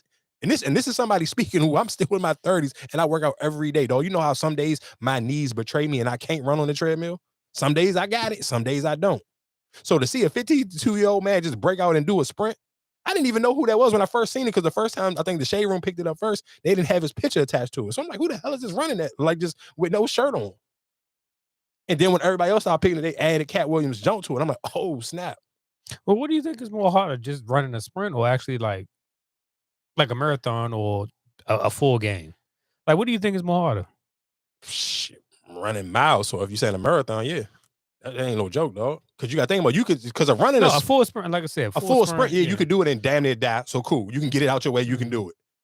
Because that's how most people do. Like, even most people who's like, especially if you're trying to look sweet for the gram and you about to do your miles, your first mile always look fast. Most people, when they doing, like, if you're running long distance, your first mile look the fastest because you can start off fresh. You got the fresh legs. You just get out there. You can do that first little mile. You pick up your whatever your speed is. But then the longer it go, now that's endurance. And that's why even most boxers, they tell you, I start my workouts with 5-mile runs, because by that 5th mile, and the more you start to pick them up, you see that endurance change, and you want to. I mean, and I know for me personally, like I said, I play damn near every week, but it's just like that first game. Yes, I'm slow, taking my time. Game 3, game 4. Oh yeah, I'm all over the court.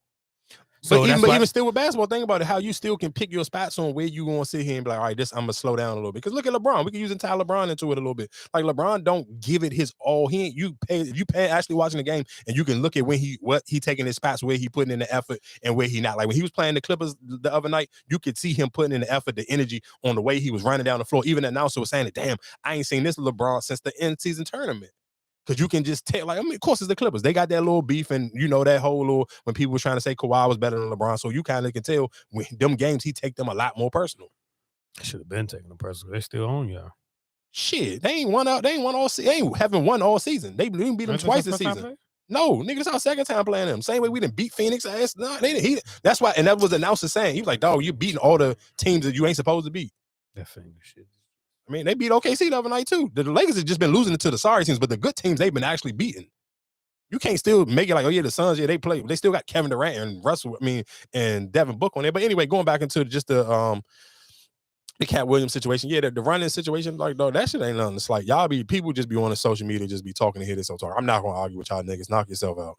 Same way somebody tried to tell me, oh, that Paul George wasn't a poster. I said, dog, if I say if Upper Deck still sold cards and I was to go buy that card from last, okay, so if I was to buy that card from last night, will Paul George be on that card? So nigga, it's a poster.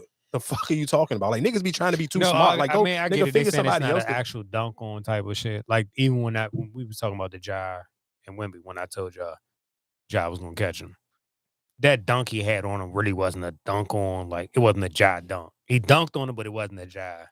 Yeah, because this nigga's 7'5". Like that is a higher No, up but to go. It was still, it wasn't like it was like contested. Like it wasn't one of those, oh damn, this nigga killed it last. So that's what I'm saying. No, the Paul George, it is a poster. That picture with James Harden looking up and he got his motherfucking mouth open, like, oh shit. Like it's a poster from that angle. But when you looking at it like just head on, like, all right, nigga, you just caught him. You was in the way. You was in the way. Yeah. But even just, I'm glad you did say about that, Ja, because I do want to talk about that, and then we can get ready to we can just whenever the 30 minutes run out. But of course, Barstool, of course, Slack. And the reason why I don't get mad at Barstool, because dog, Barstool is just almost just like in that same breath of Joe Rogan. They know their audience and they gonna cater to their audience. That's why I can't let them trigger me. But it was just obvious for certain people, of course, and then people brought back up the Angel Reese situation because those two things went hand in hand. So if people don't know what we're talking about. She roasted it. Yeah, but before she even posted it, people was already on Twitter, because okay. on Twitter, you can drop the gifts and all that. So people was dropping her doing the hand wave and all that situation. So for people who don't know what we're talking about, last week, Ja Morant, was that last week or 2 weeks ago? Maybe it might be 2 weeks ago now. But he was playing the New Orleans Pelicans, and Ja Morant did a little dance that's popular on TikTok, and it was like one of those little, it's like a little bounce dance where it's like you shoot an imaginary gun and then you shoot a rocket. But all the football players been doing it all year. So, and I think the matter of fact, the dude from it's originated from LSU. The players from LSU, it's a Louisiana dance. So the players at LSU originated. But then even what was the boy from y'all wide receiver, when he had his big game, he did it. And he was the first NFL player I seen do it. Because I'm like, what the hell is this nigga doing? But then so when Ja did it, then that's when I seen all the clips of everybody else from LSU doing it. Yeah, it's a little jump. So they do it. So whatever the case may be. So they, of course, when Ja did it, everybody was trashing him, whatever the case may be. So then what team did the white boy play for? I thought it was the Texans. Oh, it was. Oh, yeah, you're right. It was Texas. My bad. You absolutely right. So it was Texas. So it was the quarterback for Texas. He ran in the end zone, got a touchdown, and he did the same exact dance. So of course the caption was completely different. Barstool was like, "Oh, look at him just having fun," and the people were like, "Hold up, time out.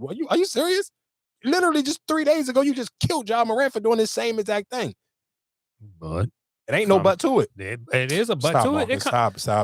We're not doing if Draymond sit here and did the elbow or put it, what's name, it's still you still got an image to you. Marcus, I hear what you're saying, but guess what? Your son, listen to what I'm saying. I don't care what you're talking about, because maybe you don't pay attention, but when me and your son play video games, he know these players by the stuff that they do. He know who Justin Jefferson is because of the gritty. The kids love Ja Morant because of what Ja Morant do, because he do the same little dumb dances that they play on their video games. We're not doing that, dog. That's not what we're not about to do. We ain't about to sit here and rewrite history, because that's why they like him. When the Grizzlies come to anybody's city, they ain't going for nobody else. They going for Ja Morant. So I don't care. You're not about to neuter a nigga. If he would have sit here and he didn't beat the Pelicans 2 nights in a row. We playing in New Orleans. I'm not neutering Ja Morant, because if you neuter him, then guess what? Ain't nobody trying to come and see him play no more. And that's why guess what? Before he even dunked on Wemby, you was the first nigga in the chat. Watch Ja catch him tonight. Like, stop, dog. That's what you like him for. That was you. You said that. So stop. We're not about to rewrite and try to sit here and neuter him. He did exactly what he was supposed to do. Here saying about a celebration or a dance or whatever, you sitting here comparing, you using the kids and saying they don't know, they more know other players like Melo, Cheetah, or whatever. That's what I'm just like. You're using it. You're saying, oh yeah, he knows celebrations, or he know it. Yes, what you hear. You hear Justin Jefferson. You didn't know. You knew the gritty. You didn't know who Justin Jefferson was. Now you hear people saying, oh, that's Justin Jefferson dance. Yes, now you know the name. Just like with LaMelo Ball. They don't know LaMelo Ball like that. They just know him from the shoes. So that's what I'm saying. When you sit here and try to say, oh, well, yeah, we know this certain, oh, well, that's why nigga, they go by what they hear. But you said, like, whatever the dance you're saying, well, that's why we jazz such and such. No, he don't know, oh, Ja Morant, that's the Ja Morant dance. All right, Marcus. I know when me and him play the game, I know how he talked to me. I'm sure for a fact he's not going to talk to you the same way he talked to me when we playing the game. I know when me and him playing the game, I know what he be talking about and the players he be talking about and what he be saying when he playing with these players. I know for a fact he know who Ja Morant is. And guess what? He knows who Ja Morant, but you're not about to say, well, yes, he know because of this dance, or he know because of this, or whatever. What I'm trying to, You saying about how? Let's slow down. You saying how he may know him? Cool. He may not know him by that, but I'm sure it is a trickle down effect when them kids play them games and they talking in the headphones or they saying whatever. The same way how he knows who knew what the gritty was at first until what you just literally said out your mouth, and then he started to hear more people say Justin Jefferson name, and he attached the gritty to Justin Jefferson because of course somebody had to get him hip. He's young. He's a kid. He's only 7 years old. Of course he don't know until somebody explained, hey, what you watching? You're doing this is the gritty. This Justin Jefferson made this dance popular. It's the same thing with John Morant. That's why kids like him. That's the same reason why kids like Mikey Williams. Because they look just like the regular kids on TikTok who do all the dances. That's why. Mikey Williams got the same stupid bush like all the kids do. Mikey Williams do all the same dumb dances that the kids do. He look like all the kids. That's why. LaMelo Ball got the same stupid little Rich Homie Quan haircut, just like all the kids. Like, come on, dog. That is what's relatable to them. He looked just like them. That's why I like him. When the kids go to the barbershop, I'm like, hey, let me get the Rich Homie Quan. What the fuck are you talking about, dog? Like, we're not watering it down. Boston knew what the fuck they was doing. That's all it is. I don't care. We ain't doing that tap dancing nigga shit. Ja Morant, do what the hell you want. Celebrate and do exactly how you supposed to. Send your prayers up to Ja Morant. He got injured. I ain't saying no prayers. Send your prayers up, nigga. He's injured. That's why I said send your prayers up to him. No, you mixing that with two different things. I'm not, dog. And fuck Ja Rule. Ja Rule sitting here saying he got $100 million deal. Ja Rule, nobody don't believe you. You got $100 million deal for what? Your catalog ain't worth $100 million, and that damn sure ain't no everybody trying to check for you and listen to no goddamn music from you right now. So sometimes, like I said, niggas will get on social media and just be saying anything. NCAA is getting ready to drop their college football game again coming this August, and they supposed to be playing each one of the players $500. Oh, and I'm glad I brought this up because I meant to bring this up last week. But I don't think nobody gonna play the game. No. Yeah, I don't think so neither. I don't even think people care about. If it's anything, it need to be the older players. If you want to make money, you need to pay the older players. Okay. Well, I'm glad you brought that up because it was, and I meant to say this last week. It was a post where it was a post because it was a story. Rasheed Wallace said he's not in 2K because they only wanted to pay him $10,000. It's a lot of them that's not in there. Yeah, a lot of them. He was saying that he said he felt like he's supposed to get. No, Reggie Miller got to be in there. No, he's not. There's a lot of players that's not in there. Their likeness is not in there. Hold on. Reggie Miller not on the game. He talking the game though, don't he? He might talk in the game, but I mean, I'm just saying, it's a lot of players that their likeness is not. I think Tayshaun Prince is not on that team. There's a lot of players that's not on that. Their actual image and Reggie Miller got to be on there if he talk on there. Reggie, I didn't really necessarily. I mean, that was one name that I did hear. Like he got to be on it because he talk on it because that wouldn't make no sense. That's like Chris Webber. Okay, yeah, but Charles Barkley not on it. He not on it. He don't talk on it. I'm saying a lot of people don't want the extra. Want that money. So, but listen to what I'm saying. So I guess going back to the Rasheed Wallace thing, and this is when we talk about bad management or people around you not calling you to the stand, where it's a little bit dumb. It's like, nobody's even picking that stupid ass Detroit team. Like, who's about to play? I'm about to play 2K. I'm gonna pick this Detroit Pistons team. Like, bro, but a lot of people not picking a lot of them teams, but you still want to get paid for your likeness. You know that Detroit team is Detroit team. If you want to put no other team on there. I hear what you're saying. I'm not disagreeing with what you're saying, but let's be sometimes you gotta be honest with yourself. Why am I trying to get $250,000 if nobody gonna even pick me? You're gonna pick that Portland team, you're gonna pick that Detroit team. You're gonna pick those teams.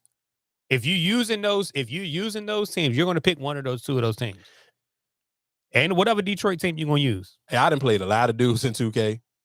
In a lot of different cities, and I have never in my life seen nobody pick Portland team or Detroit team ever. But what I'm saying is, when it comes to the all team, when you go those all teams with their on the all teams, that Detroit Piston team that's one of the teams, and with Isaiah and Joe Dumas, it's no other Detroit team. That Portland team is that Portland team with Rasheed Wallace. I mean, I get it, but all I'm just saying is if he was being realistic with himself, like he knew people who actually played the game, I would ask people like, hey, dude, let's be real. Do people even pick me? And the question is, no, why not take the free 10,000?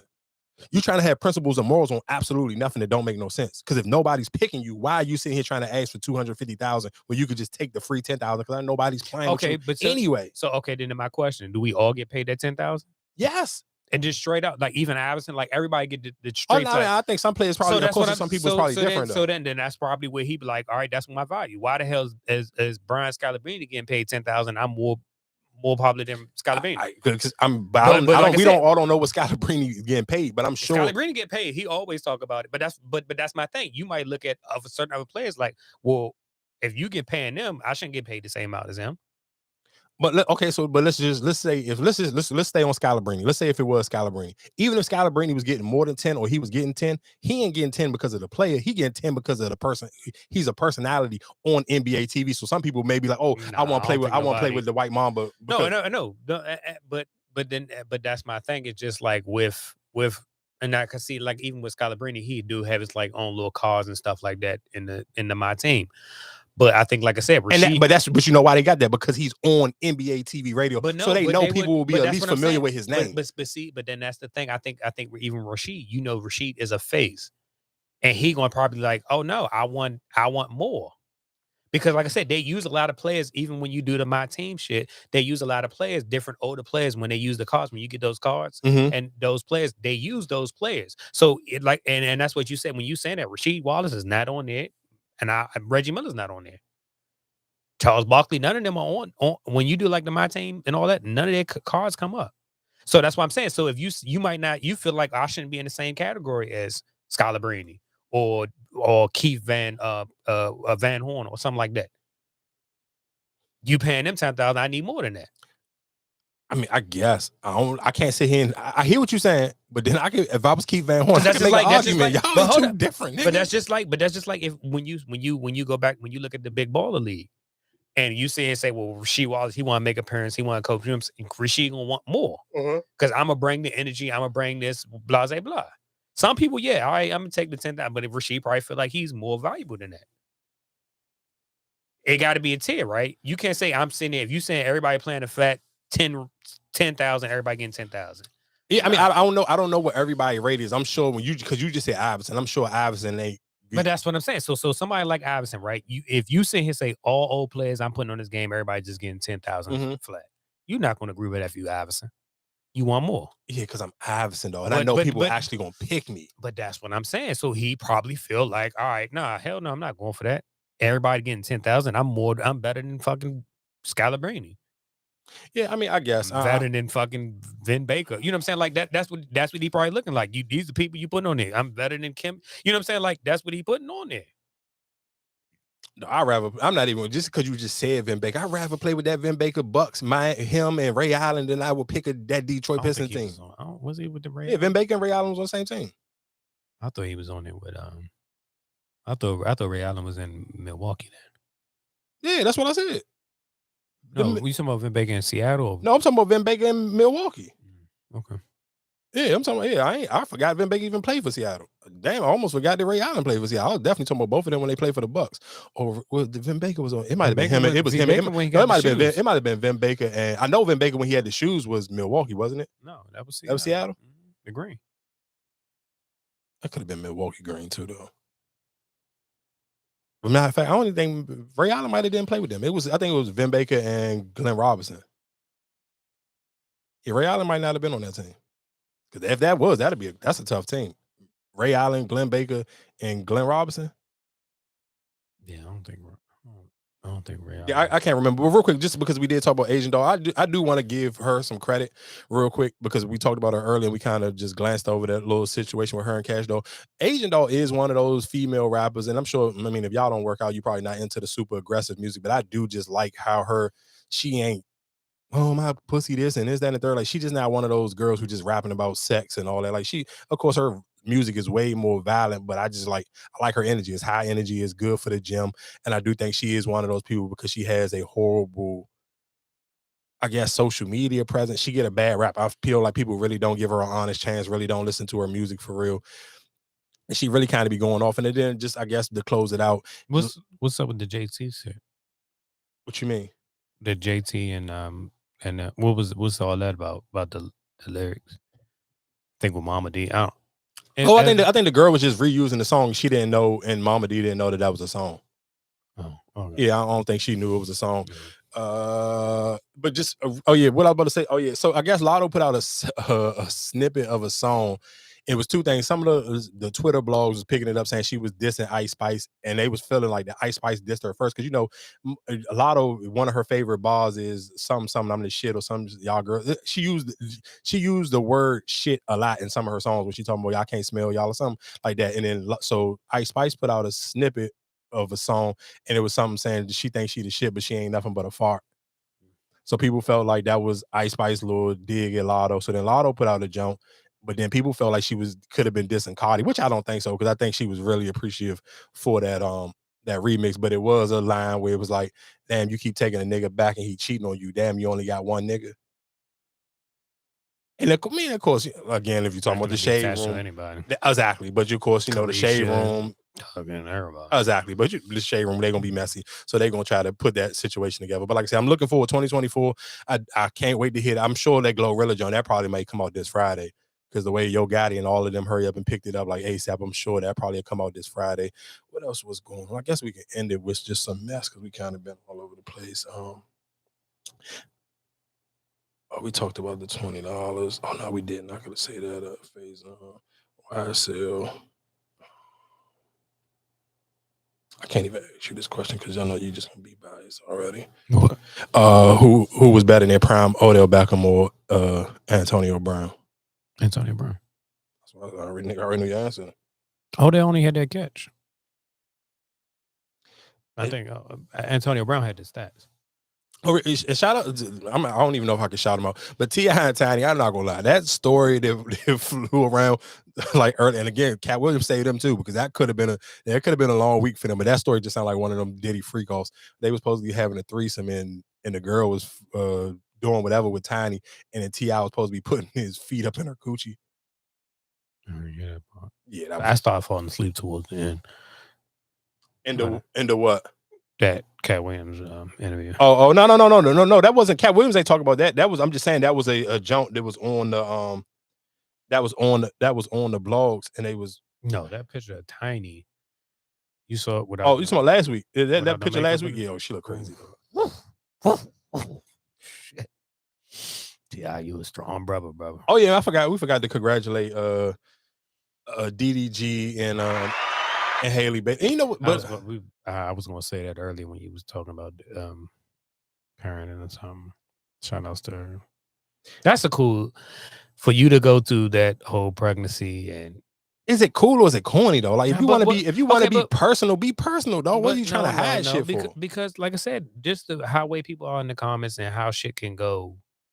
You just, you know what I'm saying? Like some people are sensitive, so you can stress yourself out. People, you know what I'm saying, start talking shit or being flagrant. Like, no, for sure. I'm with you on that one, because the question that I had, and I don't want to put it out there because I don't necessarily know, but I be kind of paying attention to, like, I don't know if y'all ever go on Light Skin Keisha page, and then sometimes now when she posts a full body joint, she cut her comments off.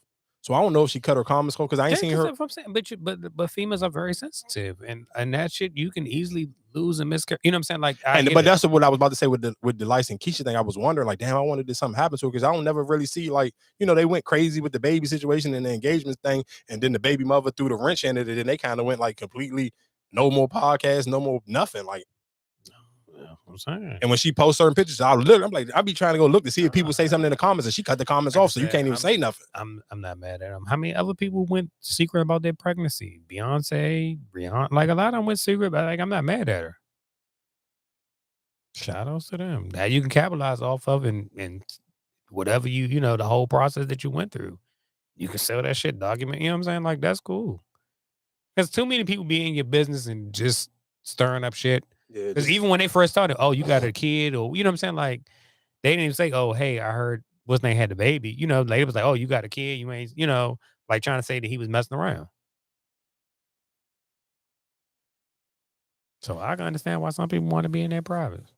Yeah, I ain't mad at them. And real quick, I guess while we talking about just relationships, shout out to Kanye West, bro. He is a different type of demon, though. He said here early, he said 2024, no pants. And maybe people thought he was bluffing because he posted these pictures of his wife, and it was just like her basically damn near half naked with like little shit covering her up.